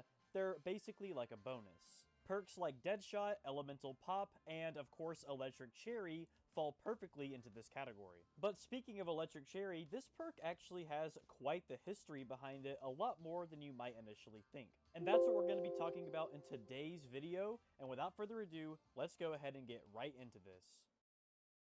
And the first time we would ever see Electric Cherry in Call of Duty Zombies was actually on Mob of the Dead. Funny enough, this is the only map that features an actual Electric Cherry machine. I personally think that this decision was pretty cool because it makes this map a bit more unique with the perk. However, it also does show a bit of neglect later on. This perk is pretty simple. For the price of 2,000 points, you will be able to have an electric burst upon reloading, which on the earlier rounds actually can kill zombies.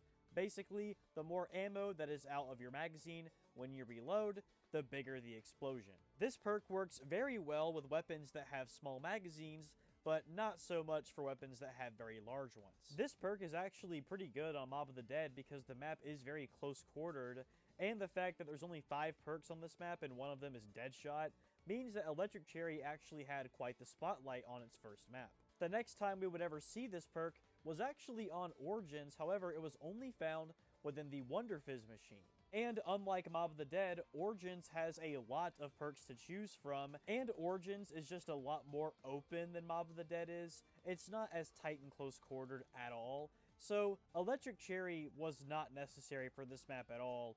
It is a nice bonus though if you did have the little red dig up sites where you get more perk slots, but was it necessary? Absolutely not. This was the beginning of Electric Cherry finding its place as an accessory perk.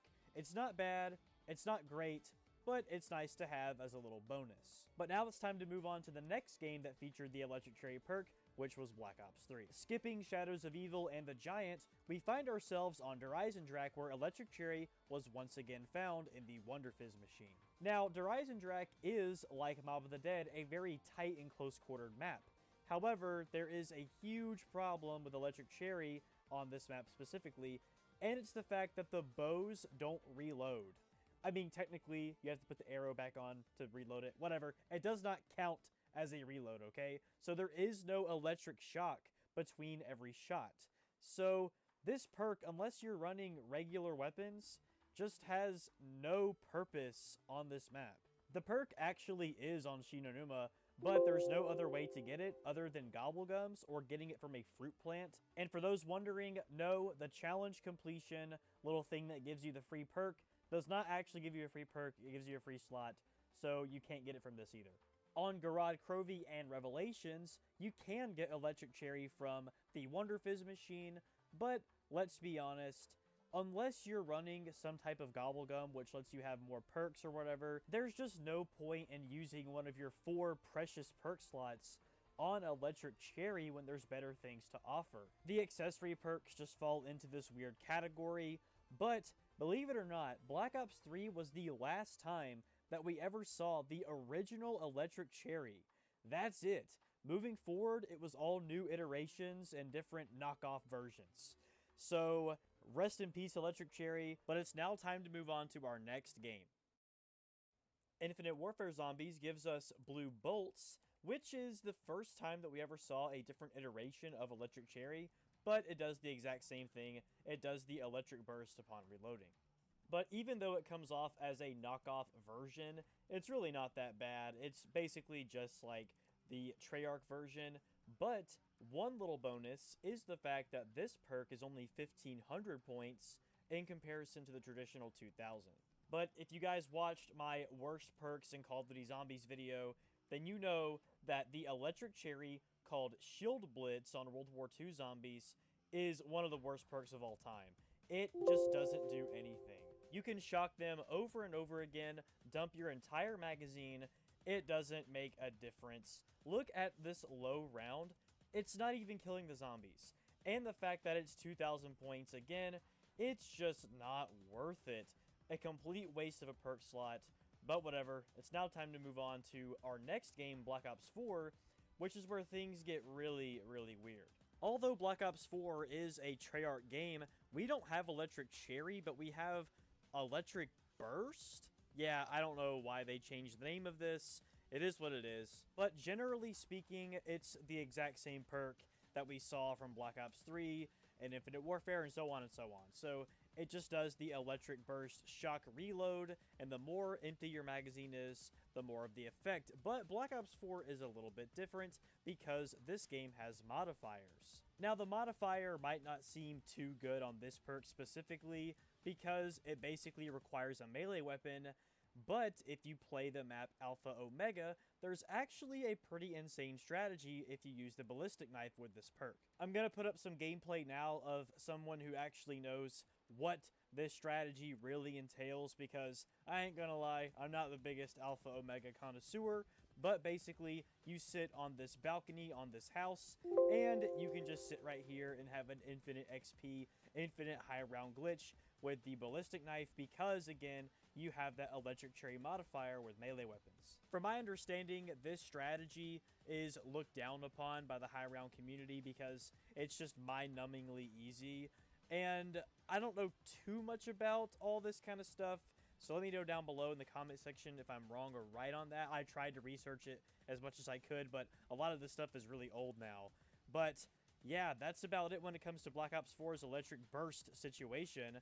But this would be the last time that we would ever see Electric Cherry, Burst, anything like this have its own perk, and you'll see what I mean when we move on to our next game. And we have reached one of my personal least favorite zombies games of all time, Black Ops Cold War, and you might be wondering why I'm looking at the Elemental Pop Machine. And that's because Electric Cherry got bumped down from an actual perk to just a perk upgrade. You heard that right. Electric Cherry is nothing more than an upgradable tier on the Elemental Pop perk. This was the real nail in the coffin when it came to the downfall of Electric Cherry, because it's not even its own perk anymore. This would also be the case in Black Ops 6 Zombies as well, and it would carry over into Black Ops 7 because it does have the exact same perk upgrade system, and it's just what it is. Now, it actually makes a little bit of sense. Hear me out when I say this. Unless we're talking about Mob of the Dead, this perk was always the bonus perk. It was never something that you would go out of your way to get to take up one of your 4 perk slots, but it was nice to have it if it showed up. So it actually makes sense for it to be an accessory to an already existing perk. So that might sound a little weird. I hope you guys understand what I mean by that, but I think that it's honestly not a bad fit for it. But anyway, this was the history/downfall of Electric Cherry in Call of Duty Zombies. Thank you all so much for watching, everybody. I know it's been a long time since I uploaded.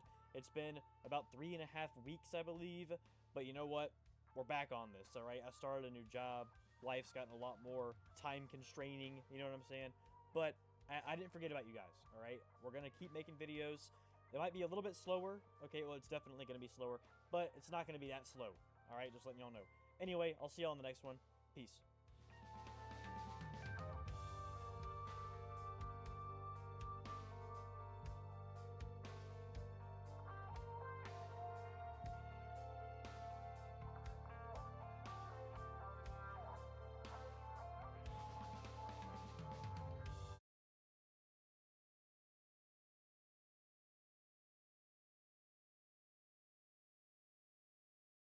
I just set up a Call of Duty Zombies task race.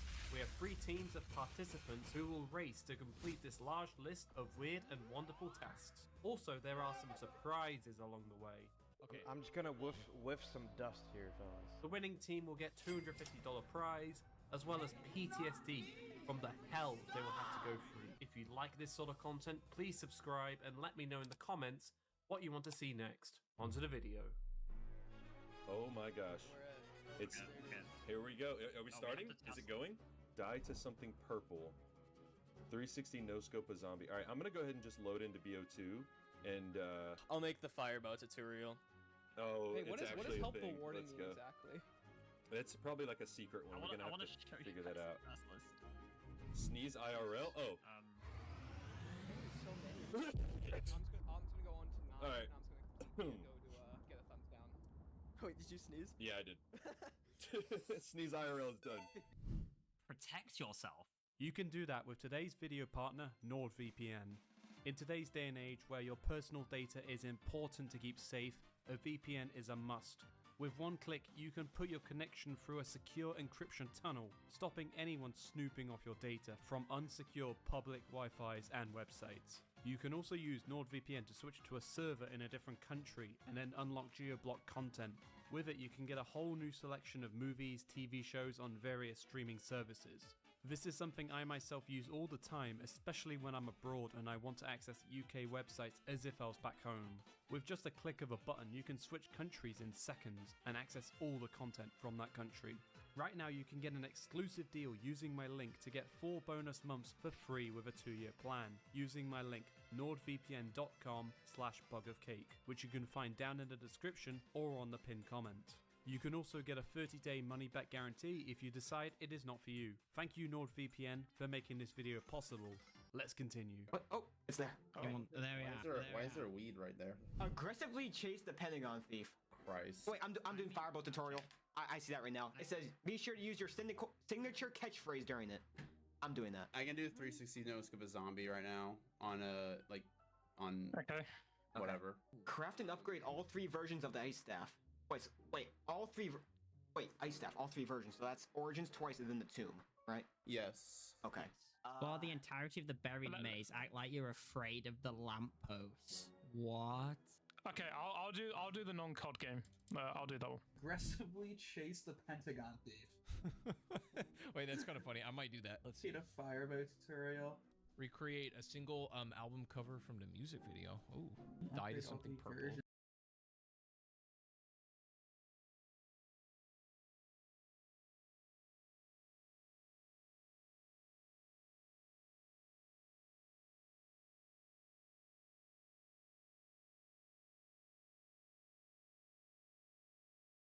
Considering I'm a throwaway, this is probably the time to reveal the truth behind Black Ops 4 Zombies' original intended plans. You guys really want to know what's behind the truth? Better plan to archive this dump too, as this is a throwaway. Here's the truth behind the original plans of Black Ops 4 Zombies before the Cold War takeover. On the 9th of June, 2024, Ducky Shocks of Nexus created a post on the Call of Duty Zombies forum. The post went relatively unseen. It has 1 like and 0 replies from any other members of the site, but its contents might be worth paying attention to. In their post, Ducky says there's been a paste bin link floating around that showed Black Ops 4's intended life cycle. They go on to say that what they're getting from this is that it appears Transit would have made its full grand return if we got a second year of Black Ops 4.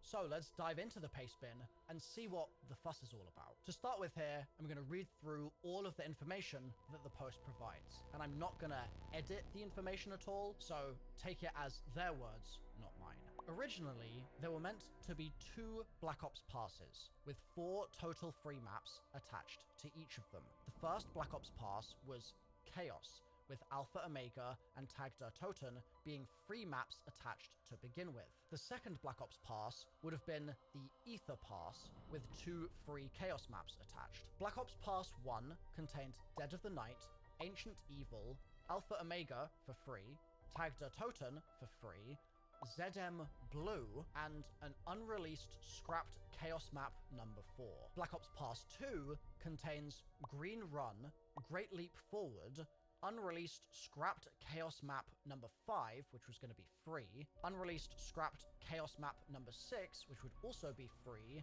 Resolution 1295, and The Great War. There was never a Zombies Chronicles 2 of the said faithful remasters in these works. That was never in the charts under Treyarch to begin with. The Victus remakes would have been the Victus characters doing the pylons as a callback to Black Ops 2 Zombies, akin to the Maxis and Richtofen side. But this time, it would be Undead Richtofen and Primus Nikolai's scheming following up to the Great War. So just a Milo comment here for clarity is that Undead Richtofen and Primus Nikolai would have taken the place of old Richtofen and Maxis in those X. Alpha Omega was in the works before the launch of Black Ops 4, and it's considered DLC 1 for the Ether story. Classified was DLC 0, technically, while Tag der Toten was a complete rush job to get them finished during Black Ops 4's development. Now, originally, prior to all of this, the Transit remake was planned to be on Black Ops 3's Zombies Chronicles. Its T7 strings and assets, that's Power Station, non-blackout multiplayer stuff, mountainy terrain vistas, and the jet gun strings, were built on the Black Ops 3 engine and were finished alongside Mob of the Dead before they were ported into Black Ops 4. Just for clarity here, T7 is Treyarch 7, its internal string naming convention. It's just referring to which game they're attached to, T6, T7, T8, etc. Die Rise and Buried were pretty much barely finished, but the Ghost Town was made only for Blackout, since there is model files for ZM Buried's map on Black Ops 4 in the files. Mob of the Dead and Transit were the 2 completed maps, and originally planned to be part of Zombies Chronicles, like they said, but were skipped due to Zombies Chronicles' primary focus on the main crew. This is also why Call of the Dead was skipped for Chronicles, because they skipped out on celebrities and those extra voice actors, which explains why Mob of the Dead was formed into Blood of the Dead, and Transit was finished, but then was ported into Black Ops 4 as its assets were finished. It's all down to paying for the voice actors who reprised their roles into their respective maps. As for Chaos, in early 2017, before the name Ether was sprung upon in Black Ops 4, the Chaos maps had codenames when the maps were in development. Voyage of Despair was DLC 0 Titanic, and Dead of the Night was DLC 1 Mansion. Morocco and Russia were ultimately scrapped completely when Voyage and Dead of the Night were in the works. It's clear that Chaos was more into mythical stories compared to the earlier zombie storyline ideas. Grief was planned for Black Ops 4, and possible reasons for that were due to technical issues which were rumored, but the scripts for that game mode are actually finished and they can be loaded into Blood of the Dead. It's also rumored that if you do compile the PlayStation 4 version of Black Ops 4, playlist scripts have codenames listed as ZM Blue and ZM Orange, as Blue would have been planned in the Black Ops 2 pass before it got canned. There's a theory why the ZM codenames are color-coded when Activision Shanghai and High Moon Studios took over. If it wasn't for Treyarch taking Cold War over, ZM White would have been ZM Nuked, but they just changed the naming convention with a different studio, I suppose. That's a Milo comment there. Given that, this is back to the leaker, there are remaining files called ZM Nuke in the files of Alpha Omega, despite the fact that it's also called ZM White. The Great War was always planned, as there are textures and scripts relating to Crusader NPCs left in the files, shown in the COD wiki. It was planned as the grand finale to the Ether story, but more details will be added on down the rabbit hole. As far as the Chaos story goes, the Chaos story would have ended with this reveal in regards to Scarlet, her family, and Alistair, Scarlet's father. It would be implied that Scarlet wasn't a human and was probably actually a mythical being, and continuing the Chaos story therefore doesn't even work due to its character narrative. Now, this is another Milo comment. We've got to address that, obviously. I'll come back to that later. Back to the leaker. Alpha Omega and Tagda Toten were originally supposed to have full-fledged CG cutscenes which would play in the game. Many said both maps got 2D art cutscenes, as we saw, due to budget cuts, but that was never the case. The reality is that Alpha Omega and Tagda Toten's scripts were written under a short notice of what was originally planned. Alpha Omega's outro seems to have bone structures of earlier scripts, but anything beyond was compromised. Victis was not meant to appear in Tagda Toten, as the entire narrative of the maps as originally conceived was changed. Alpha Omega had a ton of Victis elements that were thrown in the map, such as Rustman radios, Marlton in the door, Ted, Elemental Raygun Mark IIs, the Avogadro, etc., as it wasn't planned to be the way it turned out. Plus, to add to this, the round change and game over music you hear in Alpha Omega was literally meant to be for Transit. The Black Ops Pass 2 would contain the 3 Victis remakes and the Great War, as previously mentioned, with the addition of those 2 free Chaos maps. Many theorized that Transit would have released between Alpha and Tag, which makes absolutely no sense whatsoever. They would have released Transit earlier, as it would have been more finished and ready than Tag from a development standpoint. The Ultimus crew serves 0 point in the narrative, as they would have frozen to death in Tag's cutscene, and Victis back in Blood would be awakened from their chambers by undead Richtofen. Everything between Alpha and Tag were written in just a few short months. The main characters in Black Ops 4's Year 2 content for zombies would have been Victis, Primus Nikolai, undead Richtofen, and the main villain would have been Dr. Monty. Now, to break down into the Ether story, for its core narratives for Black Ops 4, the story goes that the cycle is broken, they go to Alcatraz, we meet Victis in stasis, they would have been woken up from their chambers, Primus Nikolai would tell us this knowledge that he has to keep in his soul to fight in the Great War, and the leaker says, in my opinion, if this was the plan, it would have taken place in an alternate Great War, where they defeat Dr. Monty using Primus Nikolai's soul, while undead Richtofen would have manipulated Victis to help them along the way in the grand finale. This could have been what was planned before the scripts were written, shortly between Alpha Omega and Tagda Toten. For Transit, it was reworked just like all the BO4 maps, given that its BO3 assets were ported into BO4, as the leaker said. And keep in mind that the Blaze Phase perk was made for Transit, given the open areas of the map. Keep in mind that Black Ops 4's business model was releasing a zombies map every operation. It was a drip feed to a stream of content similar to today's live service games, but a big drop of content doesn't fit that model. So, keep in mind that if all the Chaos maps were released, it would have completed its story to close its books, and if all the Ether maps released, that definitely would have been the closest thing we would get to a Zombies Chronicles 2. This is all I wanted, says the leaker, to get out for now. I want to warn the Hidan Prime Twitter account, this is Milo speaking now, I don't know why Hidan Prime is catching strays here, but I want to warn that the Hidan Prime Twitter account isn't very sourceful, says the leaker, because there was never a Dark Ether map planned for Black Ops 4. Actually, due to the game's turbulent reception and the Sledgehammer and Raven fallout of their Cold War game, that all led Activision to getting Treyarch to step in to take over development to work on Cold War, leaving the future of Black Ops 4 with a potential Year 2 and a Black Ops Pass 2 scrapped and canned. I do want to mention, says the leaker, that the fate of Transit, Die Rise, and Buried are currently unknown, but rumors say they're finished and are currently on hold, waiting for a future entry, likely to be the Black Ops 6 Zombies map Liberty Falls, which is rumored to feature Transit elements. So that's the leaker's post. There's some stuff in here that I think is accurate. There's other stuff in here that I think is really inaccurate. For example, the idea that the Chaos story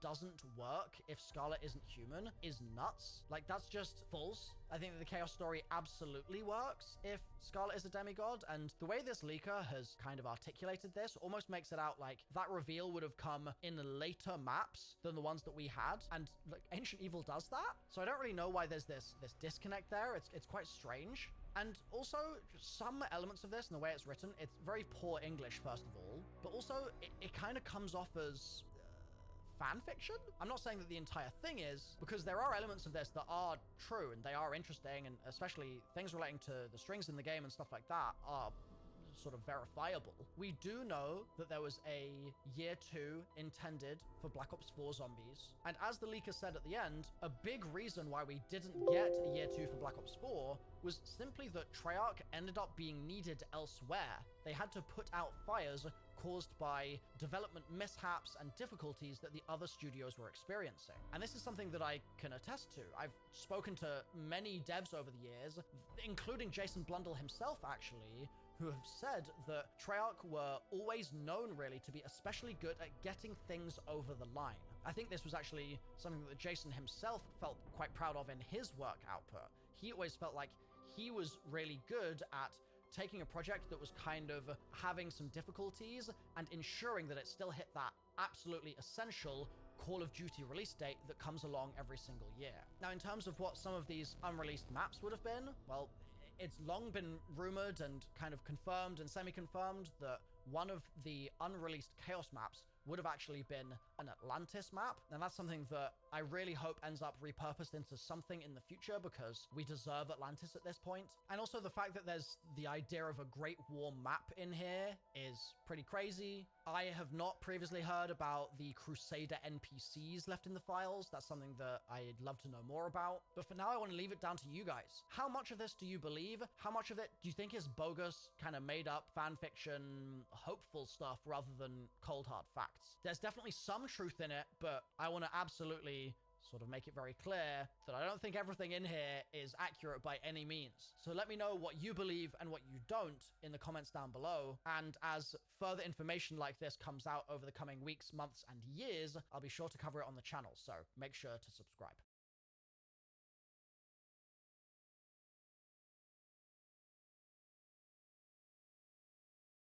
Today, I woke up to see this tweet in my feed. It's from Modern Warzone, who I respect and, like, I think he does great work. And he tweeted saying, Black Ops 6 is already breaking records. The trailer for Black Ops 6 is now the most viewed Call of Duty trailer of all time. It has 49 million views in just 2 days. And the previous record was held by IW, which went viral for being the worst received COD of all time. There's a screenshot here, which is attached, and you can clearly see the Black Ops 6